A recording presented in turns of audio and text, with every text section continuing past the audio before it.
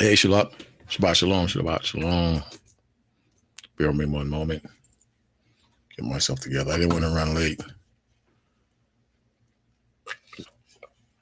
Excuse me. Got a few things to cover. Hope everyone had a blessed week. I had a pretty good week. I hope y'all did too. I know the devil is out there, and we all contend with the devil. So I pray and hope you had a good week. And if you didn't look at it this way, the message you'll get today will hopefully Most High's will put you in a better position. I think it will. It's always good to be around brothers. As bad as it is out there, it's always a good thing to be around brothers, man. It helps so much when you're around brothers. You know what else I noticed? I was feeling a little down in the middle of the week, maybe near the end of the week, Thursday on. And the moment I just did a video, short video, 20-minute video. You can check it out in the Hulk Hogan bullcrap. And I felt a lot better right after that video. And, you know, I connect that or attribute that to the source of energy you get from the Holy Bible or just being in the Most High. So my advice to you would be to somehow connect to the Most High. Connect to the Most High in reading and studying or just linking up with brothers or being around brothers. Being around brothers is a good thing. You ever walk down the block and you see brothers teaching, brothers that you know, or you might not even know the brothers, and you just hang out and listen for a bit. You don't have to say anything, and you just feel a lot better when you leave. I believe that's a connection to the Most High, and it puts you in a better place. That's what I believe. But try it, you know, because sometimes, you know, we're around many people, but at the same time, it's lonely. And we feed off each other. Could be a young man, could be an elder, we feed off each other, man. Bottom line. But yeah, we got a lot to cover in a short amount of time. And if you are wise and spiritual, you see where things are going, man. You see where things are going, and things are taking a turn. You understand? Money for that. Pay myself for that. Things have definitely taken a change. And for us, the better. For the world, the worse. If you believe in the world and you have faith in the world, and it may be the worst. I was talking to a coworker, and he invested in the company, like a 401k type of 401k. And I was telling them, don't pull out all your money, but just, you know, monitor where your money's going, because, you know, you could stand a chance in losing a lot of money, but you could make a lot of money. People are making money, brothers in the faith. I'm proud to see that brothers are making money in the faith. You know, you're still allowed to make money. You're still allowed to make money, man. So don't let anyone fool you and tell you that you're not allowed to make money. But I'll be right back with you. Let me get myself together. Let me run this intro, and I'll be right back with you. Shalom.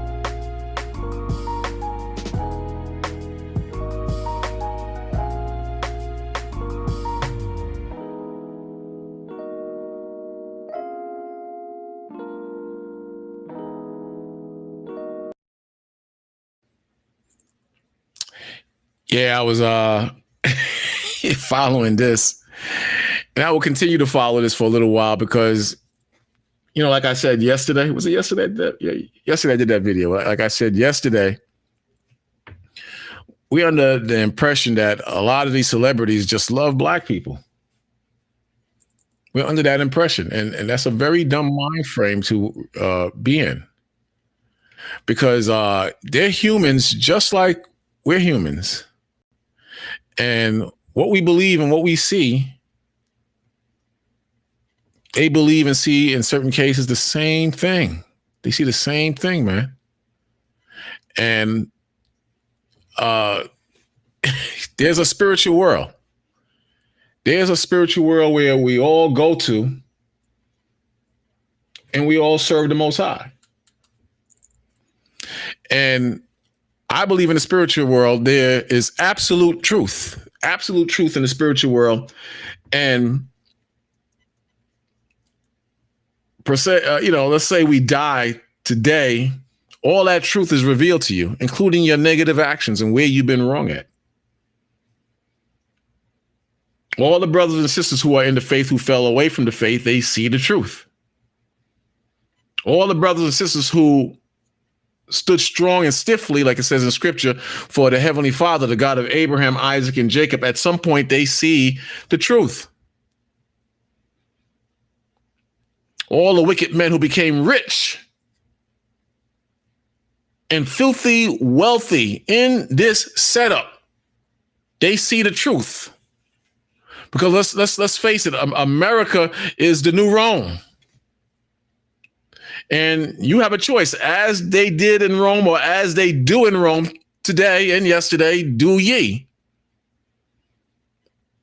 But now the flip side of that is our Lord. He said, render unto Caesar what is Caesar and render unto the Lord what is the Lord. So we all have choices, including the white man, including all nationalities. We have choice.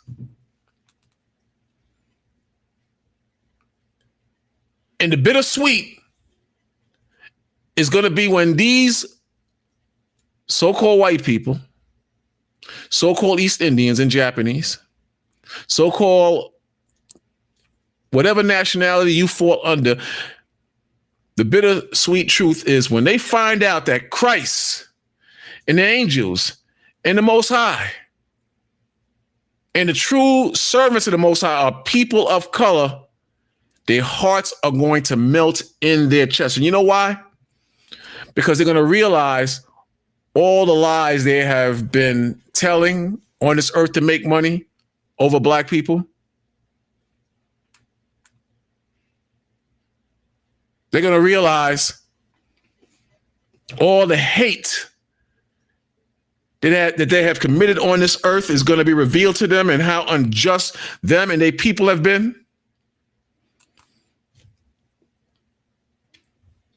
They're going to realize all these things they have done over the years will be judged, and that there is a real God. Shalom to everybody.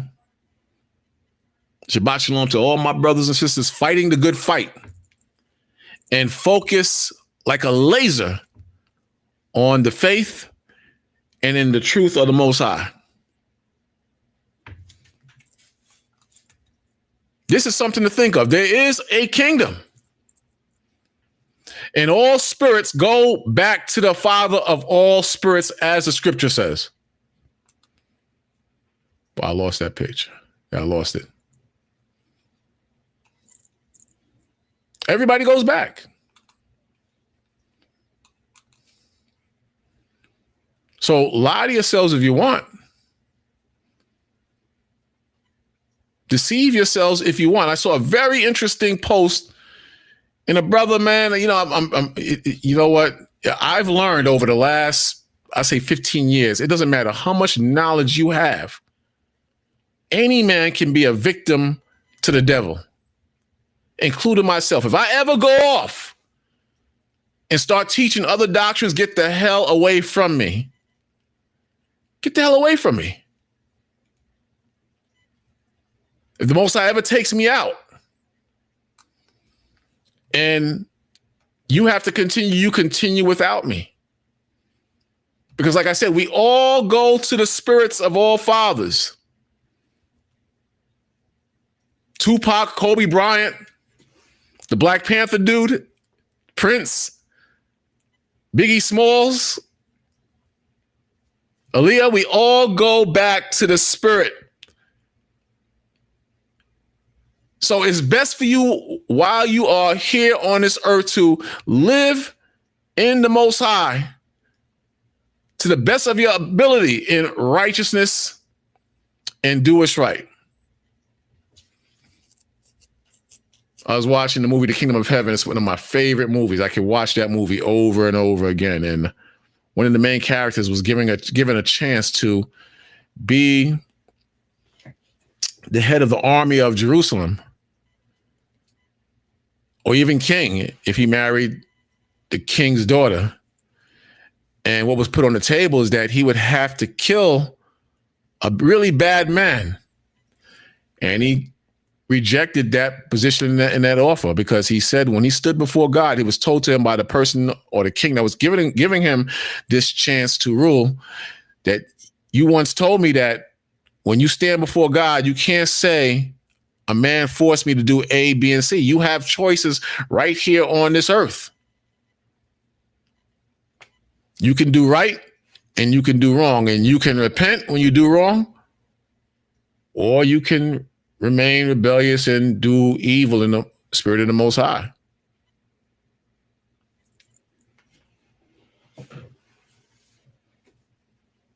This man made all these wicked statements.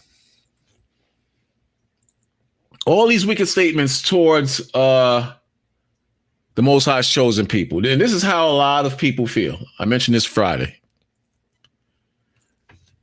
What I'm talking about is how a lot of people feel, man. They hate us. And the ones who don't, you don't do nothing to stop the hate of your own people. And I take that with a grain of salt, because I know that my people, we sinned. We sin and we have to pay the cost. Bottom line. But the main thing, we have to be obedient to the Father of all flesh, the creator of all flesh, where all spirits go to when they die. The Lord said, furthermore, we have had fathers of our flesh which corrected us, meaning our mortal fathers, who chastised us when we lied, who beat our behinds when we were disrespectful, who put us on punishment when we didn't get the right grades in school. We've all had fathers which corrected us. And then the reason it says, and we gave them, our earthly fathers, our daddies, our papas, our abbas, our earthly fathers, we gave them reverence, meaning we humbled ourselves to them and served them with respect. With respect. If they say put out the trash, we did that with respect, because that was our father. If they said don't be disrespectful to your elders in the streets or in school or in your travels, we reverenced them and we respected them, because that was our fathers on earth. Today is different. You have children who kill their fathers, put hands on their mothers. You see it on TikTok, these short TikTok videos. You see it. You see it all over social media. So the spirit of reverencing our fathers is long gone, which is a sin against the Most High. Honor thy father and thy mother, that thy days may be long on this earth. Then when you read on, it says, shall we not much rather be in subjection unto the Father of spirits and live? So in other words, should you not rather respect the Most High, who created your father, who created you, who created mankind, and live? See, it all comes down to respecting the word of the Most High and serving him in spirit and in truth. And the Most High gave people authority over you, to rule over you and to punish you, and grafted them into the spirit, meaning gave them a chance to rule, and they totally dumped on the Most High, took a dunk on the Most High and his word. Because today you have two daddies. Today you have two mommies. Today you're loaded up with so much crap, so much lies on this earth. It's absolutely ridiculous. It's absolutely ridiculous. Then they put it in a religious form to make you believe that it's of God. They make you think that this is of God. Is this of God? Take a really good look at this picture and you tell me, is this of the Most High? The black woman will believe that this is of God. Not all of them, but the majority of them will believe that this is of God because it gives them power. They think that this is powerful. It's a creation that we should have an open mind to. Open minds is dangerous when concerning God. To have an open mind and to create a different environment or understanding of God, or create a completely different understanding of God, is very dangerous. And man and woman have become so weak today, they will follow feelings and emotions, anger. They'll follow all these things, but they won't follow what the scripture actually says. They'll create other philosophies and lies as far as what the scriptures actually say. There's nothing wrong with a woman teaching. That's just part of it. Nothing wrong with that. Don't say what they're saying. That's feelings and emotions. That's feminism. There's an order. This brother earlier today, I'm not trying to pick on the brother, I'm just trying to enlighten him, said that it's the men's fault why the women are in the condition that they're in.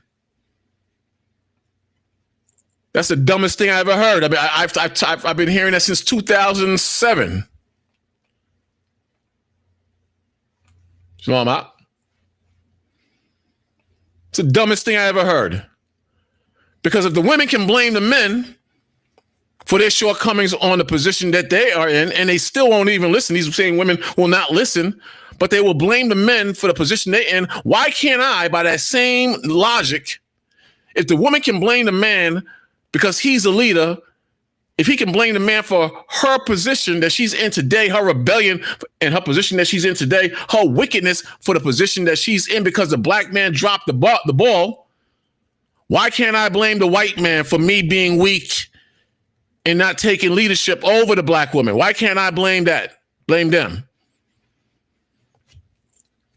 When we were in hardcore slavery and he chained me up and raped you and beat you and destroyed our children, could you say, it's your fault, you didn't lead us right? Is that possible? That's the dumbest thing I've ever heard. In Judgment Day, can you stand on that? Can you stand before God and say, the black man didn't lead me right, that's why I sinned, Lord? How's that going to fly? What sense does that make? How does that add up? And again, can't I say, well, because the white man did such and such to me, that's why I couldn't lead. Well, the white man, he did what he did to me. That's why I refuse to find a job. I can't find a job. Well, the white man did what he did to me. That's why I can't make ends meet for my family. That's why I can't be a man in the family. That's why the nucleus family is destroyed. That's my excuse. in the day of judgment, is our Lord going to respect that? Every man and woman and child is to repent for their sins, to worship, and like I said earlier, respect the Most High. Respect the Most High, because if I wanted to be technical on that, and if I wanted to run with that, this is why this brother sounds stupid when he said that. Why couldn't I go to the scriptures and read this? We read this the other day. Show you real quick. What a dumb statement. It says, Ecclesiastes cussing the Apocrypha 25:24, and this is to that brother if he's watching. Of the woman came the beginning of sin, not the man, but the woman. And through her we all die. This is going back into the garden. Adam wasn't the first sinner. Because of the sin of the woman, the Lord said we all die. Now Adam ate of what she ate spiritually, and now we're born in sin. Now the earth don't produce the way it was going to produce when we were blessed. People don't act the way they should act naturally because of what happened in the garden between Eve and Adam. We had the worst of the worst because of what happened in the garden. But you don't see black men running around, see, this is your fault, black woman. This is why we're in the condition that we're in, all the way back to Genesis. They might have statements that say current, which is justified. And even the black woman has statements that say current, which they're justified.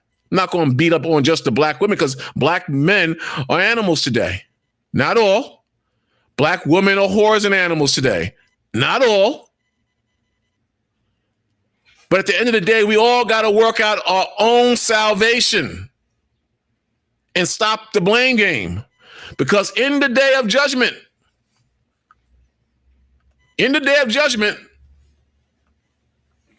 you will be judged on what you do. You will not be able to blame the black man. The black man will not be able to blame the white man. You will be judged on what you do. Bottom line. Bottom line. And in the spiritual world where we all go, they will be judged on what they do.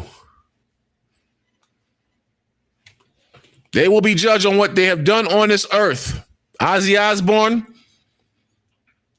I mean, just think of it. The name of his group was called Black Sabbath.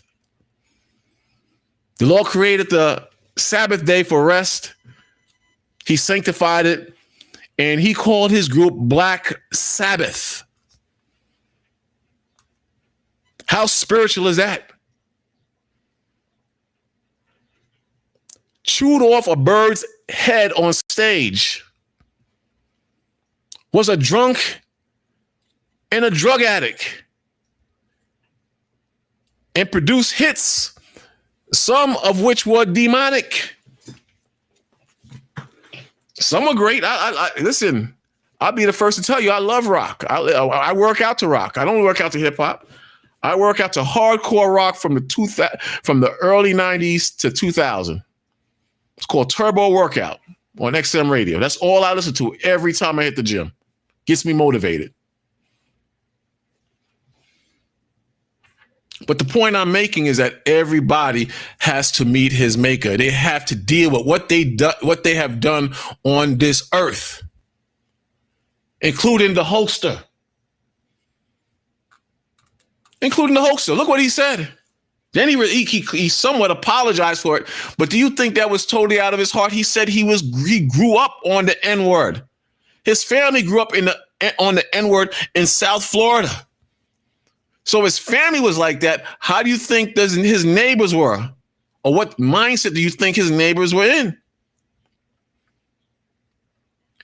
I mean, I'd rather if she, meaning his daughter, was going to F some N-word, I'd rather have her marry an 8-foot tall N-word ninja worth $100 million like a basketball player. I guess we're all a little racist. Effing ninja. They claim that he's sorry. He didn't mean that. He was born under that.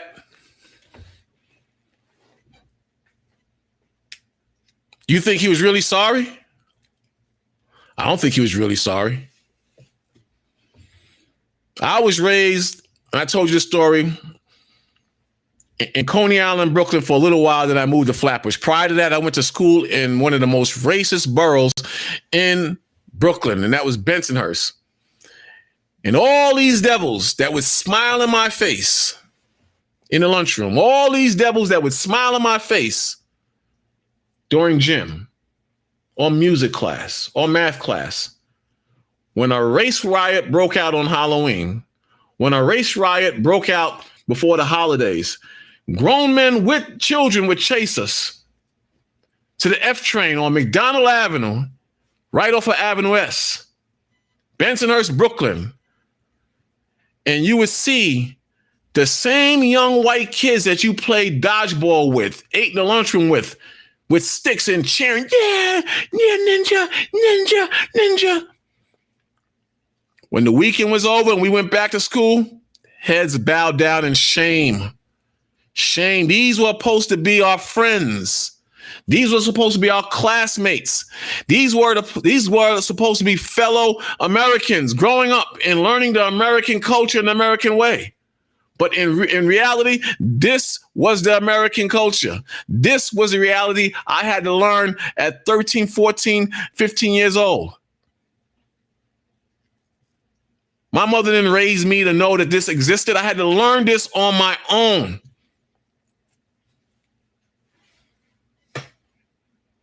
On my own. But now in the spiritual world, this is what he's learning. He's learning the truth. And a lot of Americans, you're going to learn the truth that Christ is a black man. The angels are people of color. And the people that your people who's in a position of power oppressed in this country are the real Jews. The Puerto Ricans are the real Jews. The black man is the real Jews, and the Native Americans are the real Jews. And that expression on Hulk Hogan's face, that's going to be in your spirit. Because we all go back to the Father. We all go back to the Father. You understand what I'm saying? So this lie about blaming the black man, he gets a short end of everything, man. Even from our own damn women. But not only is that going to be a shock, there's going to be a culture shock because things are going to go back to the way it's supposed to be. There ain't going to be no Cardi B and Sexy Red and people shaking their behinds all over the planet. Does the black man have to step up? Yes, he has to step up, but the black woman has to step up too. There's no room. The scripture says no unclean thing shall enter into the kingdom of heaven. And this system is unclean, and you've been trained to follow and believe in an unclean spirit and live like that's natural. And that's not going to fly in judgment day or in the kingdom of heaven.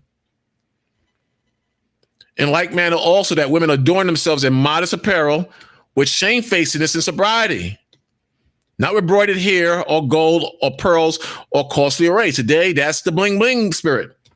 Today, that's the natural thing, to shine. You base your manhood and your womanhood on apparel and shiny jewelry and rings and fancy eyeglasses. This is what you base success on.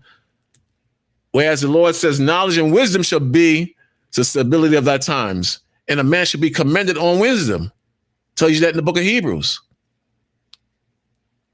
10th verse says, but which becometh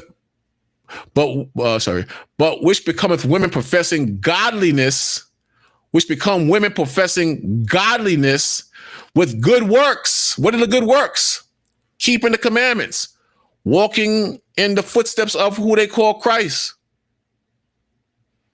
Let the woman learn in silence with all subjection.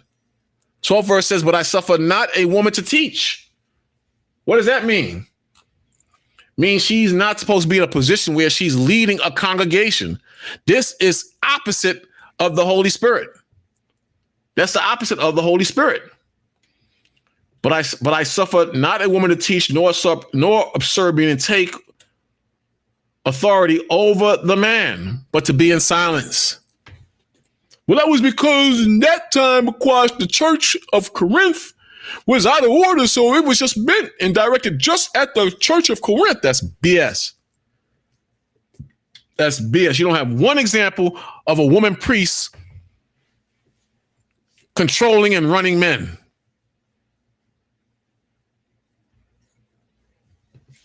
I'm talking about in a priestly form. What about Deborah? I'm talking about in a priestly form. It's out of order, just like the whole planet is out of order.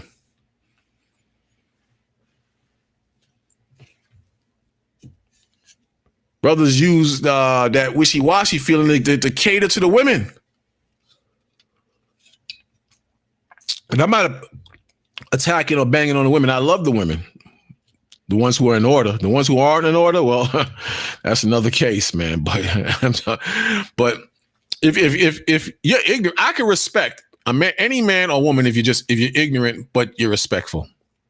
If you just don't know and you just don't know, and even if you don't want what I have to offer you, I can respect you. All right, sister. All right, brother, it's just not for you. But when you're disrespectful and aggressive and foolish, that I can't tolerate that.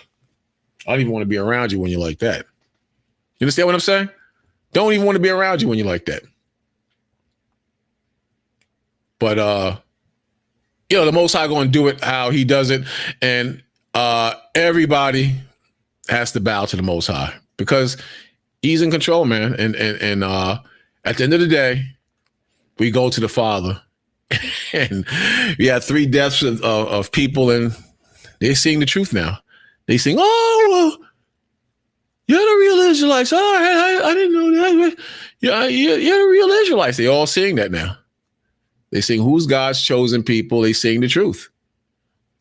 And I wish they could have learned it on earth. I wish they could have learned it on earth. Look at this. Look at this, man. In memory of Hulk Hogan, 1953 to 1925. All these people don't have the understanding of the truth. They got Sergeant Slaughter. I can't see all of them. But look at that. A lot of these dudes hate black men. They hate black men. And I understand. That's how you were brought up, and that's how you want to roll. I understand. But you can't get mad at me or the brothers on the corners when we rebuke you. We understand that you grew up around the Klan. We understand your parents gave you that talk. But you can't get mad at us when we rebuke you on the corners and show what your people have done for centuries in the judgment of the Most High. You cannot get mad. I understand when you say, well, I'm not like that. My cousin is black. My dog is black. I drink my coffee black. But what do you tell your friends who are not like you? What do you tell your government and your state officials who are like that? If you don't try to solve the problem, you are part of the problem. When God judges your nation, you are going to go down with your nation, because we went down as a whole nation, the children of Israel. And that's above your pay grade, because a lot of you don't know that we are the children of Israel. A lot of you are so racist and think you're not racist. You could never accept a black Jesus or a black Messiah. You could never accept that. So don't get mad at me. Don't get mad at me. The truth must come out. And a lot of you hate the truth. You hate the truth. But that don't mean it's going to stop. The truth going to come out. And it don't matter if you're black or white. Don't matter if you're a woman or a man. The truth is going to come out. The truth is in the Bible. I know that's bitter and hard for you to swallow. But you know why? Because America is still thriving. But when America falls, you will have to face the truth, whether here or in the kingdom of heaven, or prior to that, the spiritual world. The spiritual world. You will have to face reality in the spiritual world. Because God does exist.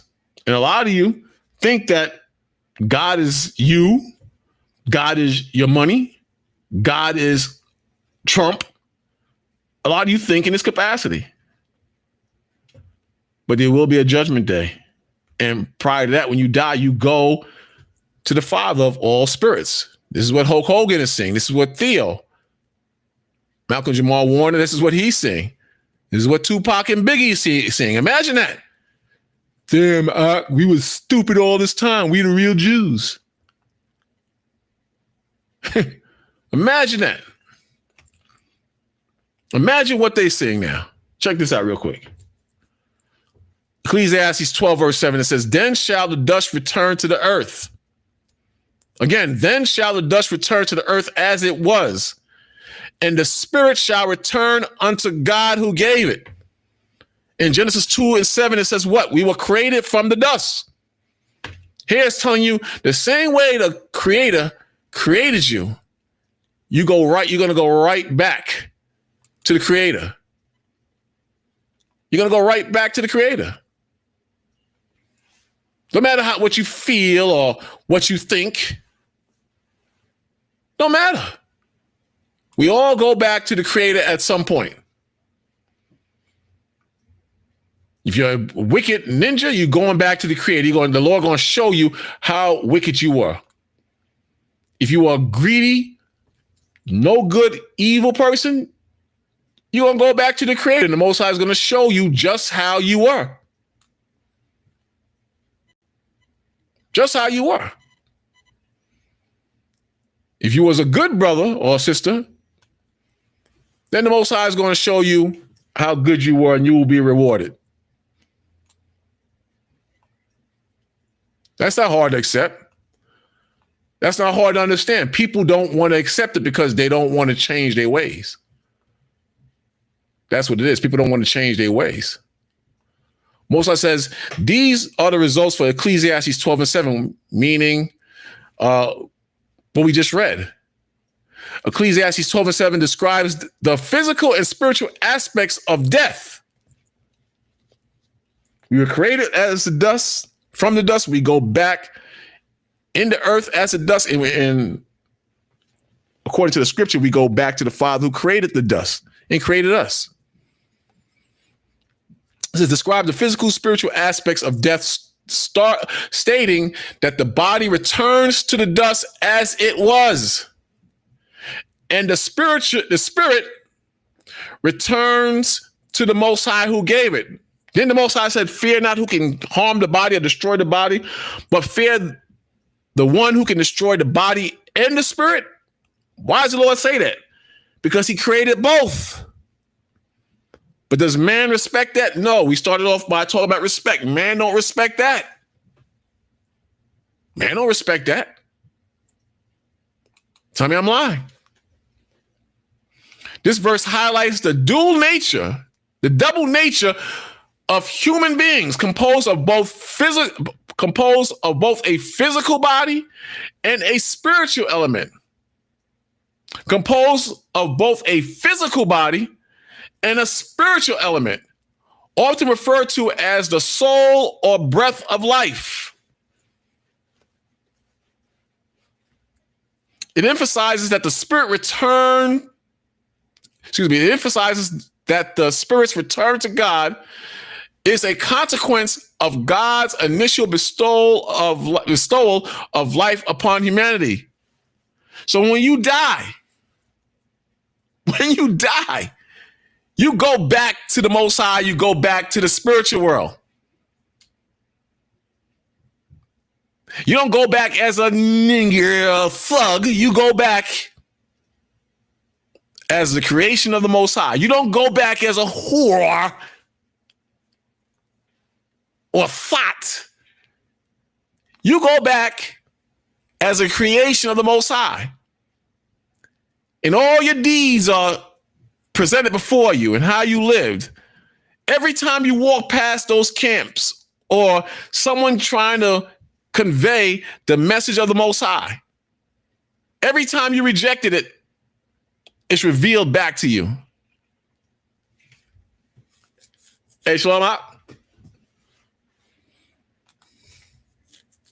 Every time.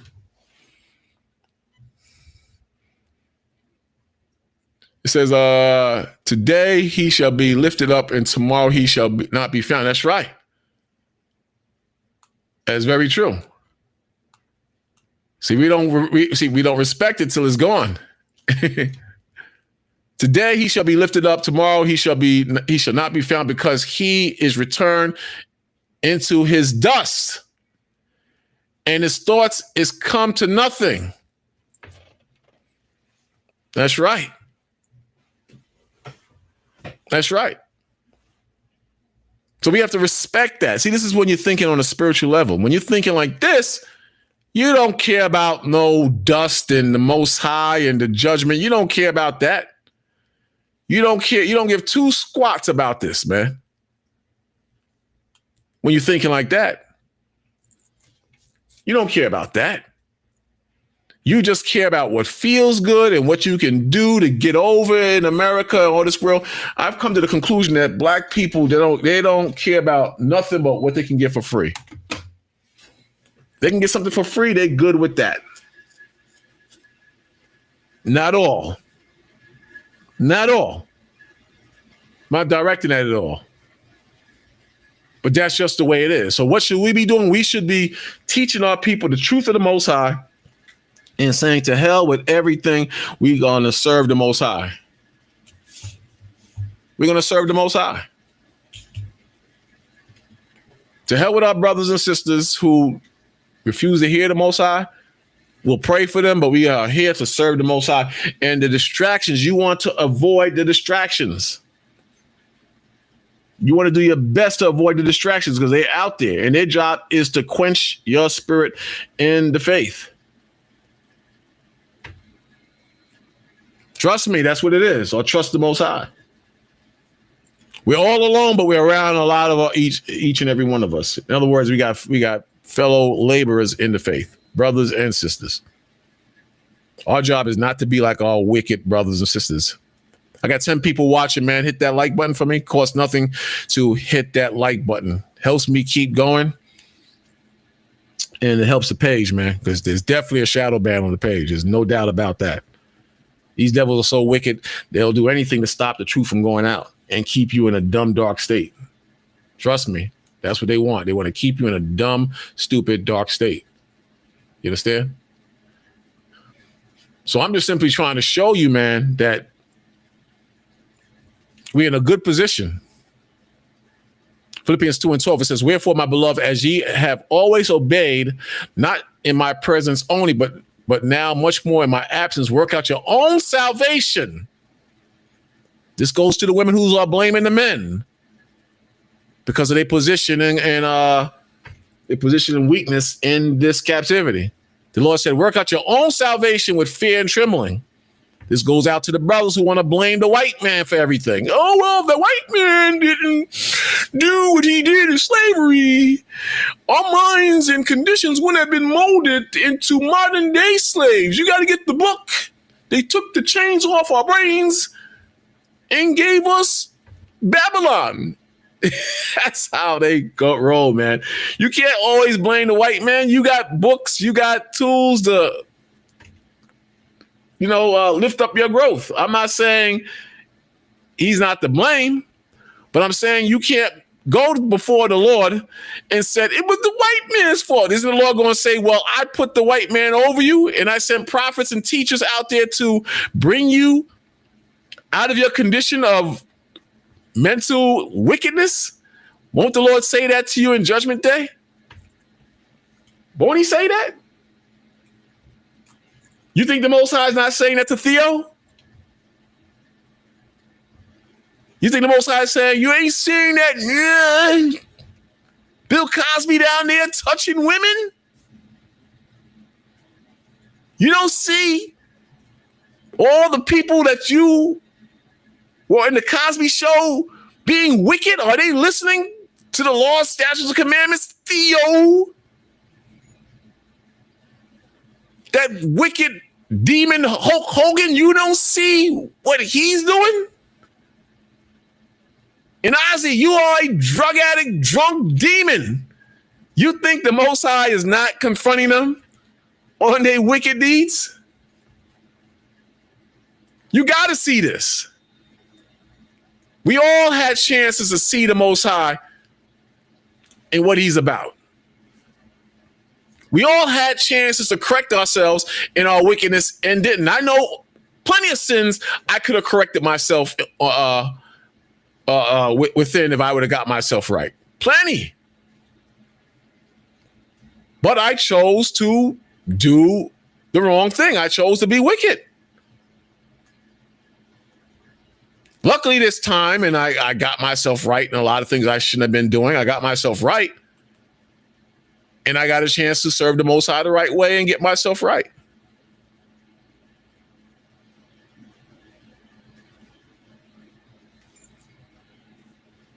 You understand what I'm saying?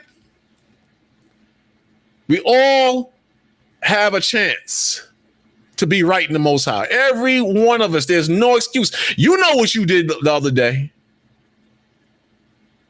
You know what you did the other day, sister. You know the wicked thoughts you have, brother, and you have not corrected them yet.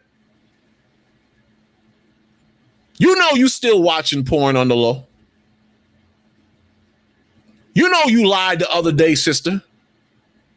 And in certain cases, you know you fornicated or committed adultery just a few weeks or a month ago. So don't tell me you don't have a choice, man. You got choices, man. You can make things turn around right now if you haven't already. We are all born in sin, and we're warriors. We are warriors fighting the good fight, and the fight is in your brain. And your brain is constantly telling you to do wrong, and your brain is constantly telling you to do right. So we're trying to smash down the wrong. Tell me I'm lying. Who's this?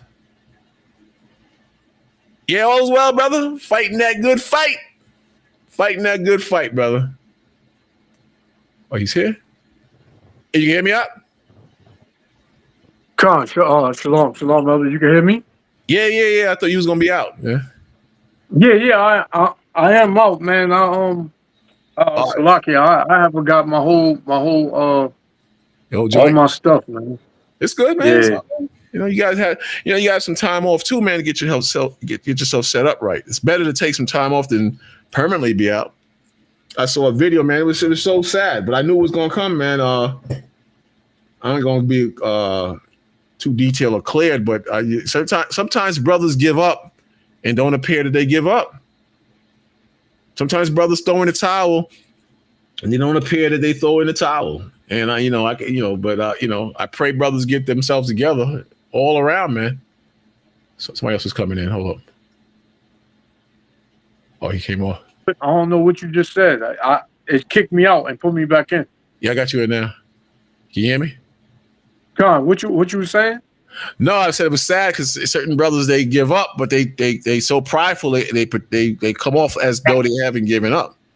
Oh yeah. Khan, yep. So you gotta really fight, man. And pride is a hell of a thing, man. Pride is like that gas, that unseen gas that just comes into the crib and just take you out. You know, you think you're good, but you don't. You're not good, man. You're not good. And some people are so skilled at professing to be in the spirit when clearly they're out of the spirit. They'll fool people to make you think that they are in the spirit. And that's just not true. That's far from the truth. And brothers got to be very careful, man, when it comes to that. You got to be very careful, you know? Yeah. You know, well, like the scriptures say, pride goeth before destruction. That's right. So Brothers, be prideful, man. You don't know you setting yourself up for destruction. Mm-hmm. Very, very, very, very possible. I got you in there, Lamont. So be, you know. So you gotta be careful. Shalom, brother. Hey, shalom, you know.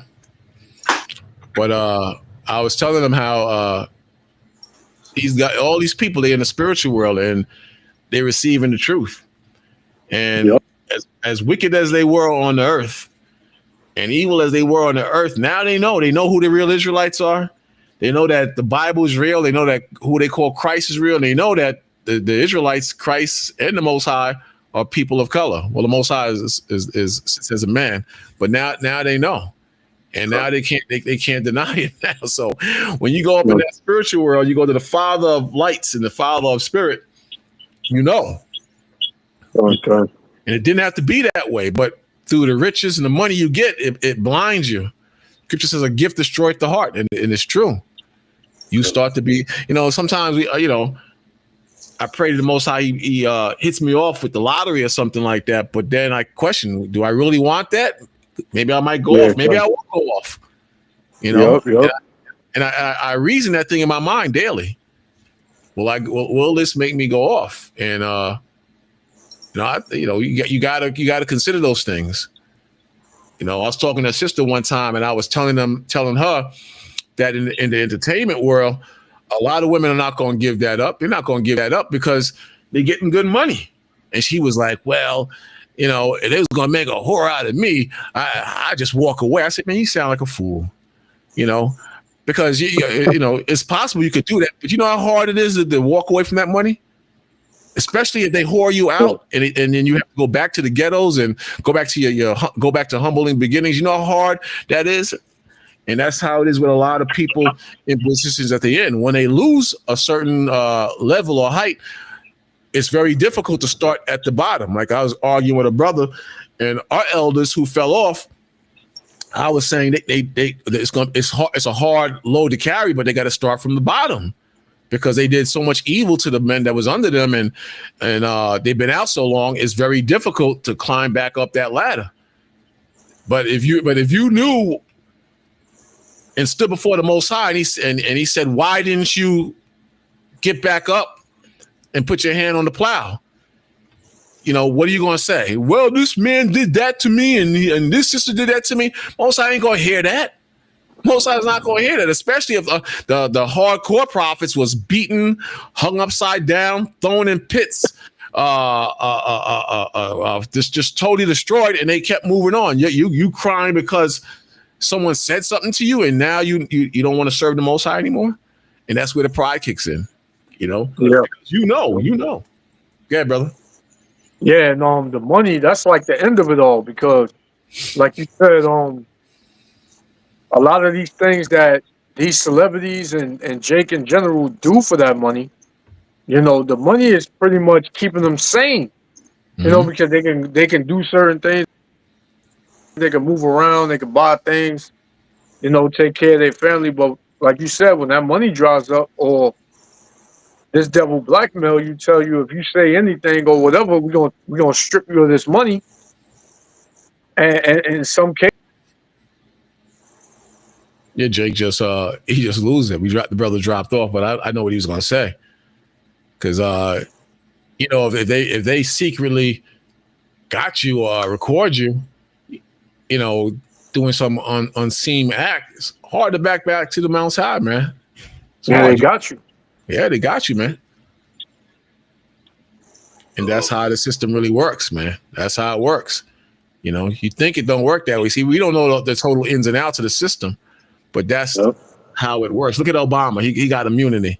Trump gave himself immunity from that situation like 2 years ago, a year ago, and that includes all presidents. So now Obama was caught in manufacturing that whole Russia collusion thing. They got him on red-handed, and now he can't go to jail because all presidents now past and future are immune.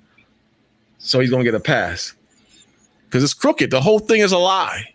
And Trump, he's definitely hiding something with with the Jeff Epstein thing. He's definitely hiding. He's trying to protect someone or himself from freaking off with them children. So it's all a big lie. And right now, Common Jake, Common Heathen, we know this. We have a chance to know this. You brothers and sisters who don't believe in the Most High, you got a chance to stop this Kemet bull crap. You got a chance to stop this African bull crap.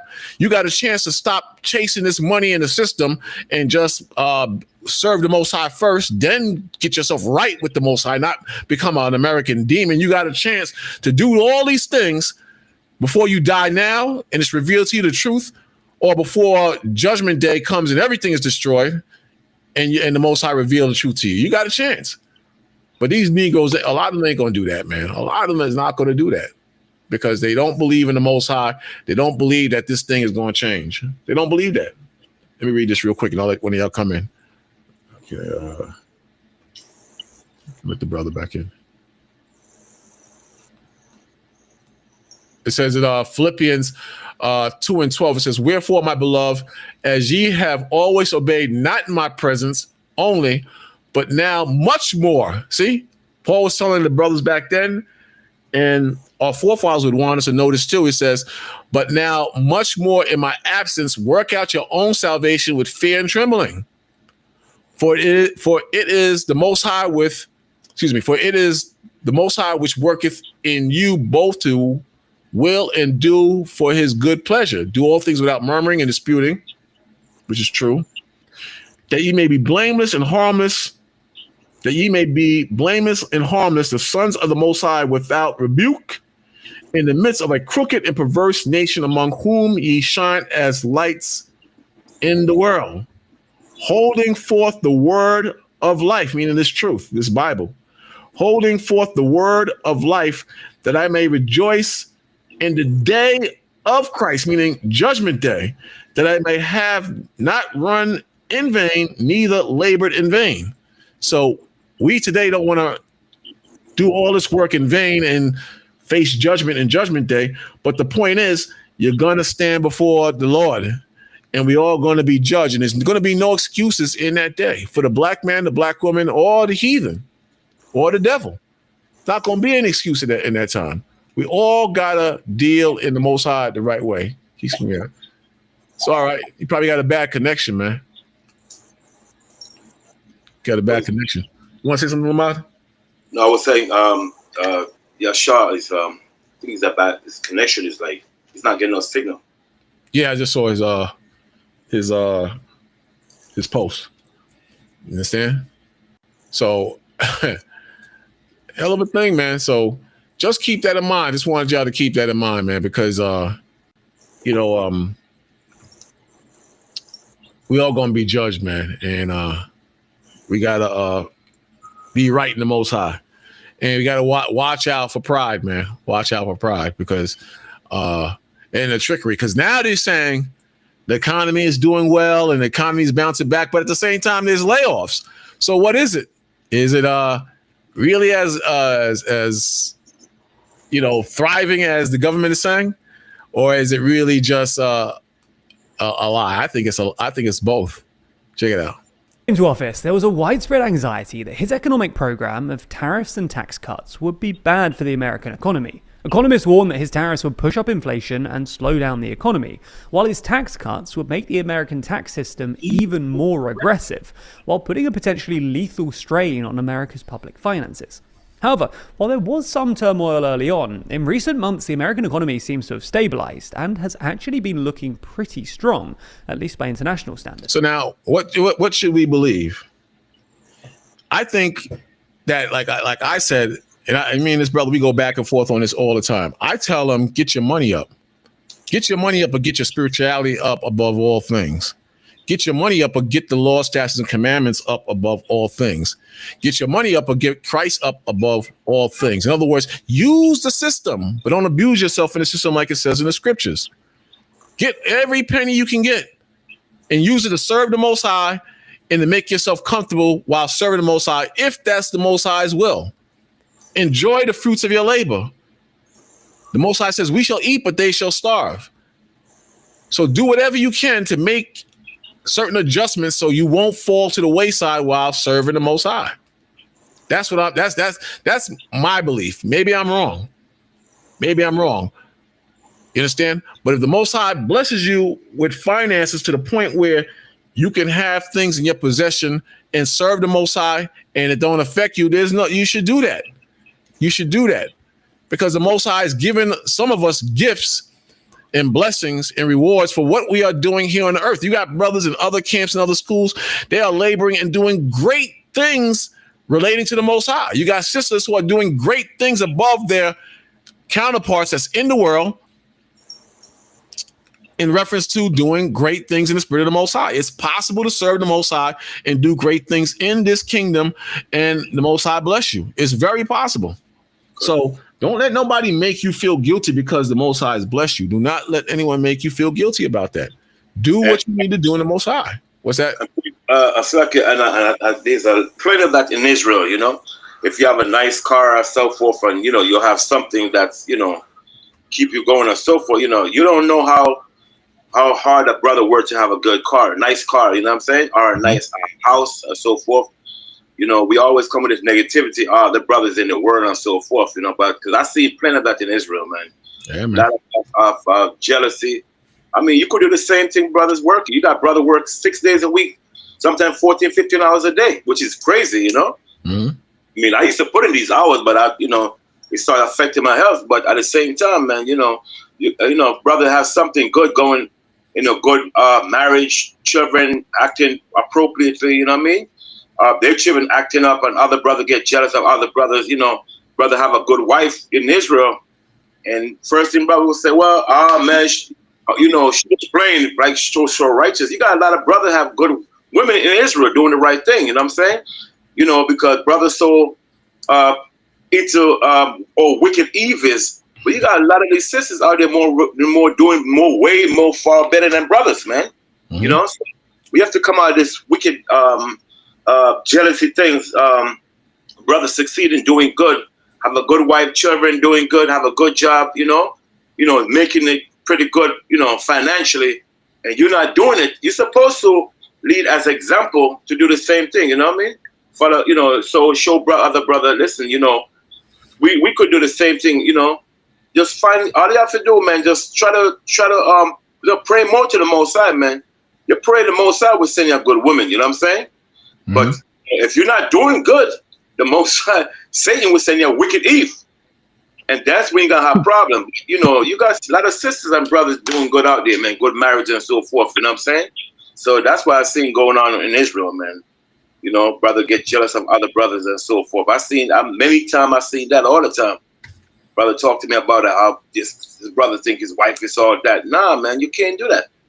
We have to stop that, you know, jealousy spirit among ourselves, and it's like it's not going away.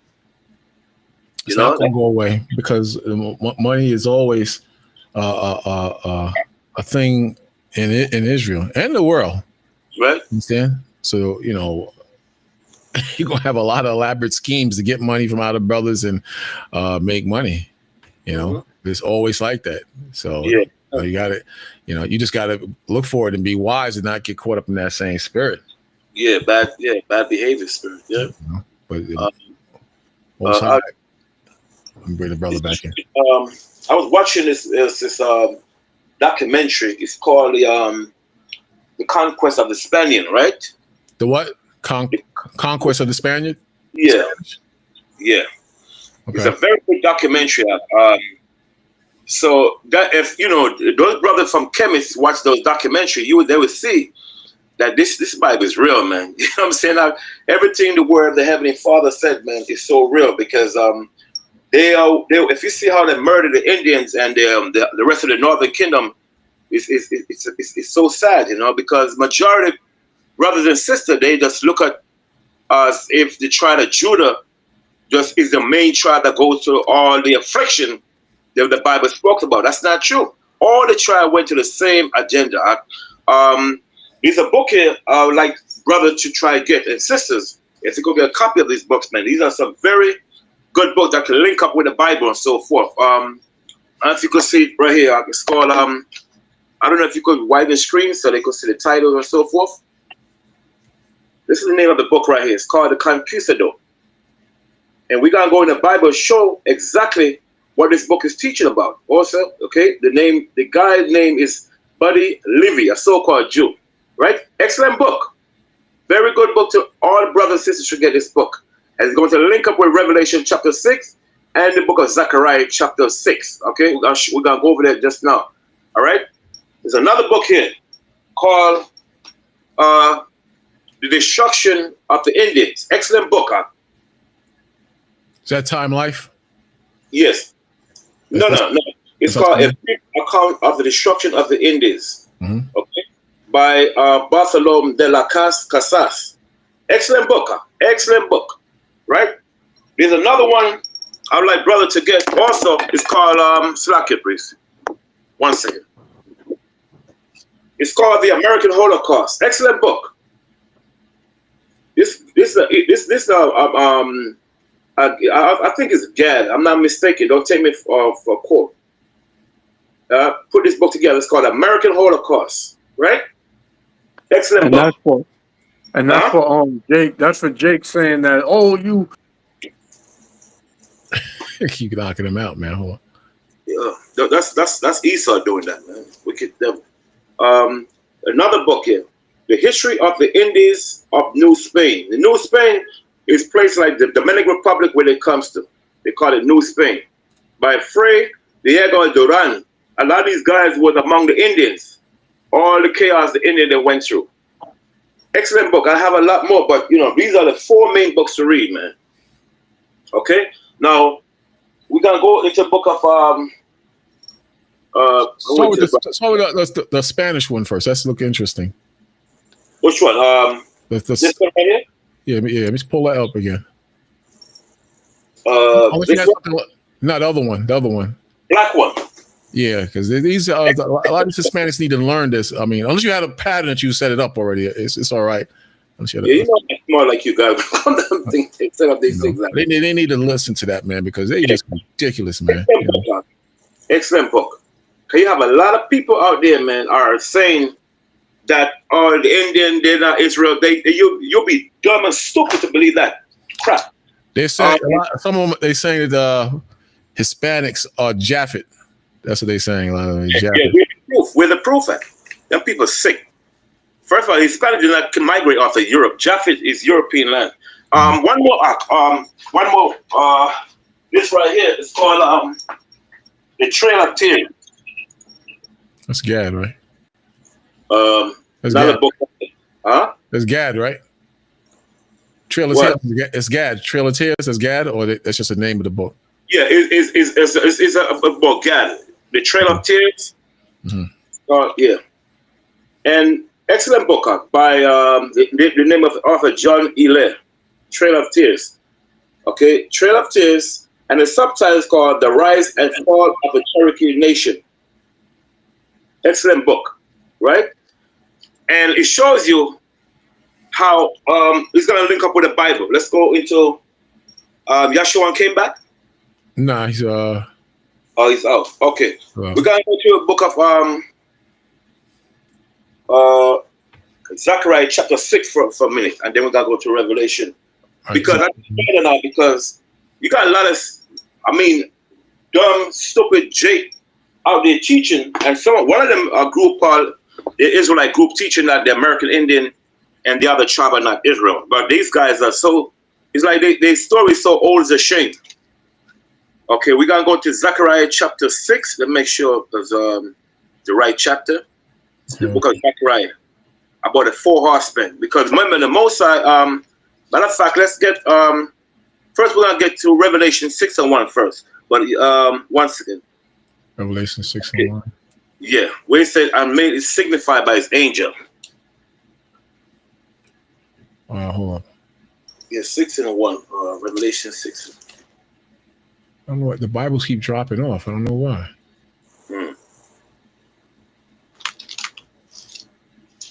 Revelation chapter 1, verse. See. Damn. Hold on. Mouse just froze. I don't know why. The mouse? Yeah, I think the battery went dead. Hold on. I got to hook it up. Okay. I don't know why it went down like that. Mm-hmm. Let's see. Signified by his angel. Oh, so I must speak when I get the battery fixed. Okay, so the problem with Israel, they don't understand that a lot of them, Tom, you use the term Northern Kingdom. They can't show you who the Northern Kingdom is. But if the so-called white man knows that it's the Northern Kingdom are Israelites, so how come brothers in Israel do not know these things? It's because why? Because the problem with our people, we don't study. And there's so many books proving to you that an example, when you look at the tribe of the Northern Kingdom, this book tells you that the Northern Kingdom came to America around 722 BC, around that time period. Okay? During the time of the Syrian captivity. And when they came here, they have everything that they had in ancient Israel. Okay? They have everything. They kept the commandment, they kept the laws, they kept the Passover, and so forth. We have books proving that Gad kept the Passover and the other nation also, like Issachar. Issachar had the Old Testament, they're known as the Torah and the Tanakh, which is all four books of the Old Testament. They call it Tanakh, which means Bible. That they kept, they passed over and so forth, right? Okay. Now, these Spaniards, when they came here, they knows that these people were Israelites. Okay. Hernandez Cortez knows that these people were Israelites. You got it, brother? Yeah, I got it. You said Revelation 6:1, right? No, we gotta go. No, we gotta start at Revelation 1 and 3. We said it's signified by his angel, because when the Most High is showing prophecies, he made known it to the angel. An example, you see that verse where it said Revelation where it says and made it signified by his angel. It's in the same chapter? Yes, Revelation. Okay, right. Revelation 1:1. Cut. It says, the revelation of Jesus Christ, which God gave unto him to show unto his servants things which must shortly come to pass. Mm-hmm. And when he sent and signified it by his angels unto his servant John. So when the word signify means to know, make it known by his angel. So now, when the Most High is showing an empire, okay, the Most High will use the angel as an example. When it said, I sit on the center of the sea, I see a beast risen out of the sea. We know it's not talking about a beast, it's talking about a kingdom. The Most High used the angel to transform himself into a beast. That's why we read to Revelation chapter 1, verse 1, where he said, I make it signified by his angel. Now, hold on. Hey, Yashwan, if you're watching, you can call my phone and I could Bluetooth you in. If you want to do that. Okay, Lamont. I'll call him and I'll tell him. Okay. All right. So we gotta go to Zechariah chapter 6. Start at Zechariah chapter 6, verse 1. Can you see it? 6 and 1. Yeah. Okay. It says, and I turned and lifted up my eyes and looked, and behold, there came 4 chariots out from between the 2 mountains. Mm-hmm. So the chariot now, the chariot is talking about literally 4 angels, but these angels now is going to become what? These 4 horsemen in the book of Zechariah and the book of Revelation. He's going to explain who these 4 angels is. Okay. So the 2 mountains are Mount Moriah and I think Mount Moriah. I can't remember the other mountain, but it's 2 Mount Moriah and the other one I can't remember. I can't remember how to forget that mountain. But it's 2 mountains. The other one I don't remember, but I will give it just now, right? Mm-hmm. Go ahead. And the mountains were mountains of brass. Mm-hmm. Second verse. In the first chariot were red horses. What, red horses, right? Now we're gonna explain who these red horses is when we go to the book of Revelation, because it's gonna go right into the book of Revelation, right? Go ahead. This is in the second chariot black horses, mm-hmm. and in the third chariot white horses, mm-hmm. and in the 4th chariot grizzled and bay horses. Okay. Mm-hmm. Now jump to verse 5 though. 5. No, verse 4. Sorry, 4. Says, and Then I answered and said unto the angels that talked with me, what are these, my Lord? Mm-hmm. It says, and the angels answered and said unto me, these are the four spirits of the heavens, which go forth from standing before the Lord of all the earth. So the four spirit are the four angels, right? Standing, when it says standing before the Lord of all the earth, means to minister the Most High word. But these angels now the Bible going to explain who are these angels now. Hold keep talking, Lamont. I'm gonna Bluetooth Okay. Yashawan in. Let me see if you want me to Bluetooth him in.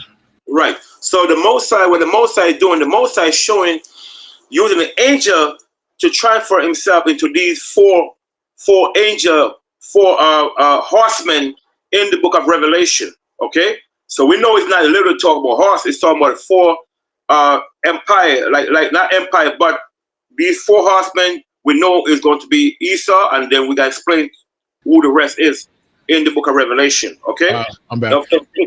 Hey, Yashawan, if you're listening, if you call my phone, I can Bluetooth you in if you want. You can just speak on speaker or through the system in speakers technically. So if you want, just call my phone. Fifth verse says, and the angel answered and said unto me, these are the four spirits of the heavens which go forth from standing before the Lord of all the earth. Right. Keep going.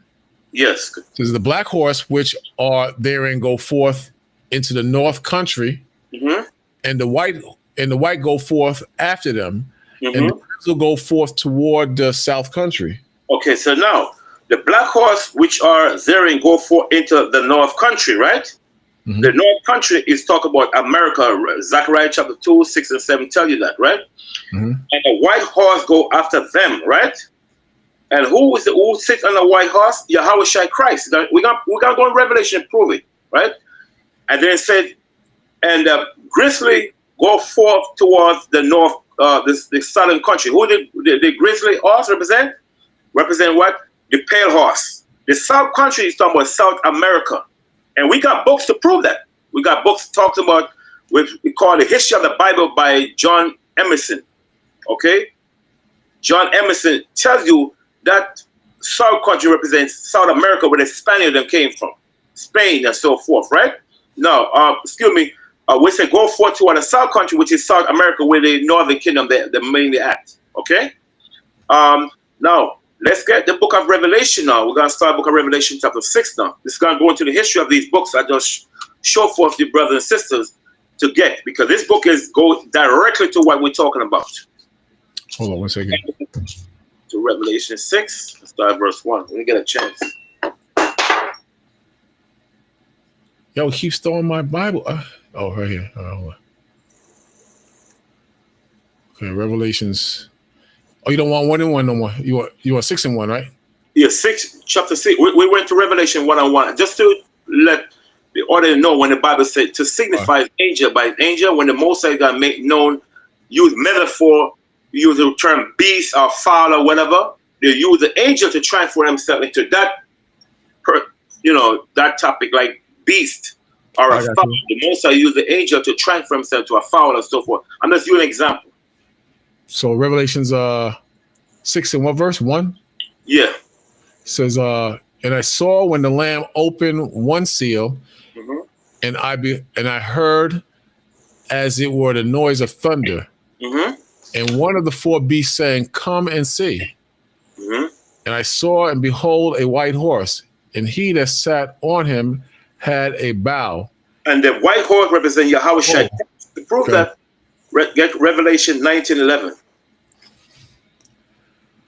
Revelation chapter 19:11. And the bow represents most like Yahweh Shai come to destroy nation, okay, kingdom, to conquer it and so forth. Revelation 19:11. Boom. Give me a moment.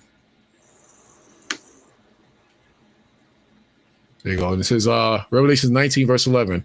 And I saw heaven open, and behold, a white horse, and he that sat upon him was called Faithful and True. And in righteousness he does judge and make war. His eyes were a flame of fire, and on his head were many crowns. Represent victory. The crown represent all the kingdom Yahushua conquered. Represent victory. That's what the crown represents. Go ahead. It says, and he had a name written that no man knew but himself. Keep going. Yeah. It says, and he was clothed with a vesture dipped in blood, and his name is called the Word of the Most High. The Word of the Most High, Yahushua. Okay? The word, Yahushua name is called, his word is called what? The name, and he was clothed with a vesture dipped in blood, and his name is called the Word of the Power. Okay? Not saying the word of the power, the Allah Hayam. Right? Now, so let's go back now to Revelation 6. Revelation 6. Okay. Yeah.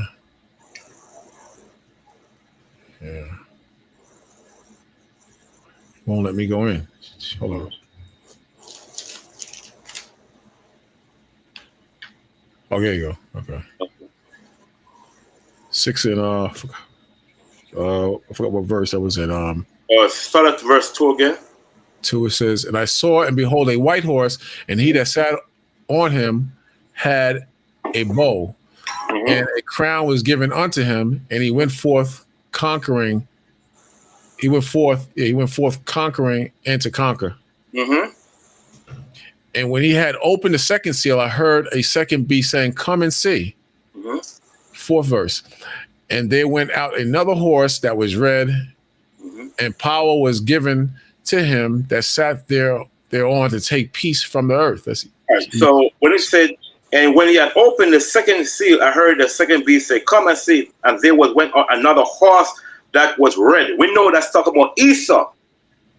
Okay, and power was given unto him, right? Now, who gave Esau that power? Let's get Revelation chapter 13, verse 2.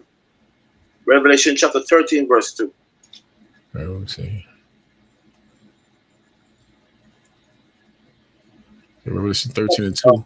13 and 2. Wait a second. One second. Yeah, 13 and 2. Come. It says, and the beast which I saw was like unto a leopard. So we know the beast that John the Revelator saw that was like unto a leopard. That talk about the kingdom of the Greeks, the beginning of the kingdom of the Greek, which is Alexander the Great. Okay? Because Alexander was famous for what? For wearing a leopard skin hat. Okay, go ahead. It says, what was I at? 13 and 2? And the beast which I saw was like unto a leopard, and his feet were as the feet of a bear. And the end of the white man kingdom is going to be who? The Russians. The end of America is going to be Russia. Okay? So the end of your foot, your body is what? Is the feet. So Russia is known as the bear. Okay, go ahead. And his mouth as the mouth of a lion. Which are the British. They speak of America because they control what? America economically, financially, and so forth. So the mouth represents the British. You could read it in a book called, I can't remember the name of the book. I'm going to get it just now, where it shows you that this guy knows that the mouth is talking about the British because it speaks of America. Okay, go ahead. And the dragon gave him his power and his seat. And his seat represent what? Who's that dragon? Satan. Go ahead.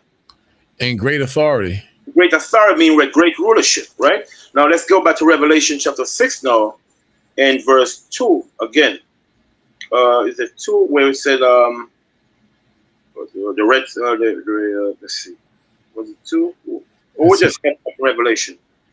The conquer.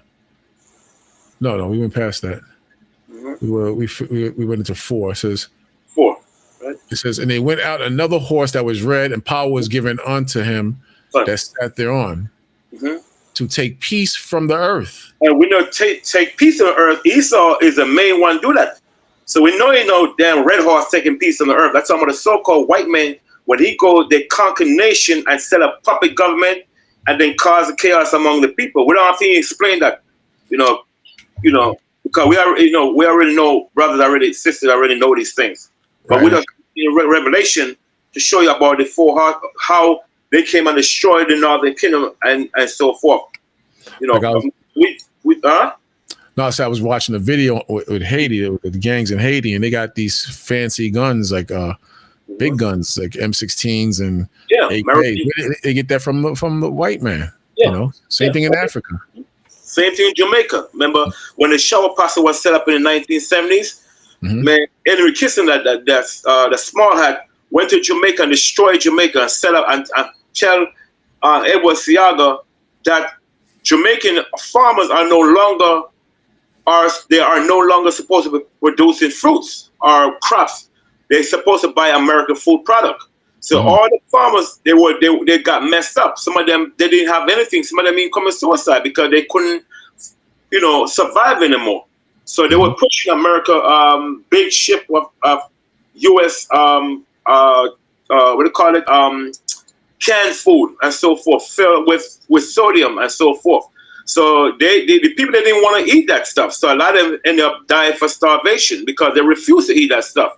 They try to hide that, but there's a book they call called Caribbean drug trafficking in the Caribbean. And other books tells you how America went and destroyed the whole Caribbean under Henry Kissinger. So when he went down there, he had this puppet, Seaga, tell the Jamaican farmers that you are no longer supposed to produce any farming. So all the crops died out and so forth. You know what I'm saying?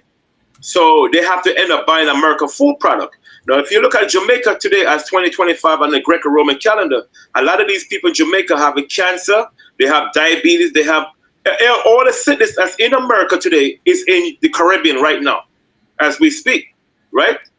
But what happened, they adopted this American lifestyle and so forth, just like the Bible said, when the Greek, when they conquered, they stamp upon him.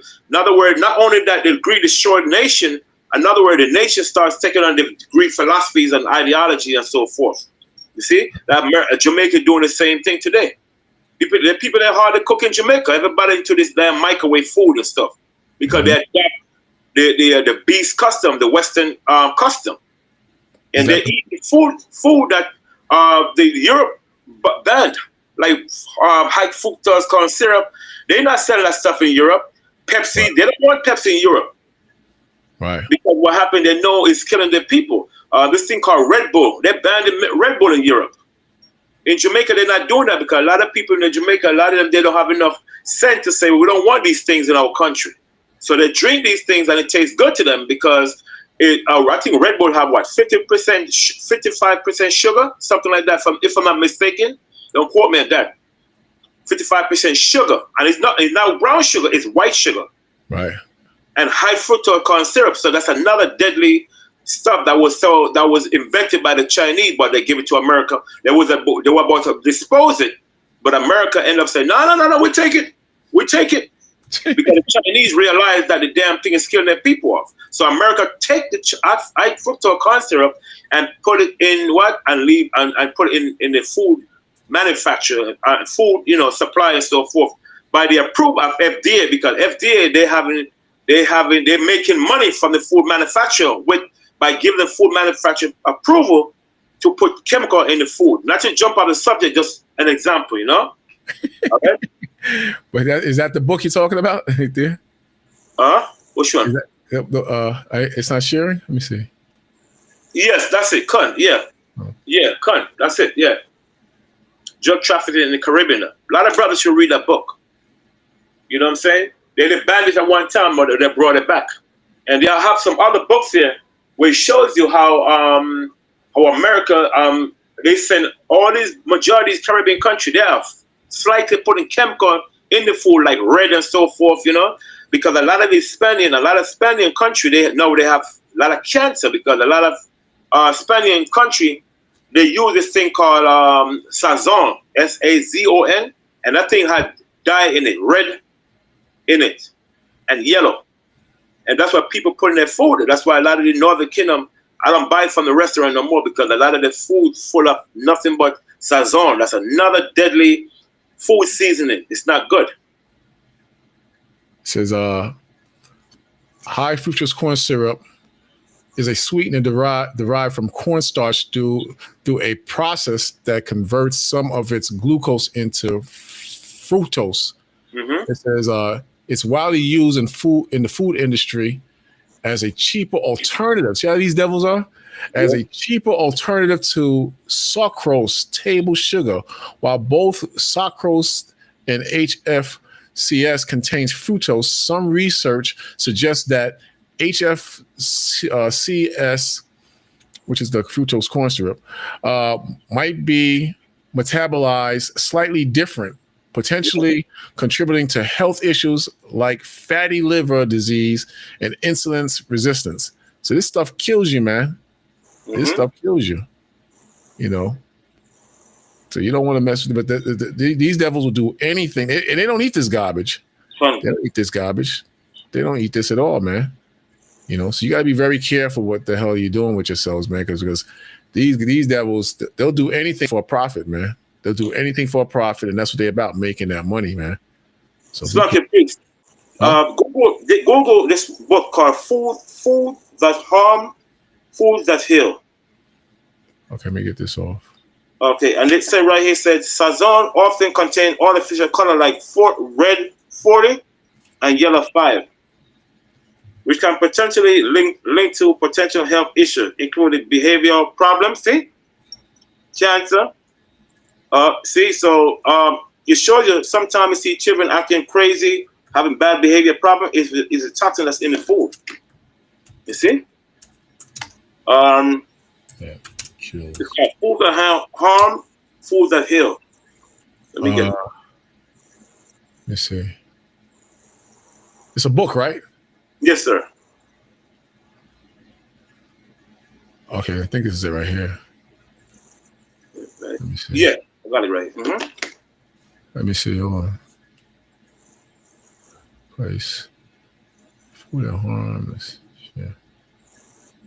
Very important what you're careful as far as what you put in your body, man. Yep. They got a block on it. Hold on.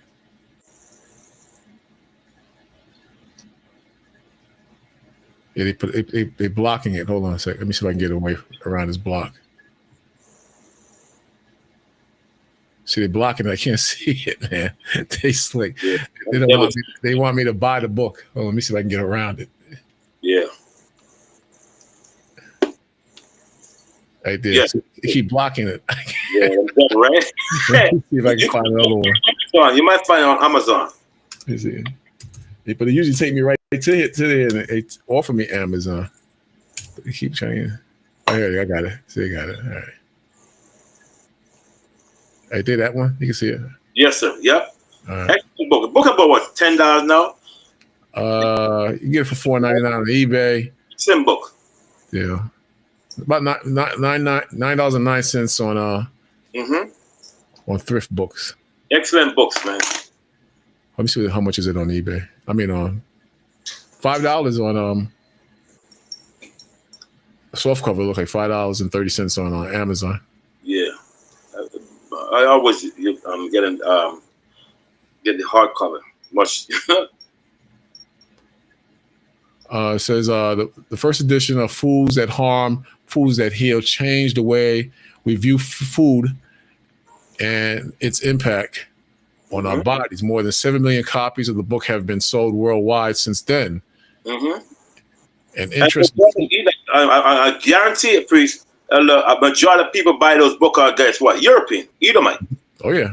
They see a book like that. And I ain't gonna mess with my McDonald's. Hell no, I don't want that book. Mm-hmm. You know what I'm saying? But these things, man, that's what causing cancer in our body because we're not paying attention what we eat. You know what I mean? I'm not saying 100%. I'm gonna say it because I've been buying food, that damn Jamaican food, man. That thing full of damn sodium. I have to say it like that.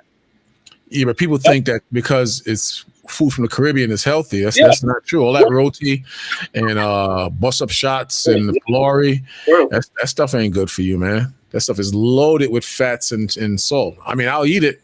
Don't get me wrong. I'll eat it, but it's really not good for you, though, man. Larry seasoned salt, because Jamaican, they use this thing called, not only Jamaican restaurant, a lot of Trinidad, Guyanese, they use this thing called Larry seasoned salt. And that thing full of sugar and salt. then you got this white sugar. You know, white sugar is not good for you. That's white sugar was originally brown sugar, but what they did, they put chemical in it during time of slavery.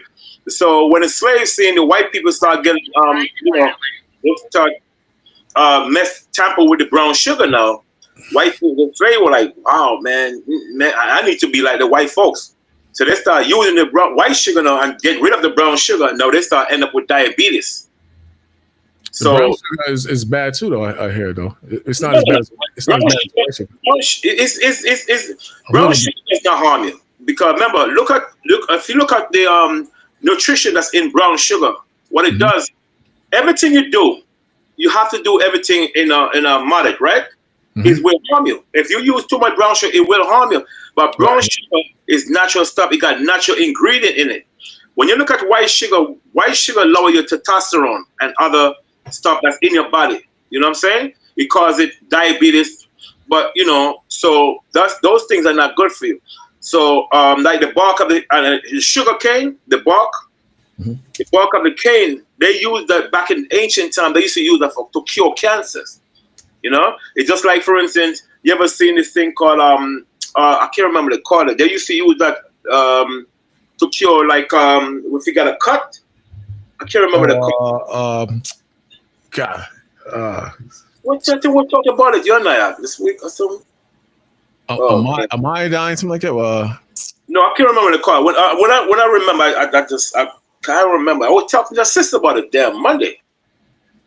They used to use that stuff, to cure, to heal up to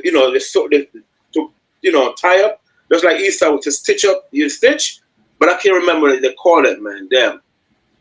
It's like it's like spider webs. They used to use spider webs to stitch up the cut, and the cut will heal, leave no bruise, no scratch, no they call it marks or anything. And then after that they heal it up. After they sew it up, they put vitamin E on it to help with the healing. You know what I'm saying? That's why when a person get cut, they use vitamin E to help heal the sore, quicker. That's why they used to use spider webs. And then when they stitch it up, they put vitamin E on it and so forth. But not to get out of the subject now. I just use that example how they used putting all the chemical in Jamaica, and a lot of people getting sick over there. You know what I'm saying? That's why we go back to Revelation when it said and cause chaos among the people and so forth. You know what I'm saying? How Esau just do all this wickedness and cause chaos among the people. Now the people was rioting against government in Jamaica because of what? Of the damn Henry Kissinger sent all these canned food in Jamaica and so forth and create this thing called a shower posse. All right, so we gotta go back to Revelation 6 now. 6 and 4. And it says, and it went out another horse that was red, and power was given unto him that sat thereon to take peace from the earth. Look at that. And that they should kill one another, and it was given unto him a great sword. So we say kill one another, referring to World War I, World War II, and all these chaos Esau caused among the world. Back in the day, you didn't see the Arab at war with each other. You know what I'm saying? You didn't see Afghanistan and Iran at war, because all those Iran don't forget what America did by giving Iraq all those weapons to kill off a lot of Iranians. They don't forget that stuff. I think during the time of Reagan and his administration, if I'm not mistaken, one of them, the president before Ronald Reagan, if I'm not mistaken, guys, correct me on that. But I think before Ronald Reagan, if I'm not mistaken. But there was a war with each other. Now the Arab they start trying to stop the war now because they realize that this red beast now over there is the one that really causing the problem. They're like a cancer that spread. I mean, all the wickedness spread among all nations, man. See, and they was given unto him a great sword, and that great sword Esau have today is this nuclear weapon, the bomb, the guns, and so forth. You know what I'm saying? So we know the Bible says Esau shall live by the sword, right? So that's the great sword that was given to him. Okay, go ahead. Keep talking. I'm patching Yahshua in now. Hold on. Right.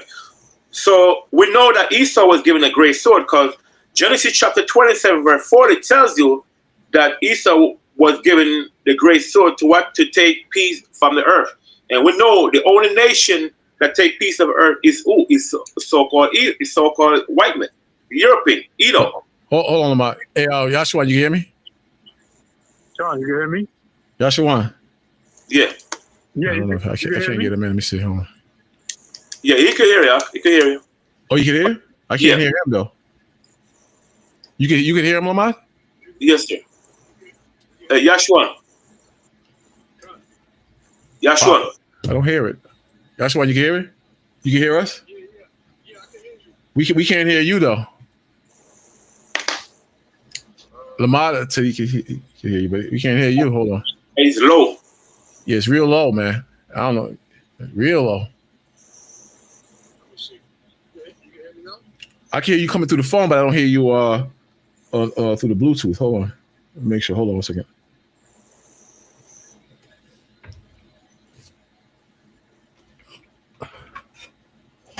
Okay. So, good, you can speak, Lamar. Keep going. so we have to understand this process of time that a nation, they're realizing they get to understanding more of the prophecy that relates to this wicked man called Edom.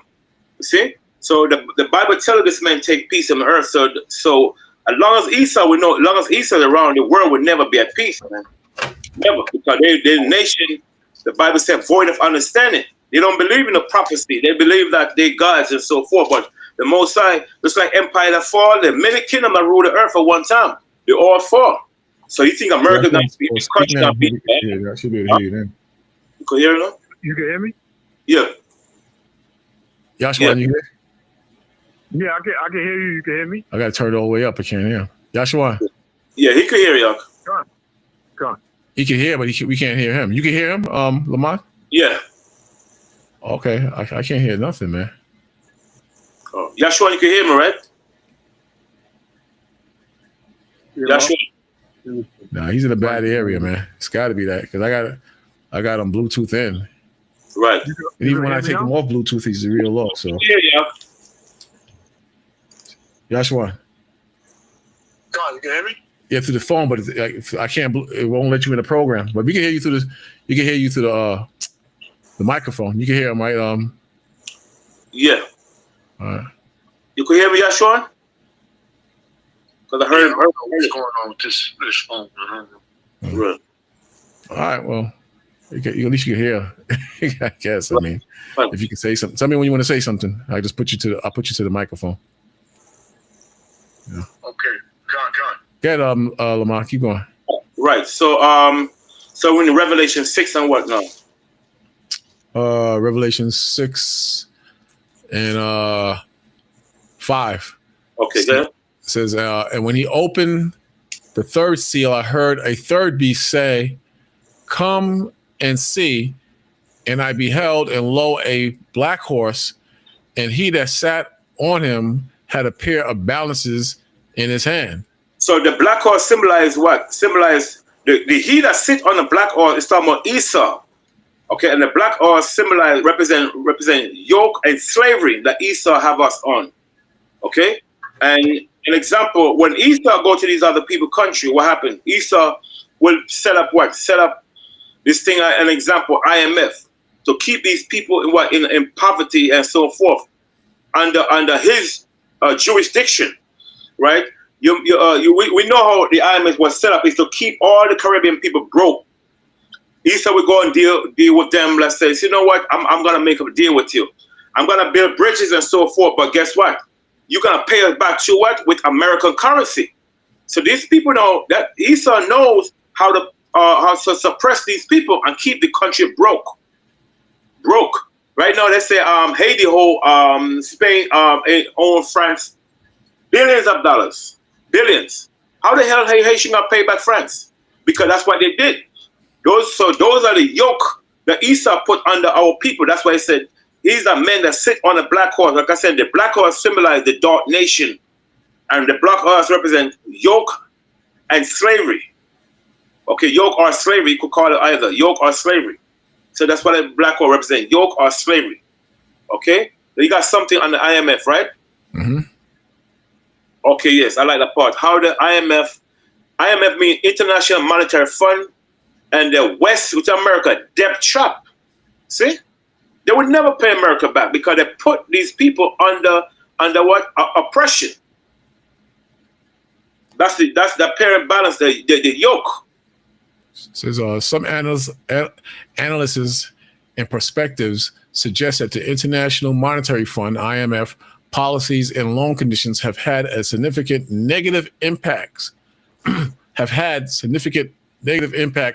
the West Indies economies, leading to criticism of their roles. So everywhere this guy goes, he brings death, man. It's like your brother said, but the Chinese give us a much better deal, and we don't have to use America dollar. Exactly. I like that. Yep. See? So the thing is, man, that's how America keep this country broke, man, and in poverty. See? So that's what happened. But this man know exactly what he's doing, man. That's how he keep us, looking so. I mean, people country so broke, and a lot of these countries they don't survive, man, because they have to depend on Esau currency. But now they're pulling away because a lot of countries joining with Russia now. You see, even though Edom by themselves, but this is the most I doing, man. All right, so for Revelation 6 now, jump to verse 8 now. Verse 7. 7 or 8?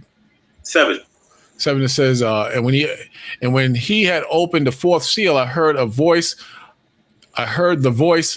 of the fourth beast say, come and see.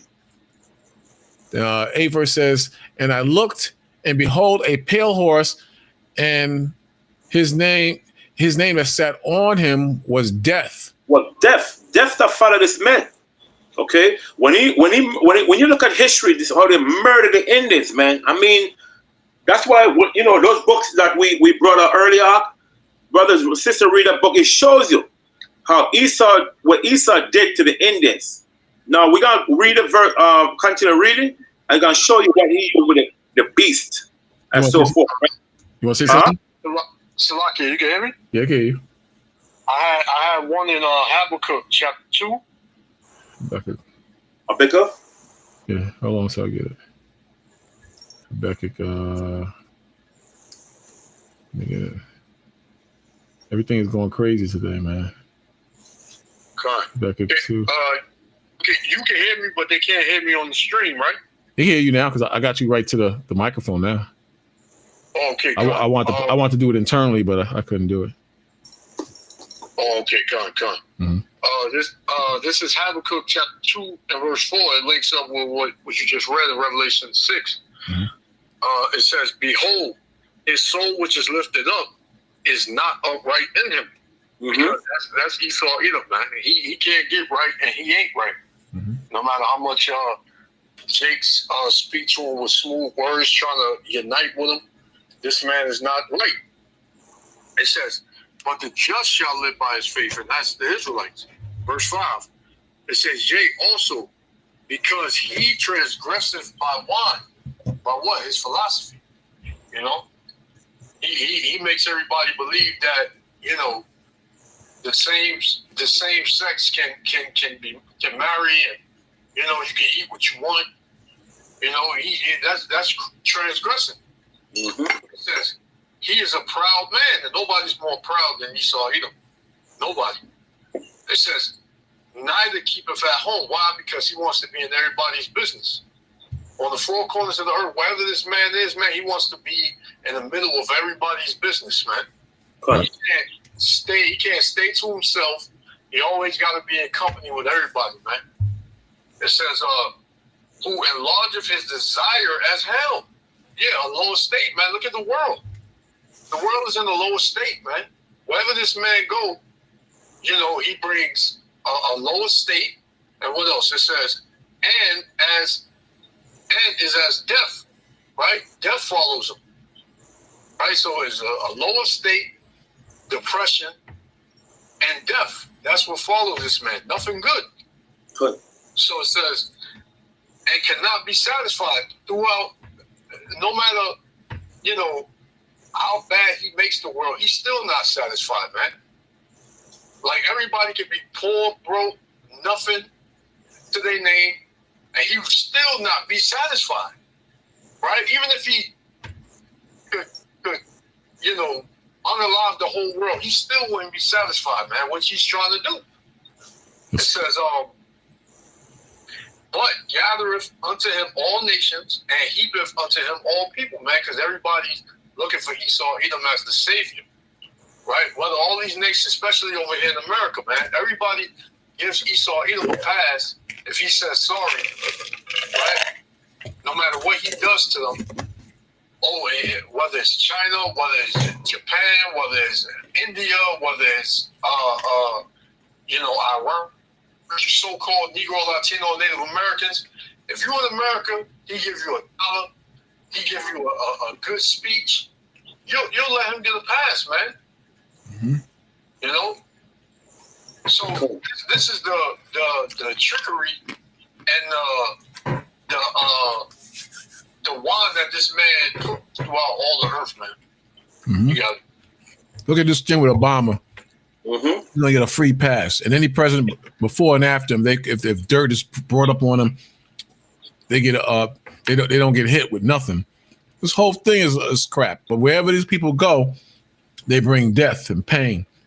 Look how we went to the thing with the fructose corn syrup and the Chazone and all these different foods, man. They do that to make a damn profit, man.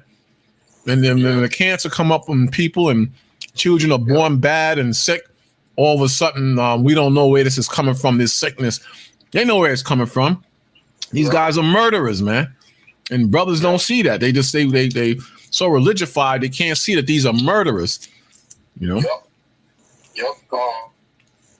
Blood pressure, gout, everything under the sun our people are dealing with. And it's not a coincidence. And our people have just adopted whatever this man says is good for you. They don't ask questions. They just do it, man. They just eat it, and that's his own. Like Lamar was saying earlier, man. I stopped using that a long time ago, man, because it's just too much salt, and it's just in your body. After a while, it just feels you don't feel like yourself, man, from eating certain things. So as you get older, man, you gotta increase wisdom and through the spirit and the power of Yahweh B'Shem Yahushua. That's what you obtain, and you learn how to eat better. You learn how to live better. Just about to say that. Even though you're still under the devil, the Lord, gives you a way to and puts a mindset on you, so that way you can live better than you was living before. Mm-hmm. That's what the wisdom of the Bible is. But people. See, the mistake a lot of people make when they come into the knowledge, they think the Bible is just keeping the law, statutes, and commandments and rebuking the white man. No, the Bible is wisdom 360, man. It opens your mind to better health decisions, better choices while you're on this earth. And the choices don't conflict with scriptures. But that's the wisdom that comes with the Bible. A lot of people are not being shown how to take advantage of that or to learn that. The older you get, you can't just eat what you want to eat and drink liquor and alcohol the way you did when you was damn 20. You can't do that anymore. You got to make adjustments. Yeah, because when you real young, you feel invincible. Right. You just be throwing stuff in your body and you don't feel no effects, and you just like, man, this is good. Just like the that damn swan. Mm-hmm. You don't know how many of our people just eat swine, man, and you tell them it's wrong, and they just tell you, hey, man, well, I've been eating it for years, man, and I ain't gonna stop eating it now,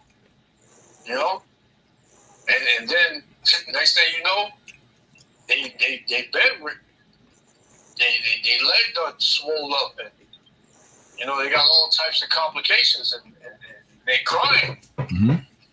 It's just our people are hard-headed, and that goes into, also Isaiah 29:2, his favorite scripture, when the wicked bear rule, the people mourn. Everybody's in mourning in some way, shape, form, or fashion. Yeah, man. Everybody's in mourning. You see it in the people, man. You walk by the people and you say, damn, Lord, how long? How much longer, man? You see people looking terrible, man. I see dudes are like their legs is the size of their damn torso, of a dude's torso, man, in a wheelchair. It's just swollen and filled with who knows what. Yeah, that's diabetes right there. That's why sometimes it's leaking, like Yeshua said earlier. Some these people, when they see people, might go back to you just now, Yeshua. People legs so big, like huge, and they have the bandage over them. Those are diabetes. That's diabetes. It's like their wound can't heal because they cut off from oxygen and so forth. You know what I'm saying? And it got a bad smell to it. I mean, I picked up a lady the other day, man. Oh my God. I tried opening the bus window, man. It's like I wasn't gonna pass out, man. So I don't like to use masks. So I have to put a double mask on, not to smell that skunk, because it would stink. So I asked transit, why should we let these people on the bus with that bad smell, diabetic smell, So, like Yeshua said earlier, if you don't take care of that sickness, I always tell people, man, prevention is better than cure. If you don't take care of that sickness, that diabetes will kill you. I'm telling you, that is the worst thing to ever had, man. And when it smells, nobody want to be around you, man. It's a bad sickness, brother. Go ahead, Joshua. Just Yeah, I got one that's in Job 36. Like it's a simple instruction that the Lord gave. Job 36, I'm going to start at 10. It says, he openeth also their ear to discipline. And who's that, man? That's the elect on this side. They're the only ones that have an ear to hear the words of the Lord. It says, and commandeth that they return from iniquity, meaning the ways of America, the ways of the world. It says, if they obey and serve him, they shall spend their days in prosperity. So prosperity can mean a number of things, man. It can mean, obviously healthy. You may not be rich, but the Lord will give you ways to get by. He'll give you just enough to get by, to where, your stress level will be down, rather than being in the world and just be bugged out, man, because everywhere you turn, man, you got some freak or bug out right in your face. Yeah. These people definitely ain't right in the street, man. And you got to watch your back, man. You got to turn to the left and the right. You got to look, everywhere when you out, man, no matter what you're doing, driving, working, walking, whatever. And they come after you. Yeah. They come after you. You think it's just you could tell when it's just an average damn a ninja bot. Yeah. But then you could tell when Satan sends a damn assassin to get you. You can feel it, like you just feel like a heavy presence coming from that person, and you're like, this is definitely Satan trying to get you out of position and to do something crazy. Yeah, definitely, man. And then you start feeling a certain way because it's like the spirit picks it up right then and there. Right. Like you'll be looking, and then you'll see somebody, and you see a Jake that ain't right, and you just be on a high alert. Mm-hmm. It's just like, nah, I'm gonna watch this. I'm gonna watch this woman because the women be, 2 times worse. Because they can do something crazy and then play victim and get you locked up. You gotta be patient too. You gotta be patient with the situation and focus. Like I had a brother who did something really bad to me, and then he said some stuff and it was working in my mind. But what happened, about a few months later, the Most High flipped it on him, and then and crushed him, and you could feel it and see it in the brother's spirit, and it confirmed me that I was on the right path, because sometimes the demon will try to take you off the path and make it seem like you're unnatural and he's the natural, or you might make a mistake and he'll use that mistake to build on top of the lie and sugarcoat it to make it look appealing, and then you walk into it. Well, I am wrong, and now you out of the truth, or you doing something contrary to the truth. So you got to be patient when the enemy puts you in a bad position. It could be a supervisor, or it could be a woman, it could be anybody. But you have enemies that are spiritual assassins, and they will try to crush you and put you in a bad position. Or but when you know you're right, you got to stay on that. You understand? Yep. You can't talk to make people comfortable because you feel funny. You got to make yourself comfortable in the Most High. Yep. And you got to push back. And when you push back and you're unsure, the Most High will reveal to you like you was right and the brother will fall. Just be patient. You're right. You're absolutely right. Yep. And then you can't second guess yourself too. There you go. That's pretty much what you said. You can't second guess yourself. There you go. Like, man, maybe you do got a point, man. Maybe this Bible, man, ain't all it's cracked up to be, man. Mm-hmm. You know. And then next thing you know, you bugged out, man. Yeah. Yeah, that's how a lot of Jakes are. And I see it. Mm-hmm. I see it, man. You got brothers posting things like the KJV is not fully right. It has a lot of flaws. Mm-hmm. And I'm like, what? I'm like, yo, these dudes, man, they just want to. I don't know. I don't know what these dudes is getting at, but hey, whatever. That's the work of faith. Like the KJV is errors in that. Why in one chapter it says that the voice spoke to them. In this chapter, they heard the voice. This chapter, one heard the voice, and just anything. You think it's nothing, but those little cuts add up after a while. They add up, and you start losing blood. Meaning the blood is the faith. So they know what they're doing, and it's not. Sometimes it's not just them. It's Satan sending them to you.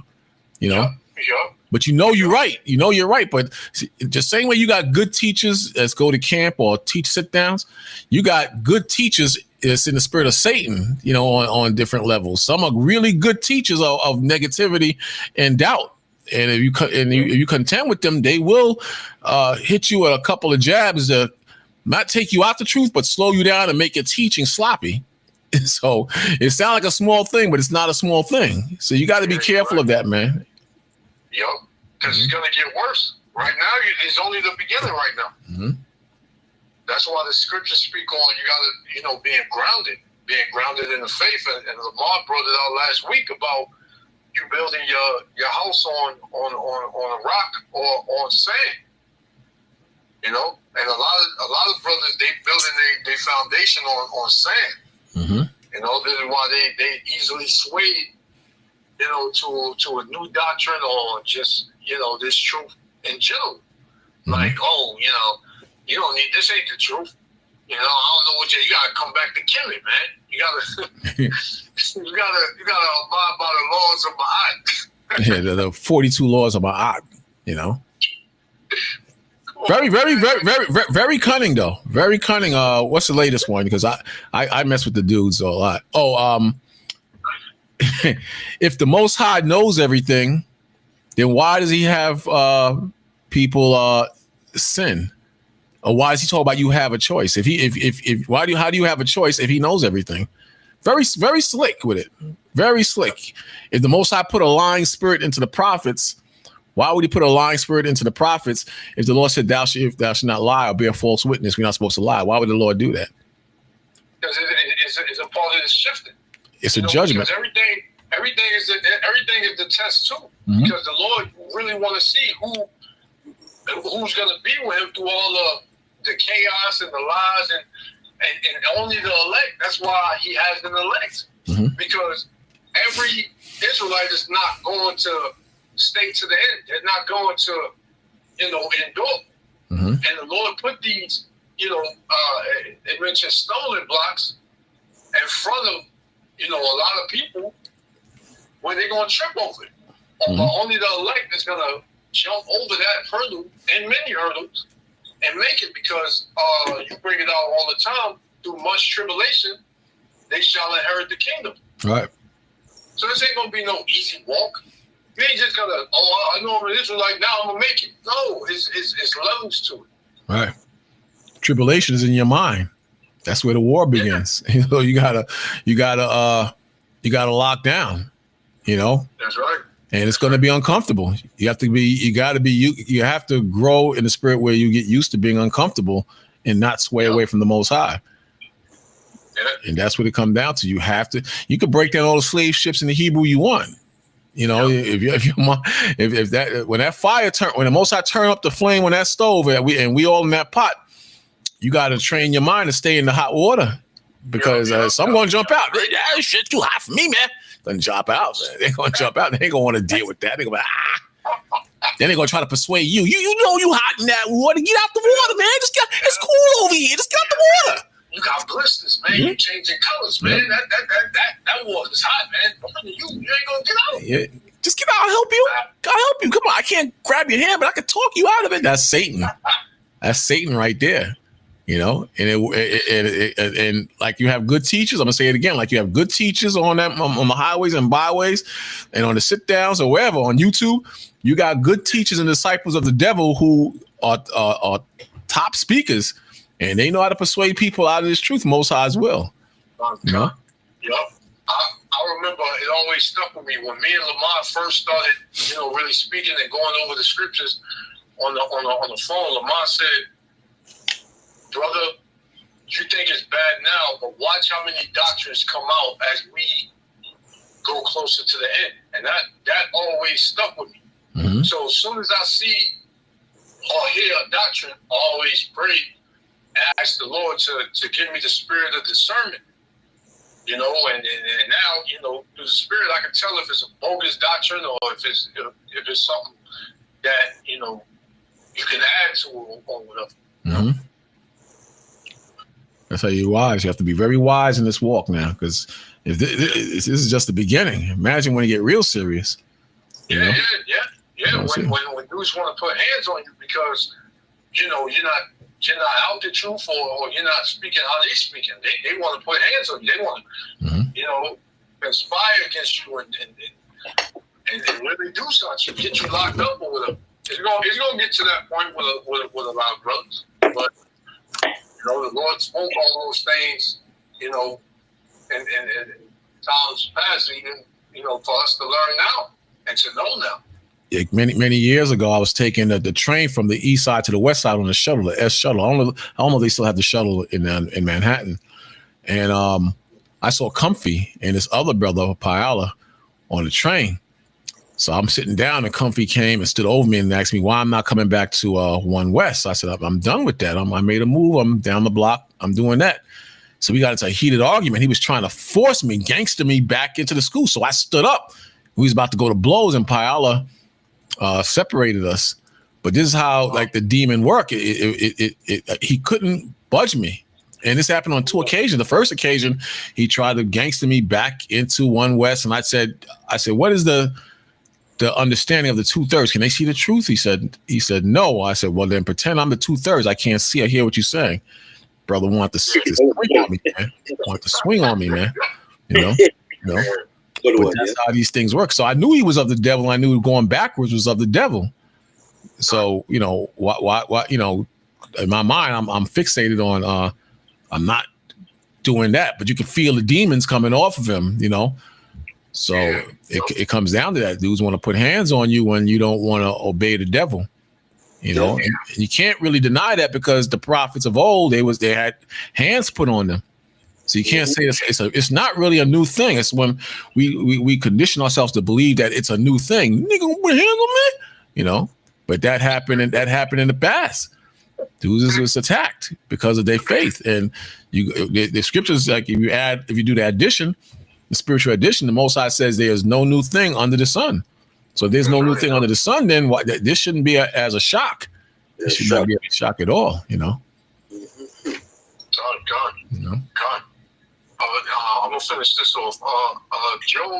Job 36 and 11. It says, "If they obey and serve Him, they shall spend their days in prosperity and their years in pleasure." Because the Lord gonna give that to us, man. Right.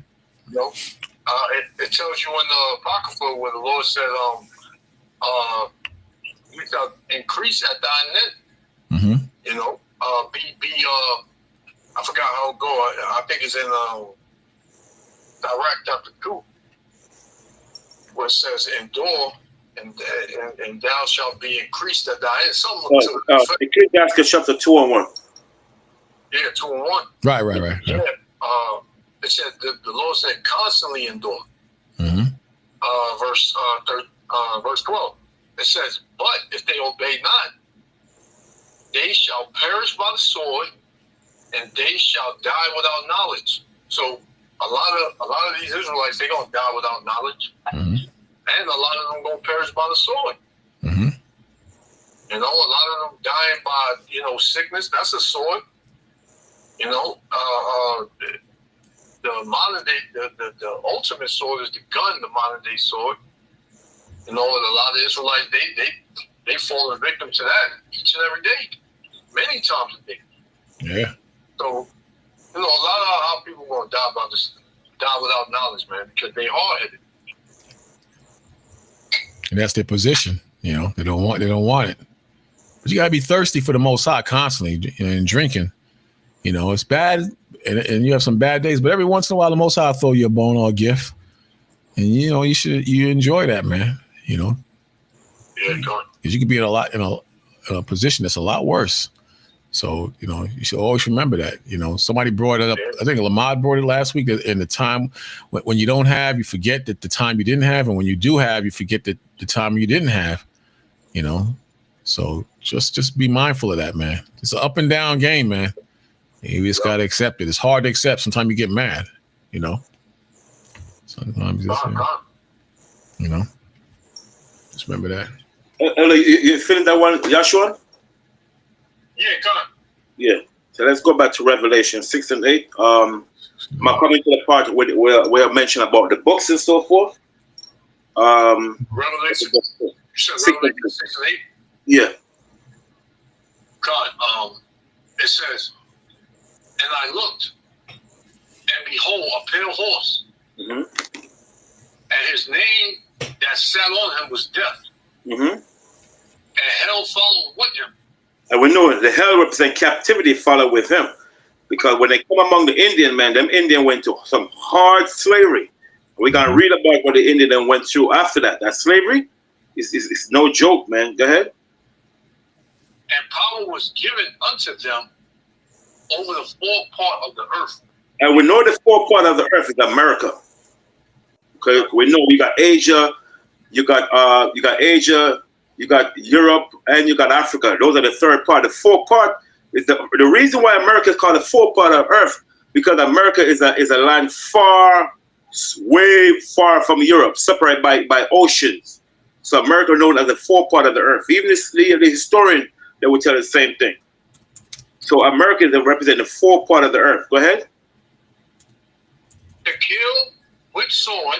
With the sword, what does this represent? Military weapons and so forth, right? All these things. Go ahead. And with hunger.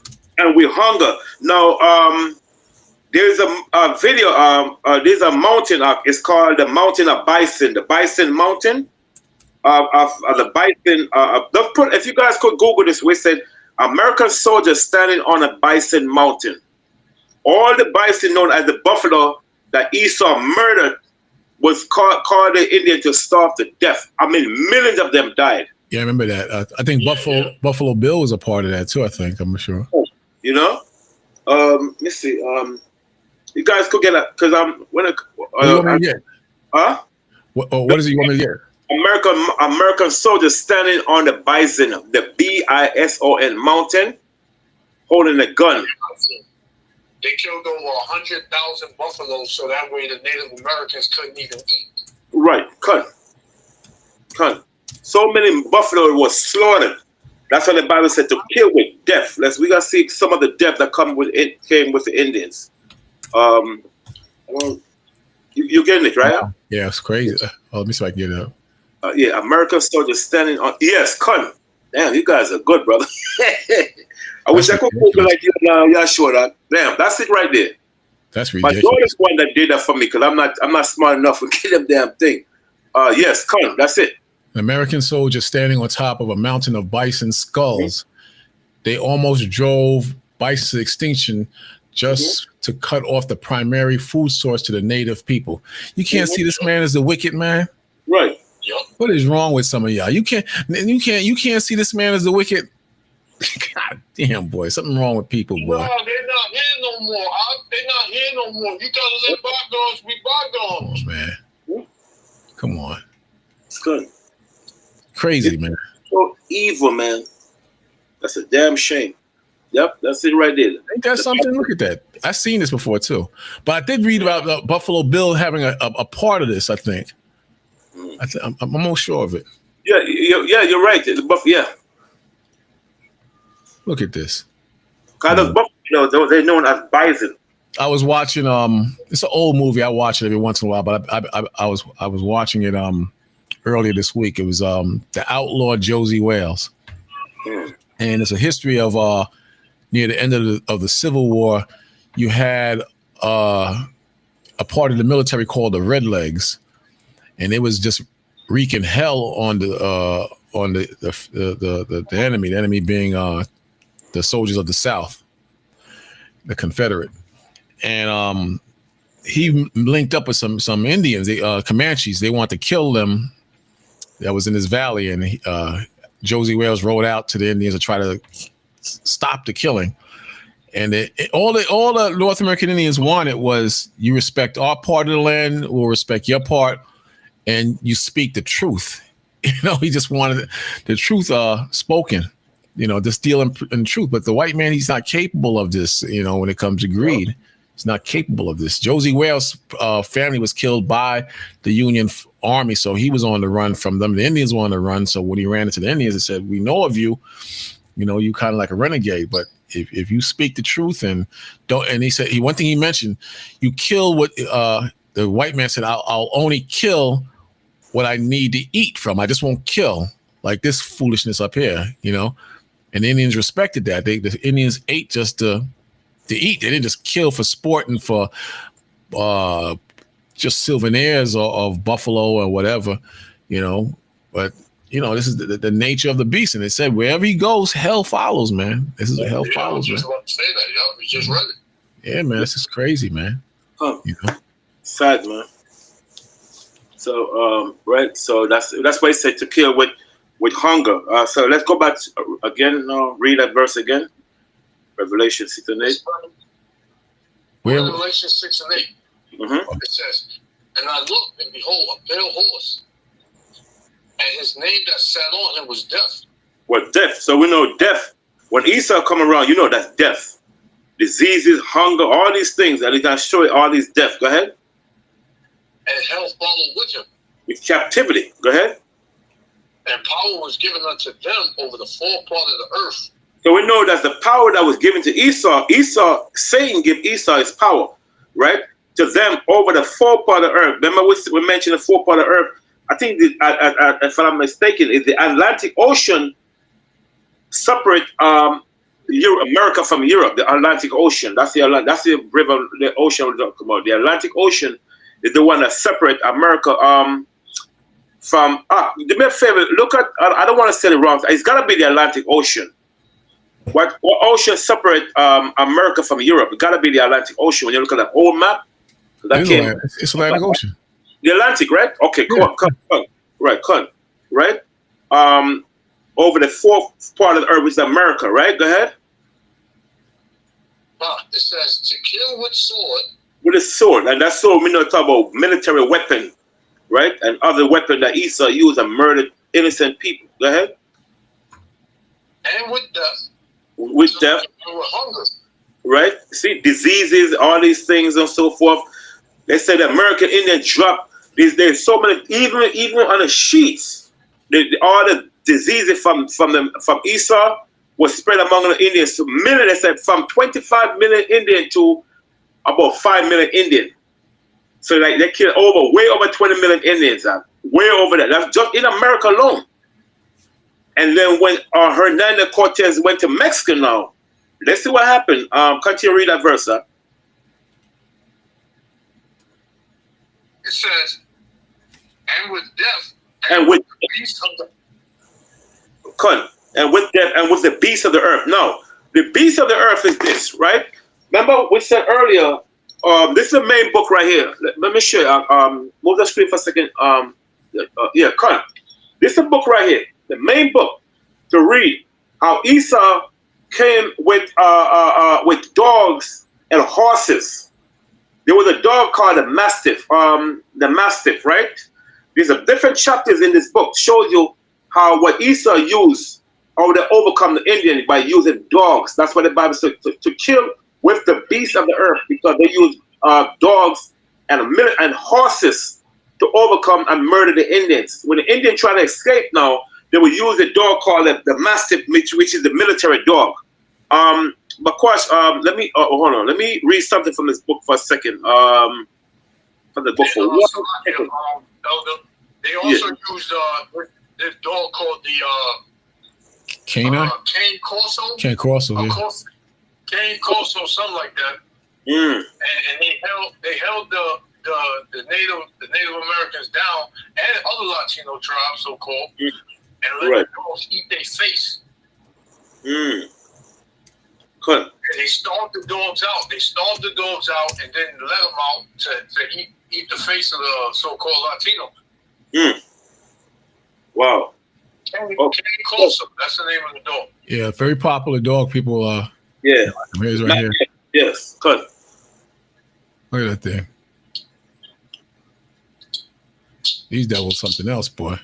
And you got the Mastiff, right? Look up Mastiff, the military European military dog. I think it's called the Mastiff, Mastiff. That dog. Yeah. Part of Indian, huh? That's a big dog. Yeah. The Mastiff. I think I seen one that was like $500,000. Oh, wait, English Mastiff? Yes, sir. That one? English Mastiff, right? Dog breed.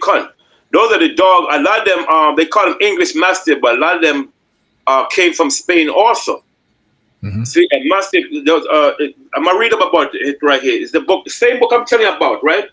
Conquistador, it said historical sources indicate that the Spaniard conquistador used war dogs, primarily Mastiff and Greyhound, as weapons to kill, terrorize, and subjugate the indigenous populations of the Americans during their conquest, right? Then it said right here, horses was used to track down also was used by the Spaniard hold on a second. It's dark in this damn place. Okay, but anyway, they used the horses to chase down the Indians because they were so fast. So that's why they came with the horses to chase the Indian down. And then they used the Greyhound dog to sniff out the Indian because they were good at that. When the Indian try to hide and so forth, if they try to hide on top of the trees, the Indian would the dog would find them. They would look up, the dog would look up, and then the Spaniard look up and say, "Come down, boy!" And they would shot the Indian and for him to fall off the tree.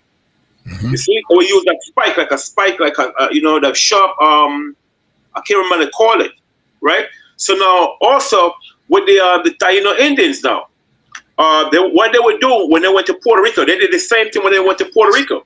They used they would rape up the Taino woman, and then as she have a male child now, they would let the woman, they would take the baby out of the woman and then throw it across the street and give it to the dog, the Mastiff dog. So that's what the dog used to feed on, the body of the Taino babies and so forth. You know what I'm saying? And then they used to kick their head around. That's where football came from. Football came from when they used to kill the Indian, chop off their head, and the Spaniards used to play, with the football with the heads of the Indians. That's where football come from. So these damn people were so vicious, huh? They get a pass now. Nowadays, this devil, he gets a pass now. So that's what they used to use, among the American Indian, man. And then if the woman, sometimes the woman would be on a horse with a child, and the Spaniard used to say, "Look, I could show you how good I'm good at slingshot, And they used to just the guy there, boom, and shoot a bow, and that bow would go right in the baby's back. So, like I always say, brother, all the tribes face the same consequence. All the tribes. Exactly. You know what I'm saying? But people they don't really know the history behind the Northern Kingdom. Northern Kingdom went to a lot. Now, when it comes to the Southern Kingdom, now we went to a lot. They would rape the women, they would murder the men. But if you see what Esau really do to these northern kingdom men, how they treat them, I mean, they chop them up, they chop off their hands and so forth. You know, there's many more to what we're just reading now. What happened to the northern kingdom? You see, so I don't understand how, you know, I just brought that out also just to show brother need to stop thinking about one tribe. All the tribe went to hell. You didn't see in the Bible where the Moses said, oh, it's all about Judah, or it's about, no, all the tribe went to hell. All the tribe. You see what I'm saying? So we have to think about when Columbus came in, what he did to the northern kingdom, what Hernando Cortez did to the Mexicans. The same thing. All came with dogs and damn freaking and they brought pigs with them, pigs, a forced pork, because before the Indian didn't have no pigs. They wouldn't have the type of animals among them. Is when the Spaniard came in, they brought pigs with them and forced the Indian to eat that stuff. Some was forcefully, and some would say, no, I'm not doing that. I rather die. Just like See, they don't fit the curses. The Hispanics don't fit the curses. They didn't come here on slave ships. Well, that's dumb because all the Israelites didn't come here on slave ships. This Israelites still in Africa, you idiots. All the Israelites didn't come here on slave ships. Some of them. What about the ones that scattered into the four corners of the earth? They not part of the curses too? Right. Dummies. Yeah. So damn stupid, man. Yeah. Makes no sense. Yeah, man, come on. We curse. Just get over it, man. Come on. You sound crazy when you say stupidness like that, man. Yeah. So the whole tribe was a lot of people in the Southern Kingdom that just hate the Latinos so much that everything just got to be blackity black. Like no matter what. Like if you're black, you an Israelite. If you got nappy hair, you an Israelite. You sound dumb, man. Yeah, you sound dumb. You gotta be dark skinned to be an Israelite. That's stupid. Priest, I'm glad I brought that. Get Jeremiah chapter 12 and 9 for a second. 12 and 9? Yeah. Because the Most High not gonna make all dark skinned people, all the tribe dark. That's how stupid these people are. That would be boring. You know what I'm saying? That's stupid. You put limitations on the Most High now. But, yeah. If he only can everybody look the same. You know, all 12 tribes, they all look the same. They all dark skinned with nappy hair. You know, super dark. Man, you got your mind, man. Yep. This is Jeremiah chapter 12, verse 9. It says, my heritage is unto me as a speckled bird. And you got a brother in Israel. I don't know him. I remember his name. But he's saying the word speckled bird doesn't mean colored bird. Yeshua always brought that out. The word speckle in the Hebrew means colored bird, meaning the children of Israel from a dark complexion to a light complexion. That's what speckled bird means. Different shades of color. Okay? So my heritage to me as a speckled bird would mean a colored bird. Go ahead. So the word Slaki priest, the word Slaki priest, the word heritage. Hello? Yeah, you got it. Slaki. No problem. The word heritage, my tablet going in and out. That's why I can't hardly hear you. Sorry about it. So the word heritage is talking about the children of Israel. Okay? So it said, my heritage, which is Israel, is unto me as a speckled bird. The word speckled means colored bird, meaning the children of Israel from a dark complexion to a light complexion. All brother got to do is look up the word speckle. It said colored bird. That's it. You know what I'm saying? Go ahead. Yep. It said the birds round about are against her. So who is the bird that run about Israel, against Israel? The other nation. So they're known as bird also. Okay, go ahead. Assemble all the beasts of the field.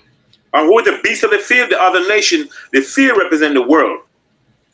Okay? So come about all ye beasts of the field. The most they call them beasts of the field, meaning the world. Matthew 13:30 tell the field represent the world. Okay? So the most I compare the children of Israel as a speckled bird. Get one more. Ezekiel chapter 34, verse 5. Ezekiel 34 and 5.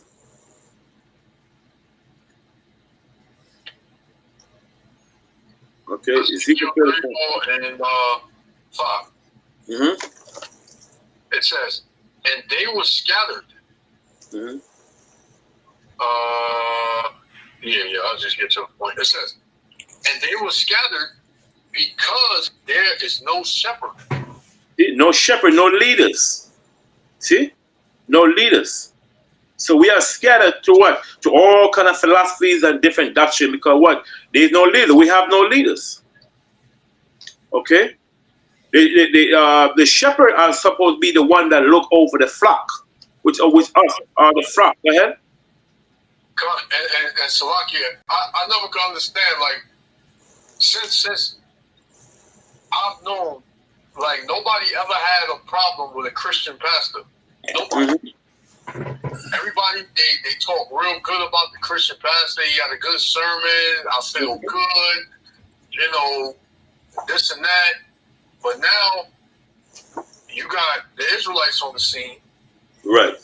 Reading out the same book as the pastor, and the pastor don't even read out the book. He read a half of a verse, and the rest he just talked to the death.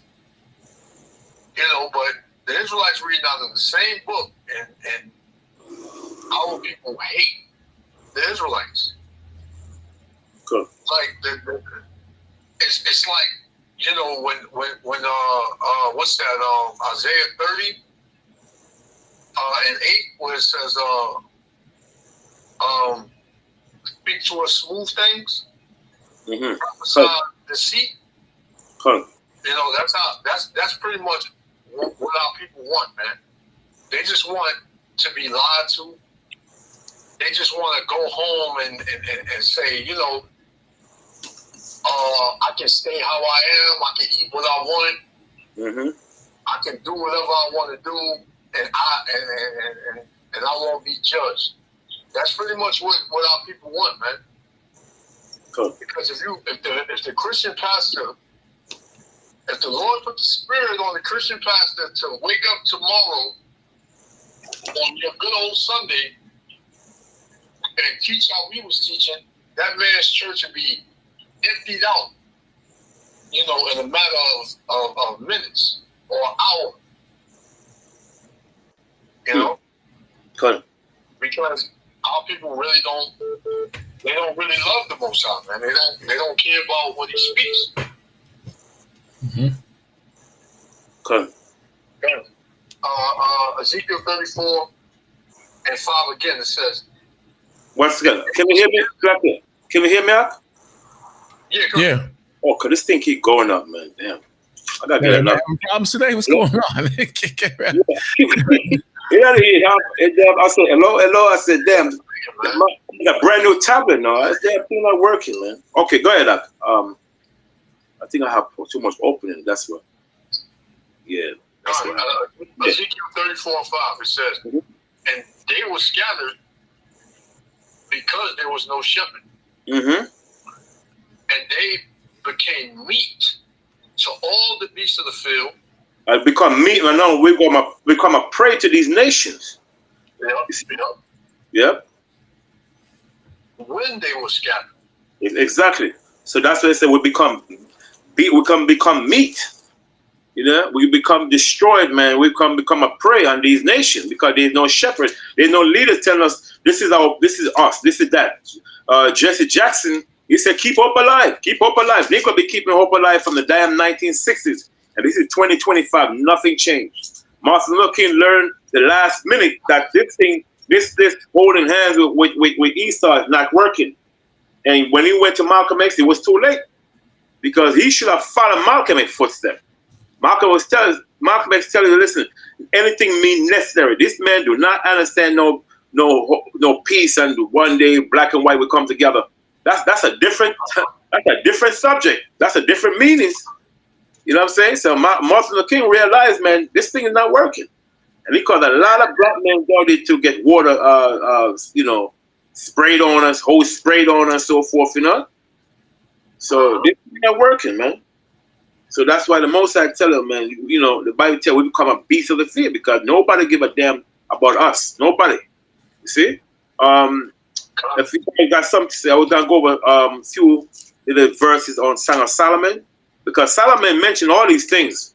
It's just that, like we said, how Song of Solomon was written. You're not gonna read from the books. A couple of passages from the books. Oh, the books. Yeah, read a couple at least. Read a couple. Okay, hold on. Let me hold on. If you want, you don't have to if you want, but Yeah, say something, because a lot of these book, the passages I didn't really. The paper I had, I lost the paper with all the important pages. All right, don't worry about it. If you can do it another time, then it's okay. Yeah, I'm gonna give the page. Matter of fact, remind me. I'm gonna give the page next week. Yeah, because we only have like another hour, so we can't stay there anyway. But it's okay. Right. Well, so that's my homework this week. Okay, I definitely get all this paper, all these pages. Because there's a book called "We Were Semites First in America." And it says, Teacher John, who discovered America. Teacher John, who discovered America? John, America was discovered by many waves of voyagers from across the Atlantic long before Christopher Columbus arrived here in 1492. For example, over 2,000 years ago, a party of Jews reached the U.S. mainland and traveled to what is now the state of Tennessee before they died. So you always had people coming here, man, during the time of Solomon and on, man. So you always had people coming here. So it's people are going to find out this history sooner or later. And the white man, he goes out of his way to keep this out of your minds, this truth. But you had people coming here, man, and you have to realize that. You touch the key part. The key part, Solomon. Solomon was here first, but they did. You catch a key part. The Solomon. They're right on that. But we know they were not the first to live in the land. It came for gold, diamond, and they went right back. Because Solomon know about America. You know what I'm saying? And Solomon, there's a book out there called BC America, by Barry Fell, where he shows you Solomon. Even you got Israelites was trading with the Indian way before Columbus came here. The Chinese came to America. I mean, history proved that the Chinese came to America. They were doing trade with the Indians. You see? So, this Columbus thing makes no sense. But we know, the Chinese came to America. They did trade with the Indians. Then they went back. The Moors came to America with the and then make trade with the Indians. Then they went back to Spain. So there's a lot of people that come here with the Indians, and they way before Columbus freaking was even came here. You see? And the leaders of these other nations, they know the truth. They know that we are the people. They know, who was here first. They know that. But they're not gonna tell you, because the scripture tell you that all these nations hate the Israelites. All of them. They came together to destroy the nation of Israel. So what you just read in Ezekiel 34 and 5 about them being a prey to all the beasts of the field. The Lord said in Lamentation chapter 2 and verse 5, it says, all that passed by clap their hands at thee. They hiss and wag their heads at the daughter of Jerusalem, right? The Israelites. Saying, is this the city that man called the perfection of beauty? The joy of the whole earth? Because they know that we are the top people on the planet. So now that they come together with Esau, to destroy our people, they look at our people and they all talk about our people. Like, come on, man, these are the Jews, these are the Israelites, these are the children of God. Look out here. Like, come on, I don't even want to be around. They don't even want to be around each other. So it says, all thy enemies have opened their mouth. Salakia, all thy enemies have opened their mouth against thee. They hiss and gnash the teeth, man. They show you their hatred. Right? That's why when you go in the nail salon, you got Eve getting beat up in the nail salon, because she don't want to tip. Or you got, you know, Jake walking up in the damn 7-Eleven, and Elon, you know, calling the cops on him because he just think that he gonna steal something. So all these nations, they hate you, man. Right? They say we have swallowed her up, like they accomplished what they wanted to do. They conspired. They what's the word they used in Psalms 83? They came together. They were confederate. Right. Against the it. Confederacy, when they came together, they accomplished what they wanted to accomplish, man. Mm-hmm. Right? So it says, certainly, this is the day that we look for. Like, this is the time now. Like, you know, we know how they was. We know how strong they was. Now we see how weak they are. This is our chance, man. This is our chance to put our foots on their necks. This is our chance to keep them down, man. We got to continue to destroy their minds, have them go against one another, Mm-hmm. to hate one another. And they accomplished that, man. Oh, yeah. It says, certainly, this is the day that we look for. We have found, we have seen, how this is the proof for it that we've accomplished what we wanted to accomplish. Mm-hmm. Right? So these nations, man, they hate you, man. They can't stand you. I believe that they witches and warlocks look deep into scripture and look into our weaknesses to see if they can figure out how to destroy us, to really get us off this earth, man. I believe that. I believe that they do it through the food and through they tried it through the jibby jab, you know, during 2019. They tried, and they're not going to stop. They're not going to stop. It's not going to be over. You know? And they looking like, man, we done tried everything, and they still here. They multiplying. So, you know, you ask me, they through the spirit, they just gonna come out and just say, you know, get rid of all of them, man.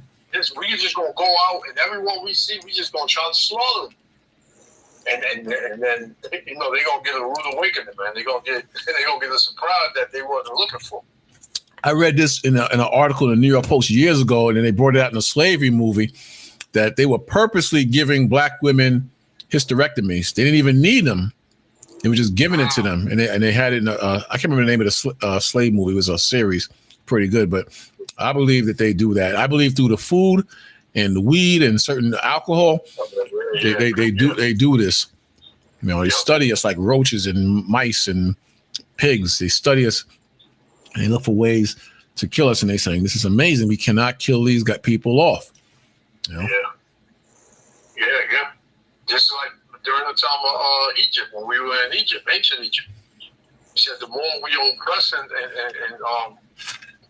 put our, you know, more we oppress them, the more they multiply, pretty much. So that's the same thing going on now, because the Lord said, you know, as long as the sun and the moon is still here, Israel gonna be here. Right. You know, so they ain't gonna get rid of us, man. They gonna get rid of a lot of us, but they ain't getting rid of us. This man thinks he's God, though. He thinks he's God, and he's gonna flip it. It's not gonna happen. Yeah. No. The Lord said He'll have them in derision.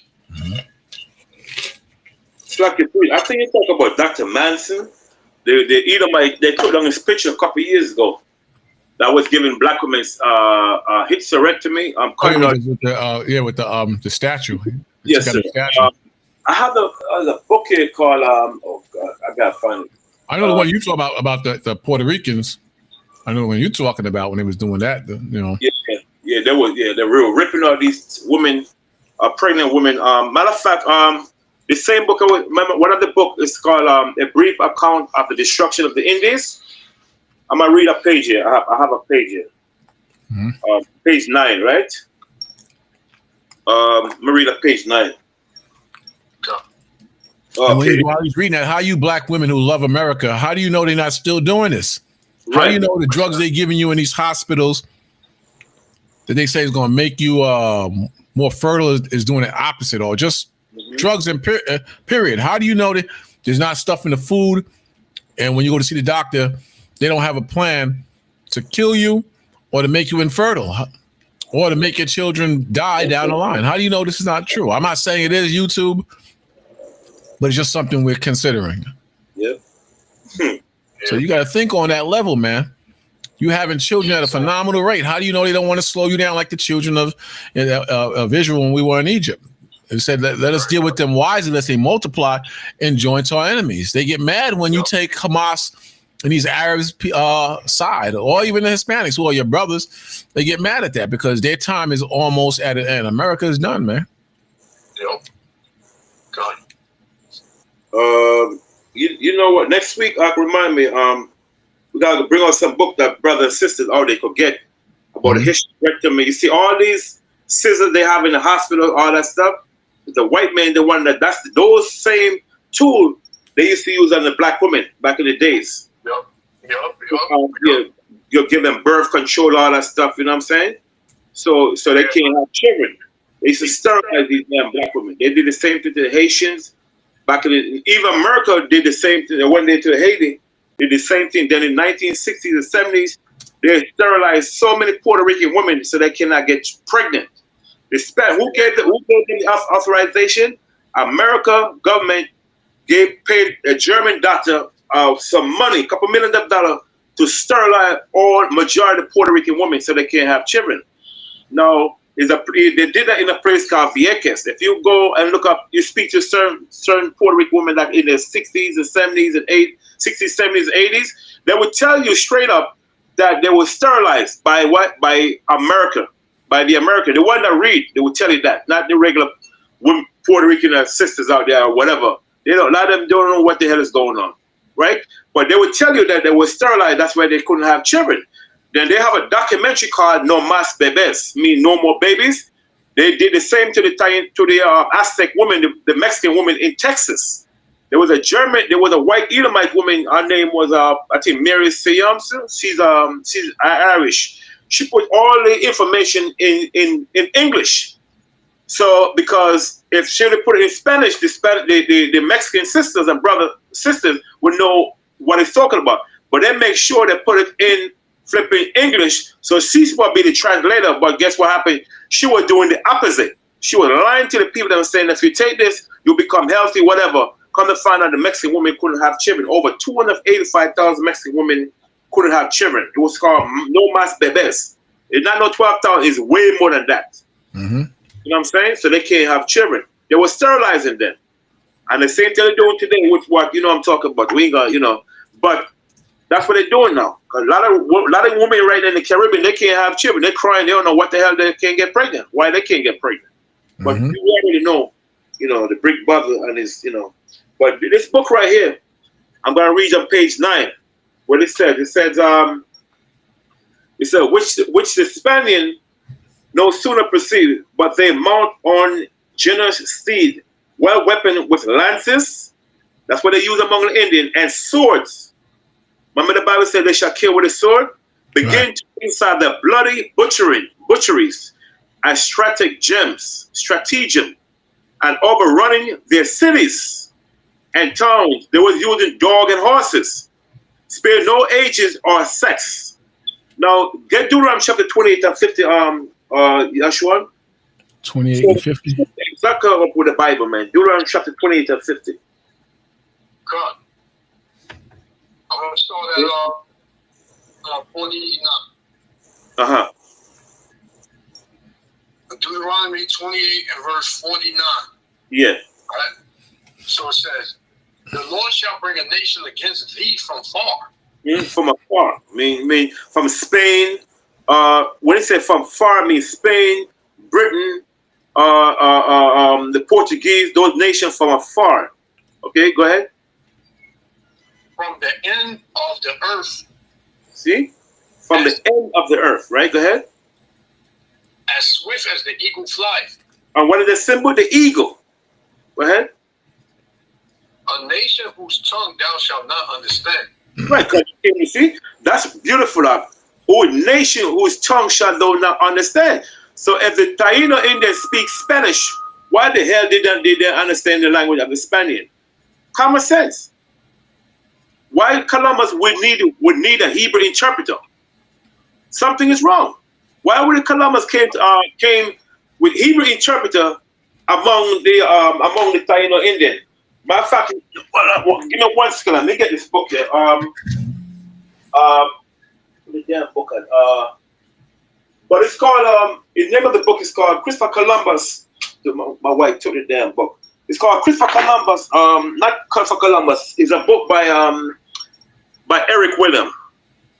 When Eric William telling in a book that when Columbus went to Puerto Rico, not to the Dominican Republic, to Puerto Rico, he brought a same brother, Louis de Torres, because remember we talk about he went to the Dominican Republic in 1492, then he went to Puerto Rico in 1493, and he met the Taino Indian, and he brought Louis de Torres because Louis de Torres was the Hebrew interpreter among the Spaniard, and he went to Puerto Rico in 1492, and Louis de Torres was the interpreter for Columbus and tell Columbus what the Taino Indian in Puerto Rico was saying. Okay, so Puerto Rican did spoke Hebrew, and we got many books. We ain't talking about a book we went to camp. We have other books, by Eric William tell you that the Puerto Rican didn't speak no damn Spanish. They spoke Hebrew. Okay, so that's why it said, the Bible said, "Whose nation tongue those shall not understand," right? Because they what? Because the Indian, they spoke Hebrew. Okay, go ahead. It said, a fierce countenance, Mm-hmm. which shall not guard the persons of the old, nor show favor to the young. The old nor show favor to what? To the young. Right? So now I'm gonna read again the same book. We say, well, weapon with lance and sword begin to exercise their bloody butcheries, right? As stratagem and overrunning their cities and town. They use dog and horses to do that. And they use spear, they use lance, they use stratagem, right? Overrun their city and town, spare no age. They don't care how old you were, or sex, whether you're male or female. Nay, not so much as women with child. See, they don't care. But ripping up their bellies, who would they do that to? Mainly to the Northern Kingdom. Tore them alive in pieces. They laid wages among themselves, right? Who should with a sword at one blow cut and divide a man in two? Okay? Or which of them should desalidate or beheaded a man? Beheaded with the greatest dexterity, nay further, which should shear his sword in the bow of a man with the quickest dispatch and expedition. In other words, they would say, yo, let me see who could do it more quicker. So they were using the sword to slice the men, the cacique, you see what I'm saying? And murder them. In other words, they were like gambling. So, yo, let me see who I could kill faster. If I could, maybe I could kill this man faster. So that's what they were doing to what? To the Northern Kingdom, not the Southern Kingdom. Because remember, the Northern Kingdom wasn't here in Americas yet. So we focus mainly on the Southern Kingdom, the Northern Kingdom, not the Southern Kingdom, because the Southern Kingdom didn't came to Americas yet. This is talking more like in the 1400s, 1500s. Okay? So then they said they snatch young babies from the mother's breast, right? And then dashes out the brains of those innocents against the rock. And what happened? Here comes what? The mastiff, the dogs. That was the food to eat up all the bodies. If the body was rotten, they would not give it to the dog. They would bury it. Okay? And then what they would do now, they would take a live Spaniard and put him on a stake. And then put the live Spaniard on a stake now, and then the heat, they will put the compressor. That means that they will not put the body all the way by the heat because they don't want for the body to burn. They want the oil, the grease to come out of the body of the Indian, so they could use that grease for wheelbarrow, to grease the wheelbarrow. You can read a book called American Holocaust and so forth, you know what I'm saying? And so forth, right? Then it said, I had Yeah, bring that up. on that you just said. You know, right? Yeah, you can break it down. No? Go ahead. This is Psalms 137 and 7. It says, remember, O Yahweh, the children of Right. So the prophet, David, they're saying, remember, O Yahweh. Negroes in America, the Christian, they're not reading this verse right here. They say, oh, forget about slavery. It's gone. The Mosai said, David said, remember, O Lord, the children of Edom. Negroes are talking, these Christians are saying, oh Lord, don't worry about it. The Lord gonna forgive us. Don't worry about it. The Lord gonna forgive Esau. You're right. See? Because we're so indoctrinated by this main system. Okay, go ahead.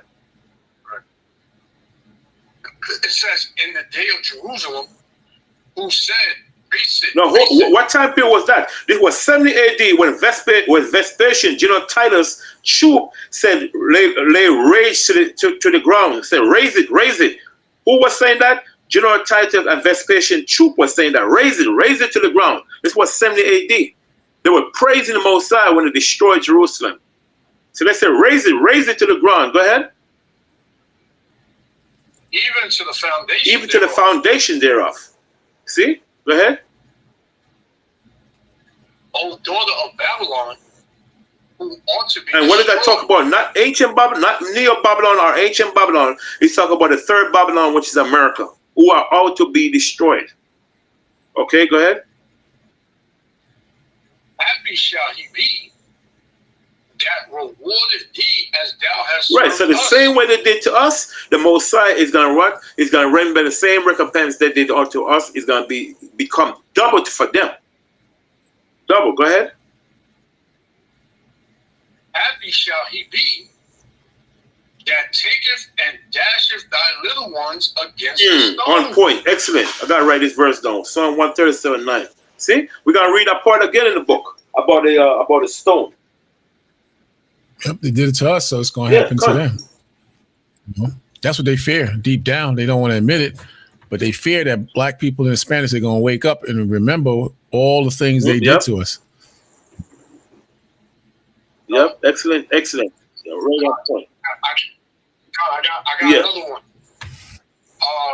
This is 2nd Ezra chapter 15, and I'm gonna start at 56. 2nd Ezra 15, 56. God, it says, like as thou hast done to my chosen, saith the Lord, even so shall the Most High do unto thee. So everything you did to us is going to come back to you double. That's when you read the book of Revelation, it says, it shall deliver thee into mischief. Because now you're going to catch hell. Okay. You're about to catch some real hell, Esau, you know? And see, the Lord punished us. He brought hell on us, but he still showed mercy unto us. See, when you're judged, you're not going to obtain any mercy. You know, just like the brother is a thing going around, a video going around, and I did a video on it, with the Jake that got slapped the hell out of in the car. You know, and the cop told him, get out the car. It was in Florida. And, you know, they pulled Jake over for a traffic stop. No, a headlight. They said his headlights wasn't on, but there was no fog, there was no rain or nothing. So Jake was like, oh, even though Jake went back and forth with this devil, man, you can't do that because now you're dealing with this, now you're messing with this devil's intelligence, as he says. Hold up, real quick, brother. Ak, you don't know that, man. The brother, they said the brother's father is black. I don't know where y'all getting that from. The brother father is a black man. So and you know, we ain't gonna bash them brothers. I mean, they got the issues, but he's an Ephraimite. He's an Ephraimite. Ak, get it, Ak, Salakia. Who are you talking about? I can't even see. I'm not even on it. It's a brother in the comment section. He's saying that the brother is a Edomite, Kataza, and they've been messing with that for a while, man. You know, for years they keep trying to put that on him, and the brother is not an Edomite, man. Our ox are not Canaanites, man. You know, come on, brother, stop it. Man. Prove it, brother. Prove it with the scriptures. that the Iraqs are Wow, Canaanites. that's another doctrine right there, huh? The Iraq- Yeah, he's been putting stuff on. He was cool earlier, but then he's I can only imagine what this brother's saying. And Iraq are Canaanites. yeah, man, come on, stop it. The Canaanites is the white man, because one of the descendants lived in caves. Come on, man. What that, man? Come on.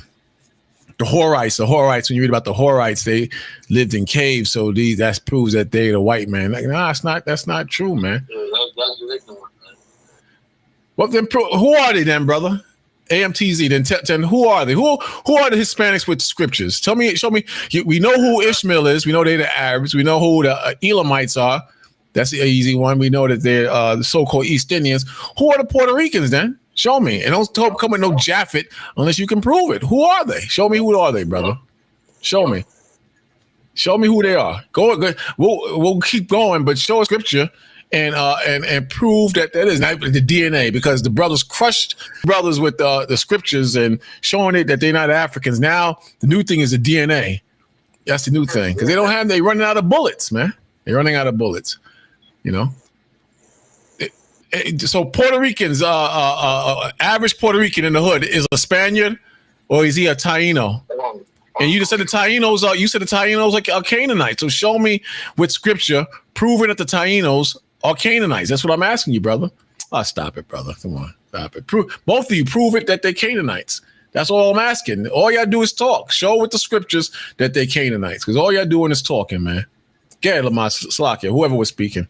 Yeah. Mm-hmm. Yes, That's crazy, man. They never prove it. Never prove it. God. This is on 2 Edges 15 and 57. It says, "Thy children shall die of hunger." So chiefly Esau, along with these other nations, but they all, had us in captivity at some point in time.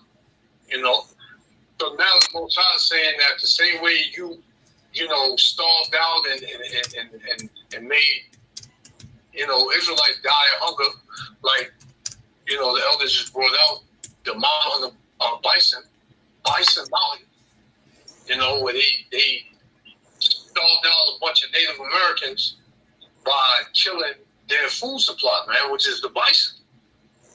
So same way these Edomites did that, their children gonna die of hunger. It says, "And thou shalt fall through the sword." The sword that you love so much, the bloodshed that you love shedding so much, is going to come back on you. It says, "Thy cities shall be broken down." And you see it, man. America is broken down. Okay? People not living the life here no more. Nah. Like, people are stressed out, man. People ready to, give up. There's thousands of videos that come out a week, man. There's like every video that pops up on my feed is just complaining about America and how their life is going to SHIT here. And they want to move. They want to leave America, man. Yeah, they are. A lot of people's leaving America. Unfortunately, on a small level, a lot of people's leaving New York. It's getting so bad and expensive there, Yeah. but they out, man. Actually, man. Yeah. New York, LA, Washington, right? The three most major cities in America, man. People are leaving those cities because it's too high, the rent is too high, the food is too high, right? It's crazy people all over the place. They can't get no peace. Oh, hold on one second. All right, so if you can name me one heathen nationality out of, let's say Israel is all black. We know that Hispanics has always been around black people. Name me one nationality that the cops will discriminate over above a Puerto Rican or Dominican. Who's more likely to get discriminated against? If you line up a black man, Puerto Rican and Dominican, and a Chinese man, who's more likely to get the least brutality on them? Who's going to get hell the least put on them out of those groups? If you line up a black and Dominican and a damn East Indian, who's likely to get a free pass from the police? Name me one. Just name that. Why the jails filled with Puerto Ricans and blacks? You got whites in the jails, but the white man owns the jails and he runs the jails. Why are the Hispanics always with black people? That's right. If they're not Israelites, then who are they? We know, you know who Chinese and Japanese are with scriptures, but every time you brothers get on here, or every time I go on one of your pages, you can never tell me who they are. You say Japhet. I don't know why you go to Japhet, but you say Japhet. You understand? But if they were Japhet, then who is Japhet today, and why is Japhet in the hood? You know, one brother had the audacity to tell me that if Chinese lived around us the same length of time as Puerto Ricans, they'd be rapping just as well as Puerto Ricans and Dominicans. You sound crazy, then. You know what my point is. If the Israelites have enemies and the enemies are the heathens, and you classifying Dominicans and Hispanics as heathens, why are they in the ghettos with us outside of the heathens? And why do the heathens hate both blacks and Hispanics? Why are the jibby jabs, the shots directed at blacks and heathens? Why are why is the systematic racism mainly directed at this particular heathen? That's right. Yeah, why won't you answer that question? You're just putting out nonsense and word salads to a degree. Why don't you answer that question? Why aren't they getting the same system? Why aren't the other heathens getting the same systematic racism that blacks and Hispanics are getting? I'm saying, I'm talking spiritually. Answer that question. Yeah. Because anybody can say anything, man. You got to prove it, though. Mm-hmm. We're saying that they're Israelites. Prove to us they're not Israelites with scripture. Because they fit in what the scripture is saying. The brother read out of the book how they was fed to the dogs, man. Hands chopped off. So show me where the other heathens went through the same brutality on the level as Hispanics. I'm sure Chinese were discriminated against when they first came to this country, but were they discriminated on the same level as the Hispanics? Where did Mexicans and Creek Indians have us in slavery? That's not even relevant because all the tribes used to have each other in slavery. Right. I mean, you know what I'm saying? Even in Britain, the Israelites didn't know they were Israel. They have each other in slavery. So that's irrelevant. That way you coming with them makes no damn sense. And even if that was true in America, who's on the damn plantation? Not plantations. What is it called? These areas where the damn Indians are at, and they're alcoholics and reservations. Why aren't Chinese on reservations in America? Why aren't Japanese and East Indians on reservations in America? Why aren't they in reservations? Who's more oppressed, North American Indians or East Indians? And when the jab came out, why was they just singling out so-called Negroes and Latinos to get it first? Right. Right. Every couple of weeks, we find some source where they're targeting blacks, Hispanics, and natives. Every once in a while, it'll come up. But you claim the same Hispanics and natives are heathens. So why are they targeted right with black people? Where are the other heathens if these are heathens? You know? Showing the scriptures in Deuteronomy 28 where it says Israelites. But that's dumb because you got Israelites in Africa who didn't come over here and experience the same thing that the so-called, what you call FBA, they didn't experience that. In the West Indies, they experienced slavery and they came here on the slave ships. In the Barbados, they experienced slavery and they came here on the slave ships. But you got you got brothers and sisters still in Africa. They didn't go through everything that we went through. Are they not Israelites? Is that what you're saying? Slakia, Bakwa, Slakia.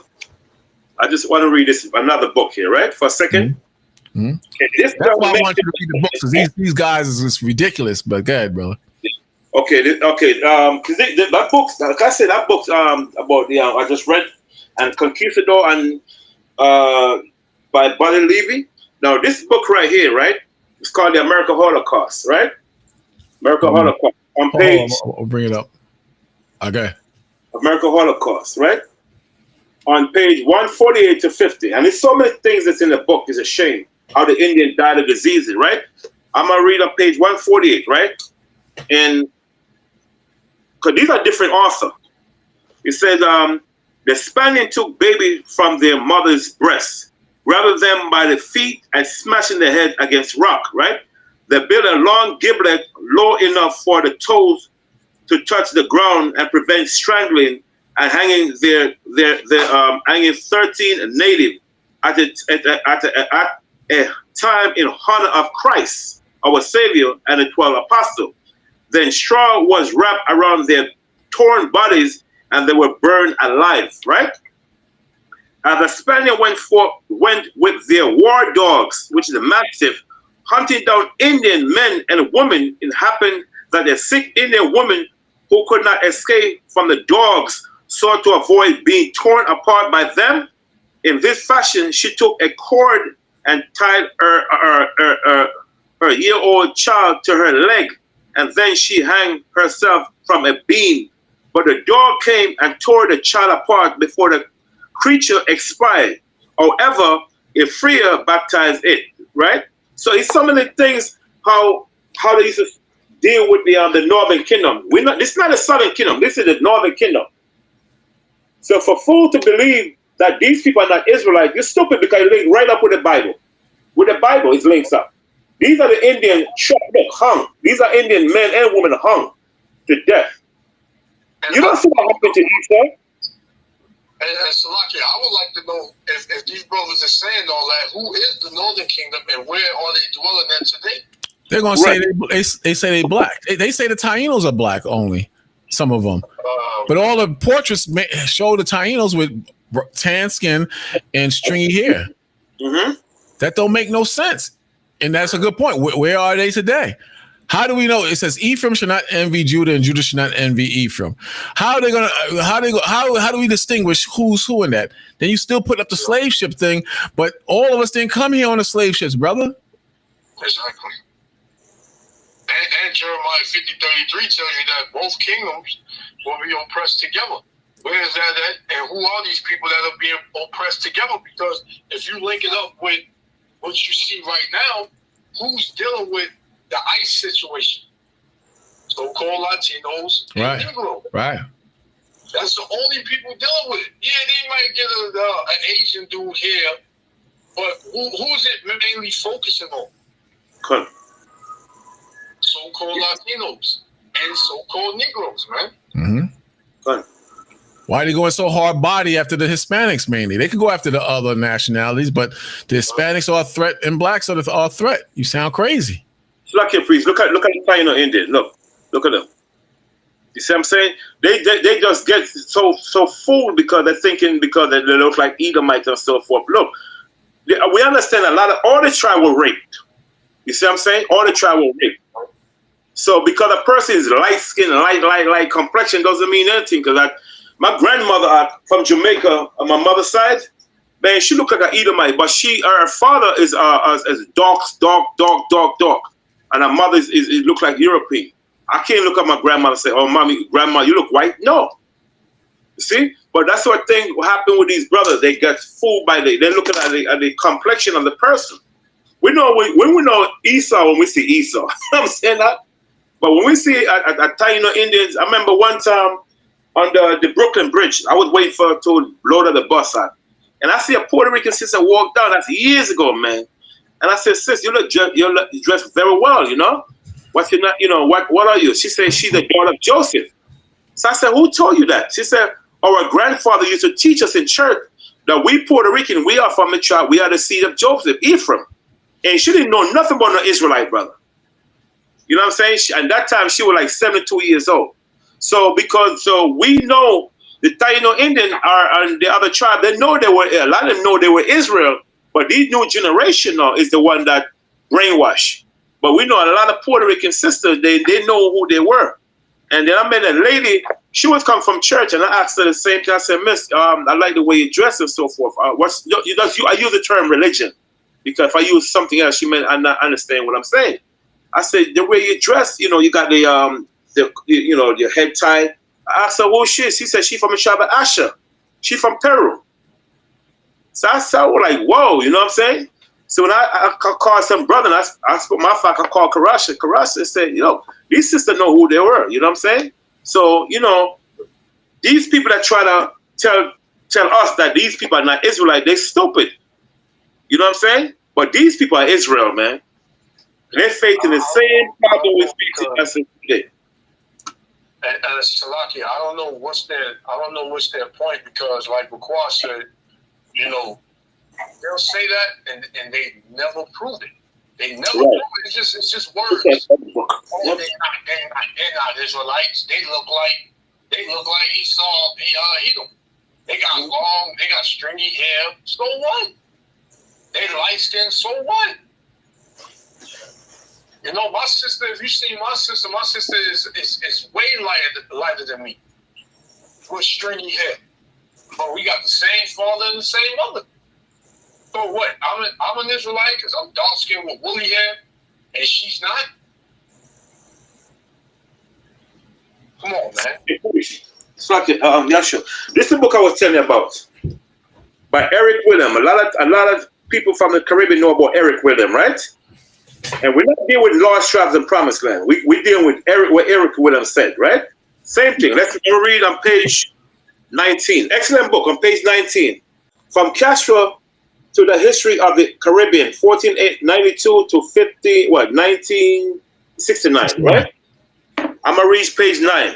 This is what, cause this brother was Eric William was prime minister of this Trinidad.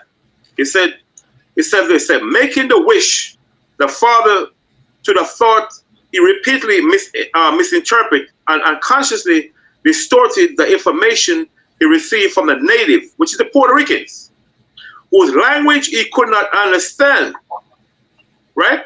That's what Columbus said. Whose language he could not understand, and who could not understand his. See, the native didn't understand Columbus. He called them Indians, and appellation which has survived to this day to describe the Aborigines of the New World and the island of the West Indies. Right? So he said he couldn't understand the damn Puerto Rican because they couldn't understand him and he couldn't understand them. So they have to call a brother by name of what? Louis de Torres to bring him over, you know, because he was in the field eating corn and to speak to the Taino Indian in the Hebrew language.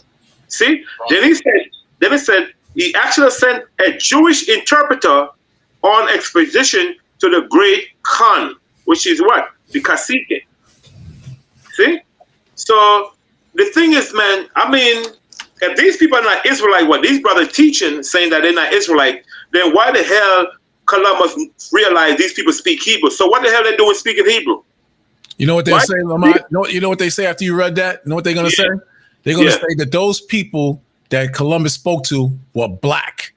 They were black. Not the pictures that you showed in the book. They say they were black because the FBA dudes, they say that they were here already, so those were black. Yeah. Then these brothers who know they're Israelites, not the FBA dudes, they say that those were blacks. There's no such thing as the Tainos and the Bariquans were black. That's what they say. But what I say is, well, show me the history on that. You don't have to even use a Bible. Show me the pictures of them being black. They'll show a couple of pictures of black Tainos and so on and so forth. But the majority of the pictures are what you just showed up there.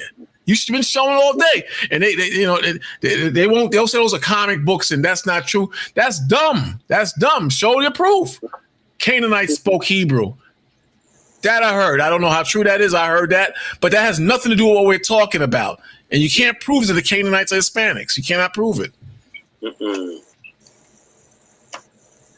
Oh, you know, up in this book, I just read something, right? Well, you know, there's another ignorant stuff going around about the China. In the same book, it says on page 19, you see, he had made Marcus Polo account of China virtually in his Bible, where they are from the tribe of Moab. See, same book. I didn't read that part. It just came up. You know what I'm saying? Same book.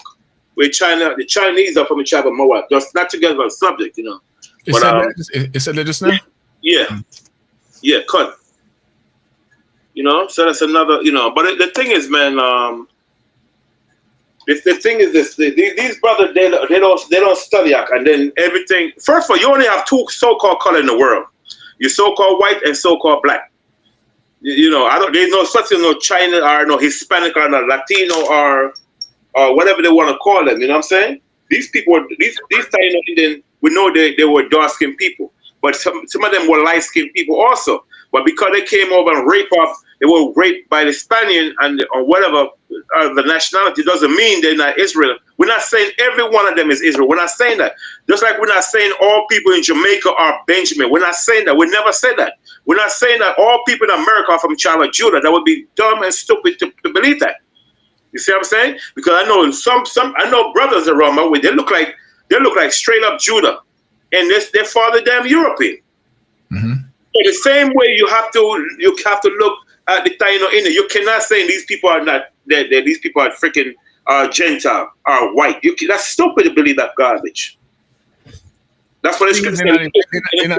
Indian, huh? They're not even trying to hear what you're saying. They're not even trying. You know, I mean, come on. I gave you a spiritual perspective. Then I asked you to prove who they are with the Bible. You're not going to do that. Then you say you got books, but then he's reading from books. So you're saying the books he's reading is lies?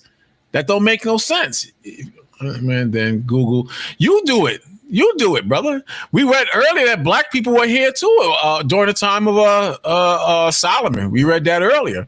So black people, and then the brother pulled out that I think he said Chinese were even coming or back and forth. I'm not sure. I think he said that. But people have been known to go back and forth. Yeah. You understand? If we're wrong, then who are these Tainos that he showed in the pictures that we know historically? If you Google that, who are they? I shut down the Canaanite, Puerto Rican, Hebrew Israelites with historical evidence, which you didn't, man, stop it. Just stop, brother. Just stop. What historical evidence? So just present it now. He's telling me to do the heavy lifting. Google this and Google that. You left with that burden to prove that. Right. Yeah. You left with that, man. We can't. That's the second time. Like I mentioned this before. You brothers, you come on the chat on the live. No, they know me. They know me from the other pages. I go on the other pages with them. That's how they know me. Yeah, but what they do is they'll say we have misinformation and that we're lying, but then when we tell them to prove something that they're saying, they want us to help them out. Right. You gotta do that. You know. You gotta prove that, man. That's not our job. You prove what we say. You prove what you say. Mm-hmm. That's the way it goes. Yeah. I see every 15 people on the page. Can you do me a favor? Hit that like button, man. Just hit that like button. We got to close down in a minute. I'm going to join the House of David downtown. You know, tonight is a new moon also. But you brothers, hit that like button, man. Sisters too. Sisters, we appreciate you on the page too. Hit that like button, man. You Puerto Ricans, Tainos, hit that like button. Huh? Yeah, hit that like button. You know. They're going to say, Baquan, you're an heathen lover. Nah, he got mad at me last week and said, I like that Hispanic young, and you like Shung Lei you want to be between her legs. Sister got heated last week, boy. Heated. Did you see that AMT? Did you see how mad that sister got? she got heated because she said that America is the land of Ham, and I simply asked her to prove that America is Ham. Now that America thing, that America's the word America that comes from the settlers here, Africans, whoever she said, the Canaanites, whoever. You know, I gotta look into that because just because that said America doesn't mean that the whole continent was named after that history she pulled. It could be true, but when I asked her to prove that the land of that America is the land of Ham, you see how crazy she went. She said I was a drunk, I was fat, I'm old, and just it's been going on for a while. I've been asking her to prove it, and she flipped the hell out. You know, just don't like you, man. That was just a boiling point right there, man. Nah, the other brothers was asking her to prove points on things too. She was the origin of man and all this stuff. She couldn't prove it. So you know, she was doing word salads and jumping around. So when I got on there, they took Quanah off the panel. They took all.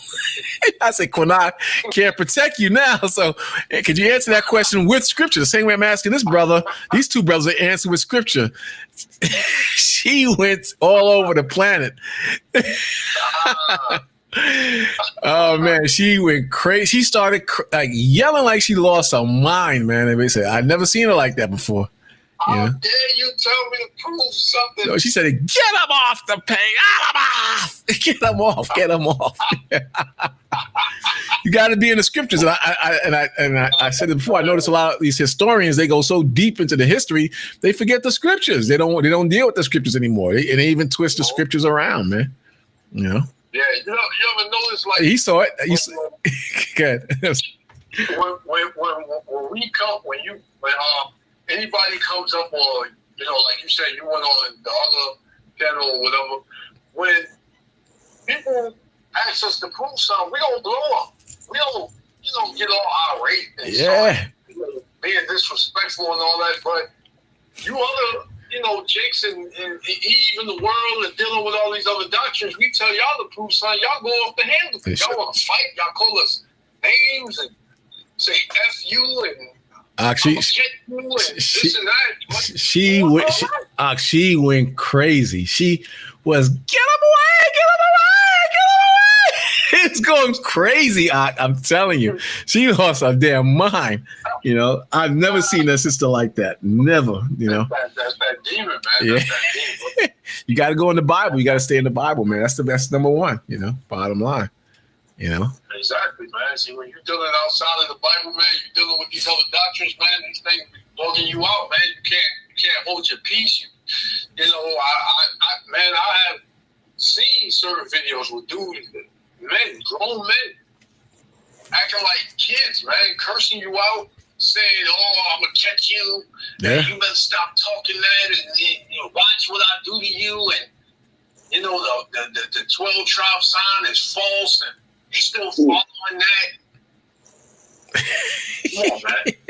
And they can't prove. And they can't prove the 12 tribe signing for. They can't prove that. We got all the book. We got all the book to prove the American, the tribe of Judah. We got the book to prove the Mexican. We got the book to prove Gad. That's not. These guys just so they want to be so semantic. It's a shame, man. I don't even stress them, brother. They come with that stupidness. I ain't saying nothing. I just like, oh, I hear it, bro. I hear it. I don't even argue with them because they're so stupid. Yeah. That goes into what Bakwash mentioned earlier. Like, when I first got on about pride.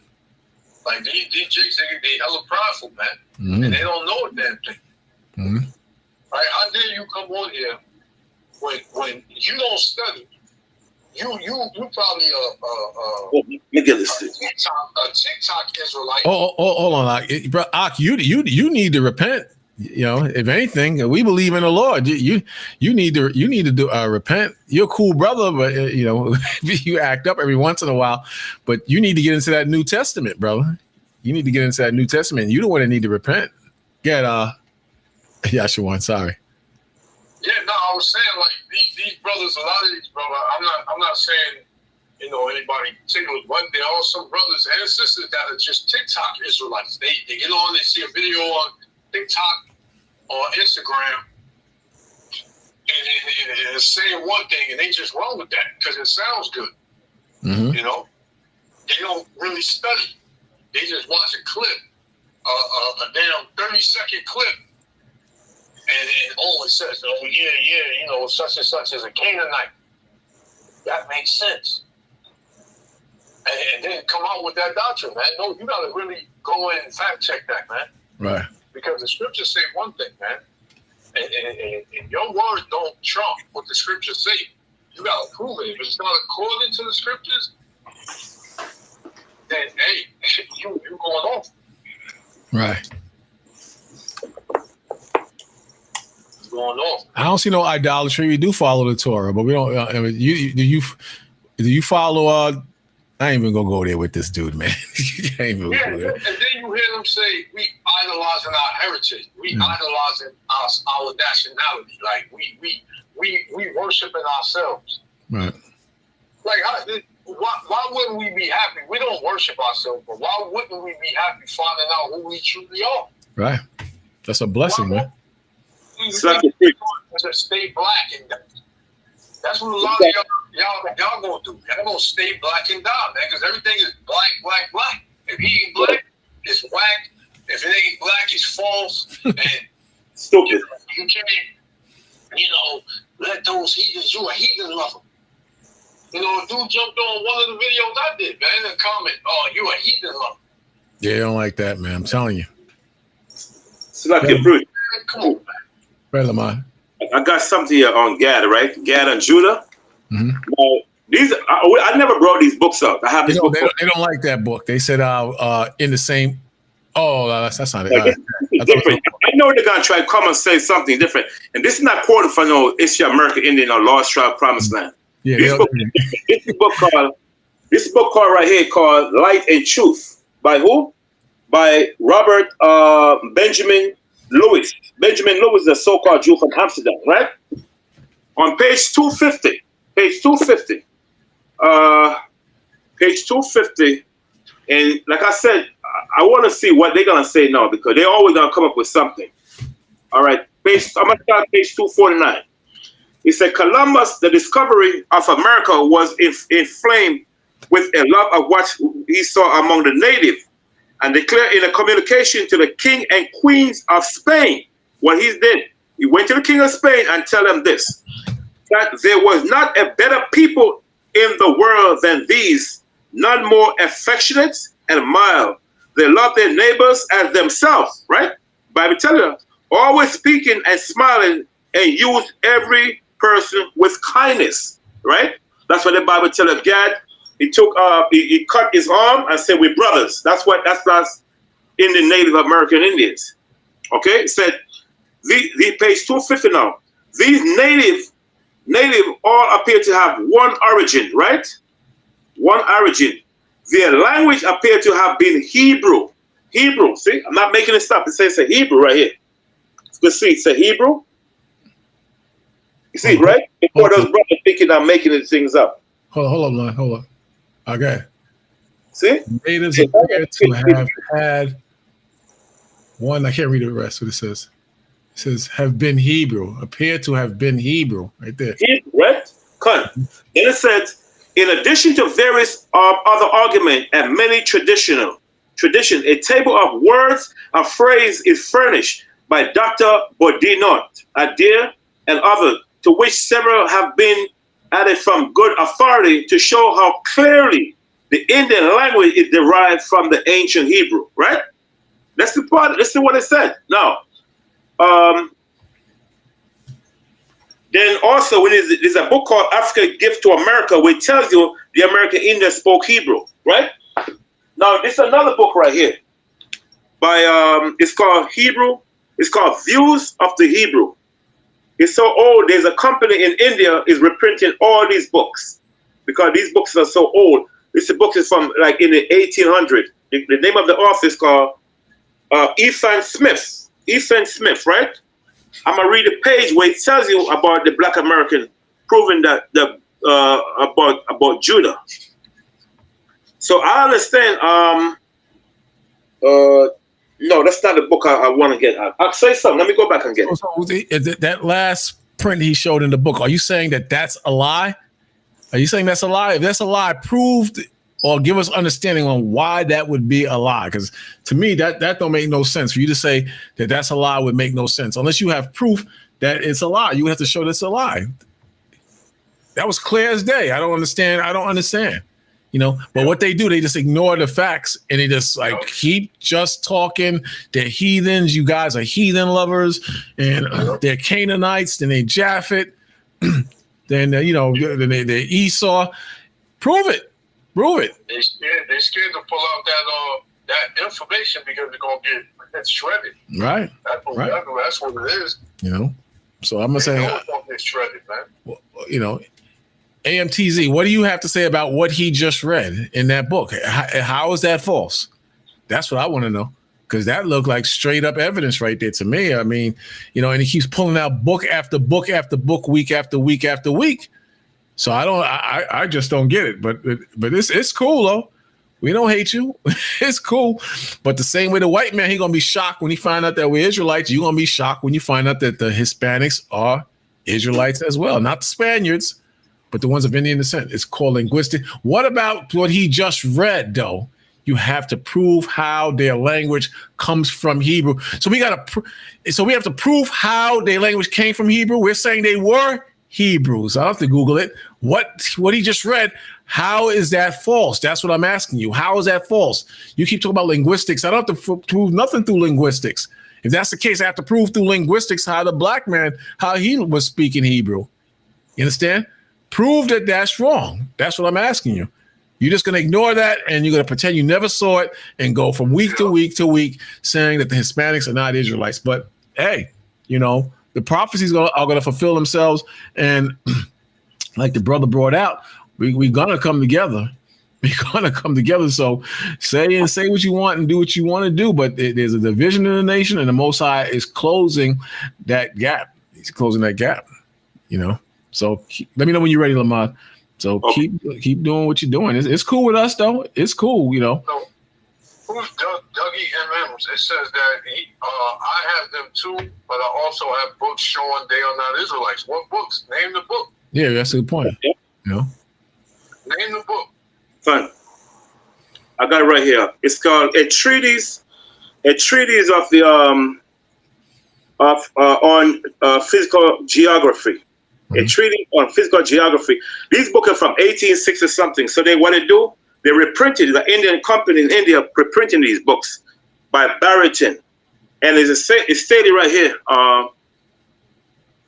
He's not because you're wicked. This guy got demons, man. Yeah. But, on page 297, right? I'm gonna read it. It says, thus the Jews are a people who have ever, according to the prophecy, dwell alone without intermixing with the nation to this day. Now this separate race, all descending from brown ancestors, for Abraham, Isaac, and Jacob must have been as dark as Mar Yohanan. Okay? If not darker, because Mar Yohanan was a dark-skinned brother. We're going to go over who is next week.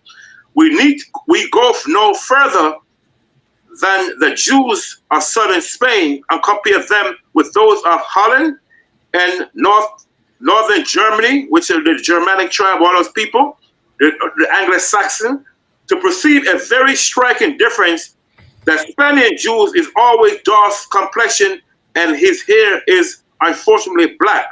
Okay? And unfortunately black, right? Okay, said the Jews that came with Columbus, during the time of Columbus, are dark-skinned people, right? The Jews that came with the Portuguese to America are dark-skinned, are from the tribe of Judah, page 298. I mean, we could go all over and over about these different tribes. You know what I'm saying? So there's nobody could say that what we teach it is garbage, because it's too many proof here, right? Too many facts. Mm-hmm. See that Judah, there was a place in West Africa called the Dahomey Kingdom was from the tribe of Judah. They came here with Columbus and dwelled here with the Indians. Okay, so I mean, I don't know what else we supposed to, which we don't care. They don't believe it. What are we being biased on? Exactly. You know. Mm-hmm. So I mean, y'all have confirmation bias. What do you mean? What are we being biased at? Yeah. It's just common sense. Certain things are just common sense, and when you link it together, it just makes sense. So I don't know what he's talking about, and like, you know, dudes like that, you just gotta leave them alone, you know, and just let them find their way, because scriptures is very clear, and you know, you can't use the scriptures, you can't use the books with some of these guys, man. This is Isaiah, and brother mentioned it right on time. Bill Gates, he mentioned it right on time. It says Isaiah 11 verse pretty much 11 verse. Let me go and pull it up here. That. Let me get right here. It says 12 verse says, and I will set up an ensign for the nations and shall assemble the outcasts of Israel and gather together the dispersed of Judah from the four corners of the earth. Because that's the curse. Deuteronomy 28, verse 54, we would be scattered to the four corners of the earth. But here's the good part. It says, the envy of Ephraim shall depart, and the adversaries of Judah shall be cut off. Ephraim shall not envy Judah, Judah shall not envy Ephraim. How does that make sense? If they're all black, they're going to know which tribe they're from and still be at odds with each other. And then in Judgment Day, they're going to say, you're Judah and I'm Ephraim, and we're not going to hate each other anymore. It got to be that it's talking about Hispanics and so-called black people. It doesn't make sense what you're saying. This picture here, this makes sense right here. They killing each other and going to war with each other. And the white man, he's supplying the weapons, the drugs, and causing division among them and keeping the fuel and the fire mixed together, which is causing destruction. But the Lord says, Ephraim shall not envy Judah. And you see Ephraim in there representing the Hispanics, Judah representing the black gangbangers and the Crips and Bloods and the so-called Spanish gangs. They're in there too. But it says Ephraim shall not envy Judah, and Judah shall not vex Ephraim. How does that not make sense? Show me another scenario where it would fit the scripture better than this right here. Show me that. Show me that. Why don't you come on the line? Hit the link. I put it down already. So that way you ain't got to text and comment. Just speak what you're saying. Like, you know. I'll put it again. I put it down earlier. I'll put it. It's there again. You know. Even come on and say what you mean. So that because some of the things you're saying is like it's not being clear or whatever. You gotta get on and speak what you're saying, man. Judah meaning the kingdom of Judah, or 3 tribes. You tell us. If now you're just gonna laugh. But either way, I gotta get out of here. Anyway, I'm gonna meet the camp downtown. I'm gonna hang out for the new moon. I'm gonna hang out with them brothers tonight. But all right, brother, whatever you say. But you still welcome. Both of you are welcome to come. Doggy man, I've seen you here before. So.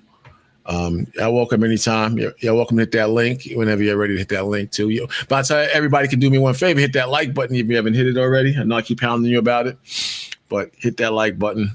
And let me put up the thing. You have something you want to read, Lamont? You have something you was going to read? Well, the scripture. Even when you read about it, remember when the northern kingdom, when the southern kingdom went to war, the northern kingdom was pissed off because what happened in the northern kingdom, they want to join the southern kingdom into war. I think we went to war with Moab, if I'm not mistaken. I got to go back and, check my, if I'm not mistaken. They went to war with Moab. And right there, that's when the hate started between the northern and southern kingdom. Now, there's a book here about, if you can remind me later on, I might put the book aside, we can bring it on next week. When the Moors came to America, not the Moors, there was another tribe came to America. I can't remember. Eric the Red, his team came to America. The Indian came to them and said, listen, remember, we were enemy in prophecy time. We don't really deal with you people no more. They have the northern kingdom still have the same hate they have for the southern kingdom. You know what I'm saying? So when you look among the Puerto Rican, the Dominican, the Mexican, the American Indian, back in the days, they got books shows you that when the southern kingdom, like Judah and the other tribe, they came to make trade with the Indian, there was a little bit of war. They didn't like each other, you know what I'm saying? But they still accept them. But certain of the caciques, they were like, look, back in the prophecies, we didn't like those people because they didn't agree with us, or come to agreement and so forth. There's a lot of books. Out there, but some of those books I have them put aside, man. We tell you the northern kingdom tell the southern kingdom straight up, we don't really get along back in Bible time. They use the term Bible time up. I gotta find the book though. But when I finish, I'm definitely gonna look for the book. So these people know who they were. You know what I'm saying? They know they were enemies at one time. So I don't understand how these brothers gonna talk about we don't know what the hell we're talking about. These people are not Israel. We got so many books written, and these books were not written by no damn black men. We got books written by the so-called Europeans, mainly so-called Jews, telling that the Indians are from the lost tribe. You gonna tell me, you brother that do not believe this, know better than damn crackers? Are you stupid? Are you that dumb? And these people travel. You don't travel. You go from here to them, Pennsylvania, from Pennsylvania to what? The Bronx, and from the Bronx to these places. And you don't travel. You don't do research. You don't go to Europe. You know what I'm saying? You don't go to those places. So or stupid gonna tell us that these people are not Israelites. You sound dumb. Mm-hmm. Now, a lot of these guys laughing at us, so you sound really stupid and ignorant. These people are Israel. Let me read this before we close out. It says the phrase "stick of Judah coming back." So this is going into the Ezekiel 37, but it says the phrase "stick of Judah coming back" likely refers to the biblical prophecy in Ezekiel 37:15-28, which describes the unification of the kingdoms of Judah and Israel. In this prophecy, God instructs the prophet Ezekiel to symbolically join two sticks, one representing Judah and the other representing Joseph, representing the northern kingdom, to illustrate the future reunification of the divided kingdom under one ruler. You understand? The two sticks symbolize the two kingdoms of Israel, Judah and in the south, and in the north, the tribe often refers to Joseph or Ephraim. Prophecy, God instructs Ezekiel to join these sticks together, signifying that he will reunite the two kingdoms into one nation once again.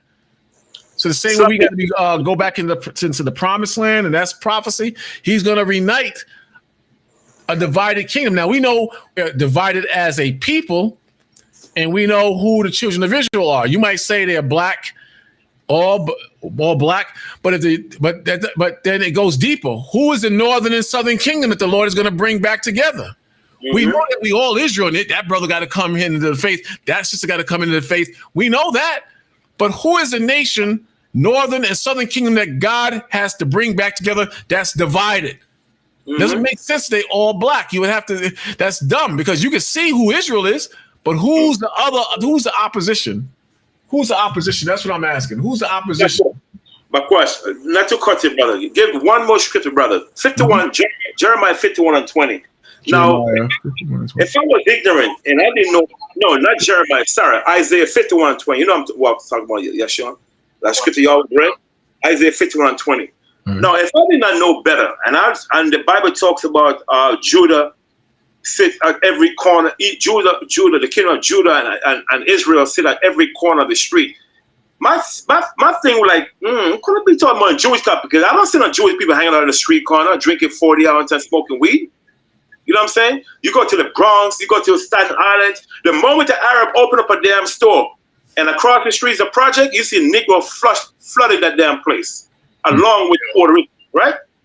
Now let's see what the Bible said, because I mean, even though we might read the scriptures, you always gonna have gangsters. What I call a gangster, mean unbelievers, don't believe what the hell we're saying. But we don't give a damn. But we're gonna tell what the scripture is saying. Read Isaiah 51:20. This is Isaiah 51:20. It says, "Thy sons have fainted." Fainted unconsciously. I don't know if people are fainted. They're into the rap music. They're smoking blunt. They have their children. They raise the children the same way. Look at that shooting in Philadelphia. You know what I'm saying? I was showing a picture. My brother was showing me a picture the other day with some young children like this, like gangsters, like in the pictures. We are fainted because why? The mother and the father are not teaching the kids them the correct teaching, because why?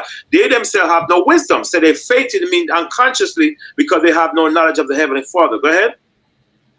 God, it says, they lie at the edge of all the streets. You see, they lie at the edge of all the street. They're hanging on the street corner. Brother, if you could bring up a picture, you see black men hanging on the street corner, like every time an Arab man open a store, an Arab man, they're not going to Esau store in Bensonhurst. They're not doing that, because you know the gun coming at them. They're gonna hang a street corner like up in the Bronx, Staten Island, and so forth. You always see brothers hanging on the street corner drinking 40 ounce. Who is with Judah all the time that speaks Spanish? Ephraim. 90% of is Puerto Ricans. If you got dumb, you can't see there's something wrong. 90% of the time he's Puerto Rican, and every time you see Judah and Ephraim and Puerto Rican, they always talk about, right, oh yo, these damn foreigners come to our country, look at them. And when he talk about welfare, you might ask the person, yo, these people on welfare. What's the first thing they say? Black American, and Puerto Rican. Am I right? They're always making a statement which is wrong. Because the majority of people on welfare is Esau, the small hat woman, Mrs. Ann. You know what I'm saying? So they're always saying that the Judah and Ephraim, they're the main two tribes. They're lazy, they're on welfare and so forth. And all the other tribes say the same thing. You always have people say, yo, man, the Puerto Rican, they don't want to work. Look at them. Look at them on the Black American. They always at the street corner hanging on. Look at them. They don't like to work. They listen to rap music. Ephraim and Judah, they act the same damn way. Mm-hmm. You see what I'm saying? Go ahead. And Salakia, one day, one time I had went out the country on vacation or whatever, and I met this Mexican brother, this Issachar brother, and we was talking on the resort or whatever, and he was breaking certain things. Now he was from Chicago, and you know he was breaking stuff down to me about how it is out there, and I'm breaking stuff down to him about how it is where I'm at, and we was just around a bunch of other heathens, Chinese, you know, Edomites, all that, man. And he said, man, I know for a fact. Now, it's a correct brother said this. He said, I know for a fact that y'all are my people. We the same people, man, because we catch the most hell. Here it is. I'm in Chicago, and I'm telling you what I'm going through, and you in New York, you telling me what you going through is the same thing. He said, it ain't no difference to us, man. I might be a little lighter than you, but there ain't no difference. So a lot of Jakes, man, they know, and these so-called Mexicans and especially like the elder bringing up the so-called Puerto Ricans and the Dominicans. That's all I grew up around. You know, those are always friends to me. That's who I knew was my people, even before I got the truth, man. Because the same hell I would catch is the same hell they. You know, I didn't grow up around no damn Chinese dudes or no damn Arabs.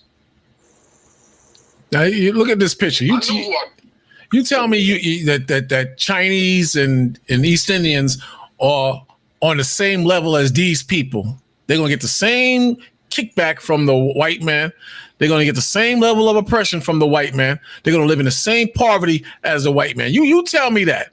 You tell me you see that in this picture. You sound stupid, man. Anyone who believes that crap you're talking about, you sound damn stupid.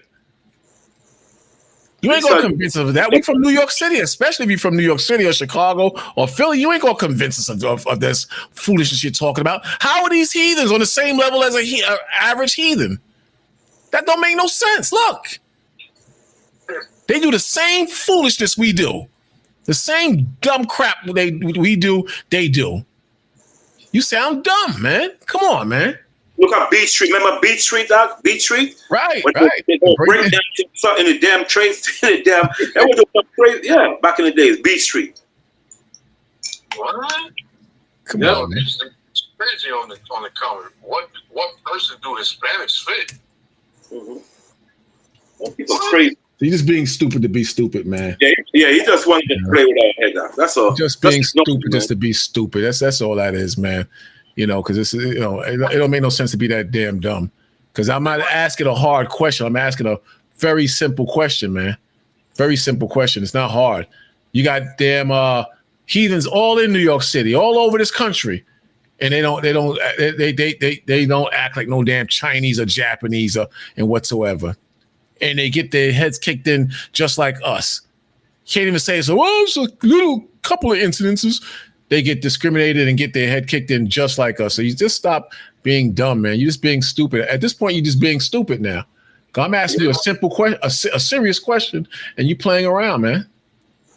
Yeah, it might be AI. It might be AI. No, I know them. I know them from the other pages, man. I know them.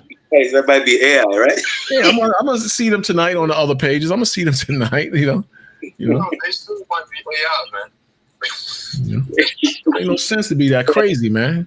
You know what? Even AI would know to give a bit of history about the American Indian. And they tell you they're Israel. AI tell you they're Israel. I think AI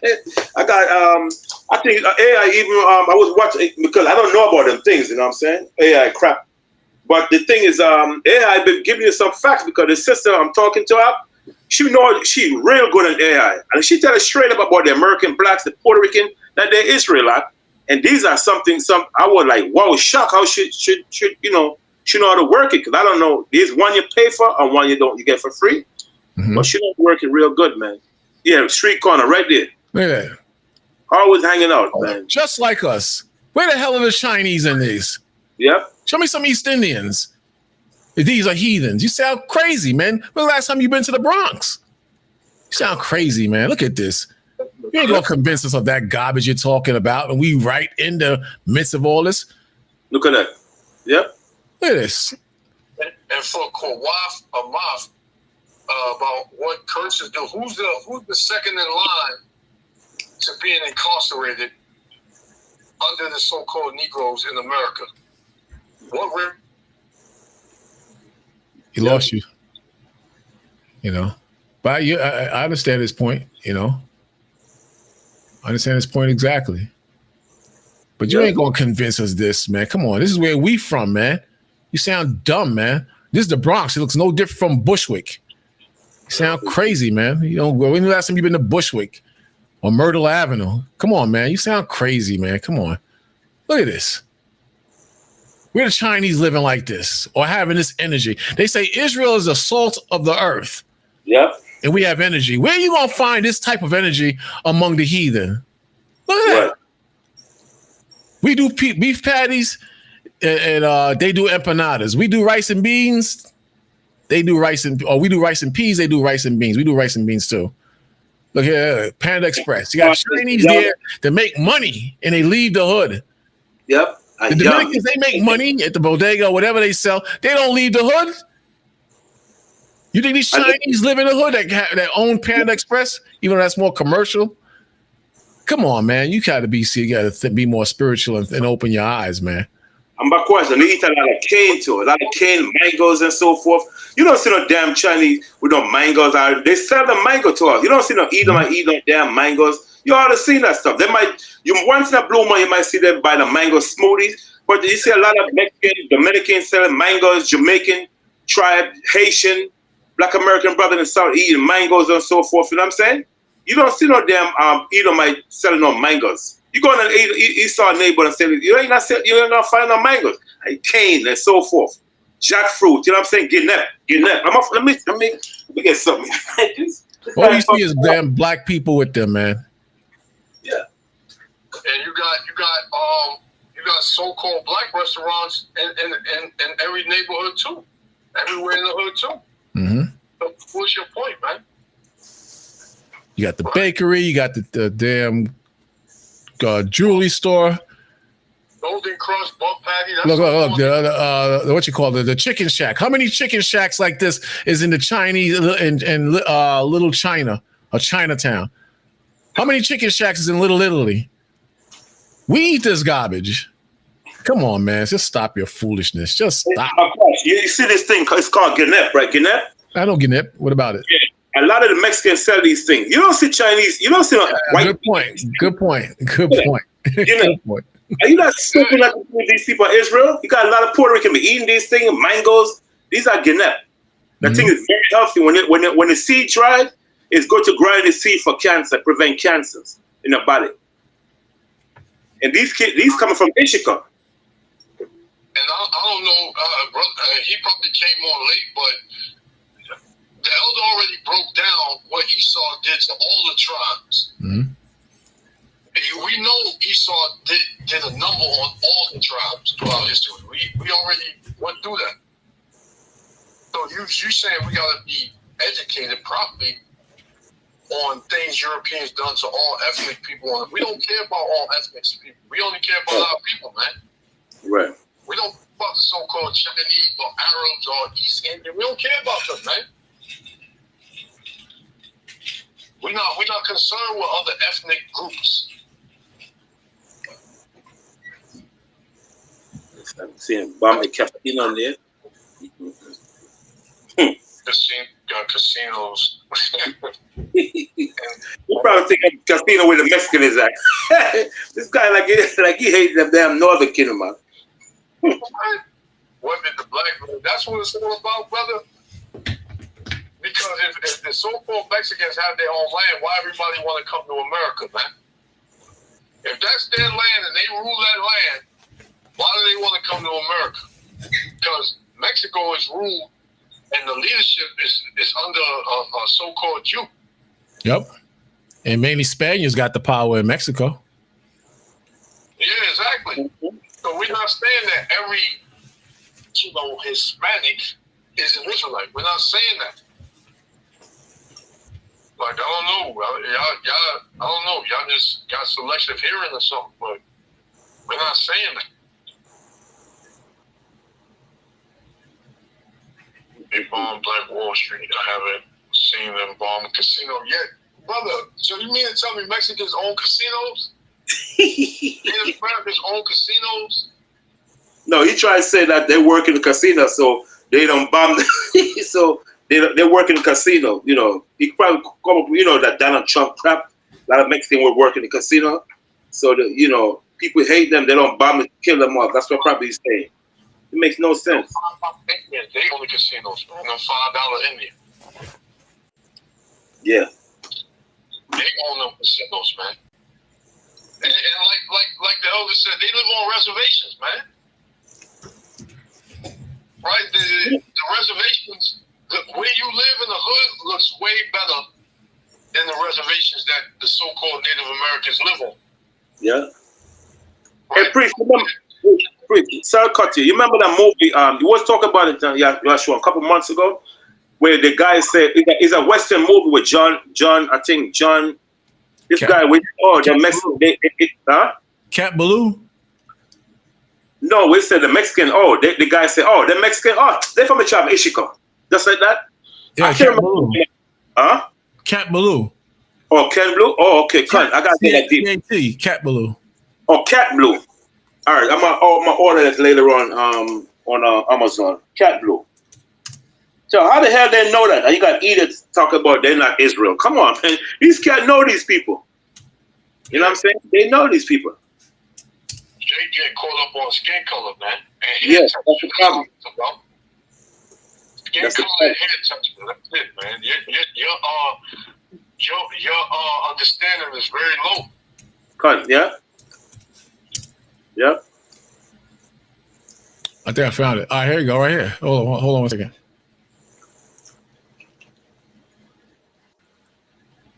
Yeah. Surprised my brother must have put it up. Y'all can see it? Yeah. All right, hold on. This here is my new bronc buster. This is my daughter, Catherine. Shalom Aleichem, Jackson 2 Bears. Mr. Ballou, what's the use of saying Shalom Aleichem to me? I'm a full Sioux Indian. I'm not one of the chosen people. All right, go ahead being stubborn if you want it. I ain't stubborn. Oh, not much you ain't. According to an ex-congressman of these United States I heard give a lecture at the Chautauqua this winter, Indians is the lost tribe of Israel, but he won't admit it. Just ain't true. He was an ex-congressman of these United States, I tell you. Oh, Papa, maybe he was mistaken. Oh, no, he was not. Jackson just got a mean, stubborn streak in him is all. I brought Mr. Bernstein, the telegraph operator, out here from town last month, and he stood right where you're standing now, and he talked Hebrew at Jackson for 10 minutes by my watch, and Jackson pretended he didn't understand a word. Now, I call that stubborn. Well, I didn't understand a word. You see what I mean? Now, you get that trunk down out of there. I'll get the satchel. Now, why would they put that on TV? There was one that said this, them Indian, they're from the tribe of Gad. They were the Mexican. I can't remember the name of it. But this is a good one here. But there's a one that said that the Mexican, they're from the tribe of Gad. Tribe of Ishika, sorry. Ra'ala have those videos. When I speak to him later on, he would tell me the name of the video.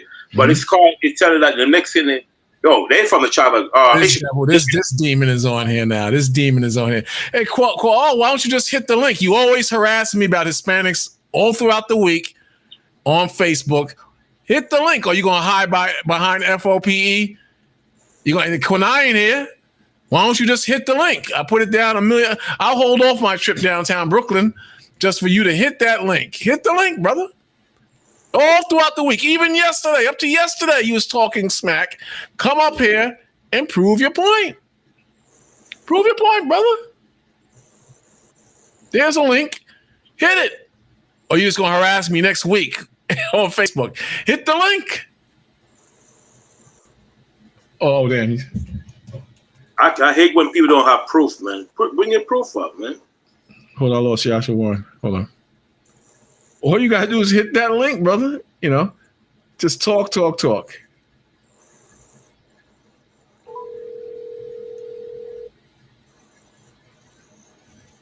Yeah, you can speak Lamar. These guys ain't saying. I'm just kidding. Right. So, so this, like I said, this same book called Light of Truth show you that America, that America was set up by the Indian. At page 124, it says America was set up by Israelite Indians who came from out of Assyria during time of Assyrian captivity. Then it said the view of the Hebrew by Ethan Smith. America was discovered by Columbus in 1492 and was people colonized by Jews known as American Indian. It's what it said right. Same book I'm telling you about, another book, Light of Truth. So, I mean, it is so much evidence out there, man. You got books was written in 1845. You got book was written way before Columbus, tell you that these Indians were Israelites and people that trade with Indians and so forth, you know. There's many people that trade with the Indian. Even when what's his name went to there was a disciple that went to I think St. Thomas went to Belize. Okay, why was St. Thomas being Belize? What's the purpose he's in Belize for? Because those people that's in Belize, they spoke Hebrew. They were Jews. Many books tell you that. You know what I'm saying? That St. Thomas went to Belize. You got St. Thomas went to India. The disciple went to India and taught the Israelite that was in India. So, you know, I mean, I don't know what else. I mean, there's so many information out there, man. In the same book here called America Holocaust, right? On page 46 to 7, we tell you that the St. Thomas, the disciple, went to India and Belize, 46 and 47. I'm gonna read that page right there, page 46 and 47. And those people that went to India, they were Israelites. That they taught in India, they were Israelites. They were not Elam. It said right here. It says there was evidence. Some of them claimed that the apostle St. Thomas had visited Brazil and preached to the native in a millennium and a half ago, right? He said these people in Brazil, right, and India were from the lost tribe of Israel. Okay, some of them are from the northern kingdom, right, during the time of Assyrian captivity. And who are those? Some of them, those were what? Those would be, some of them would be like Gad, Issachar, and so forth, that spread out in Brazil. Okay, we said that before. Then when Columbus met Montezuma, it tells you Montezuma told Columbus, told Hernando Cortez that his ancestor came from ancient Israel. And Montezuma was the last emperor of Mexico after Aztec. Why would Montezuma tell Hernando Cortez that his ancestor came from ancient Israel? But brother would say, well, he's not, maybe because he was black. No, it doesn't mean because he was dark skinned. You don't have to be dark skinned. But even though we have books say that, he was dark skinned, but he's still from the northern kingdom. So we have to get all this stupidness, talk about the northern kingdom. They're not Israelite. That's stupid. So if these people were not Israelite, then what happened to the 10 tribes? Where the 10 tribes are? Tell us. I want to learn. We are the 10 tribes. See? That's the answer I'm looking for. See? Ignore the idiots.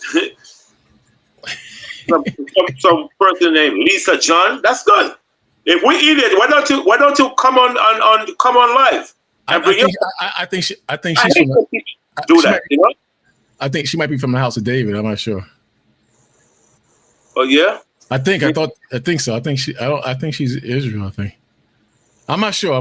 Lisa, oh, I'm sorry, sister. She said we're supposed to ignore these those people like AMTZ. That's what she's saying, to ignore them. Yeah. I think she might be from one. She just comes on once in a while. Yeah, thank you. She said ignore those people. Mm-hmm. See? Because they have no facts. She's right. They have no facts. You know? We have the facts to prove these people are Israelites. Mm-hmm. See? Like the sister said, ignore them. So that's what we're going to do. Yep. You can come back next week and with some proof this next week at least, but don't just keep talking. Yeah, we're willing to listen. It's no problem. But if you don't have no facts, you're going to get cut. That's it. We're willing to listen. Because we know these people are all people. Huh? And I said we got to shut it down, man. I want to catch these brothers. You know. Okay. So, brother and sister, listen up. They just continue studying, man.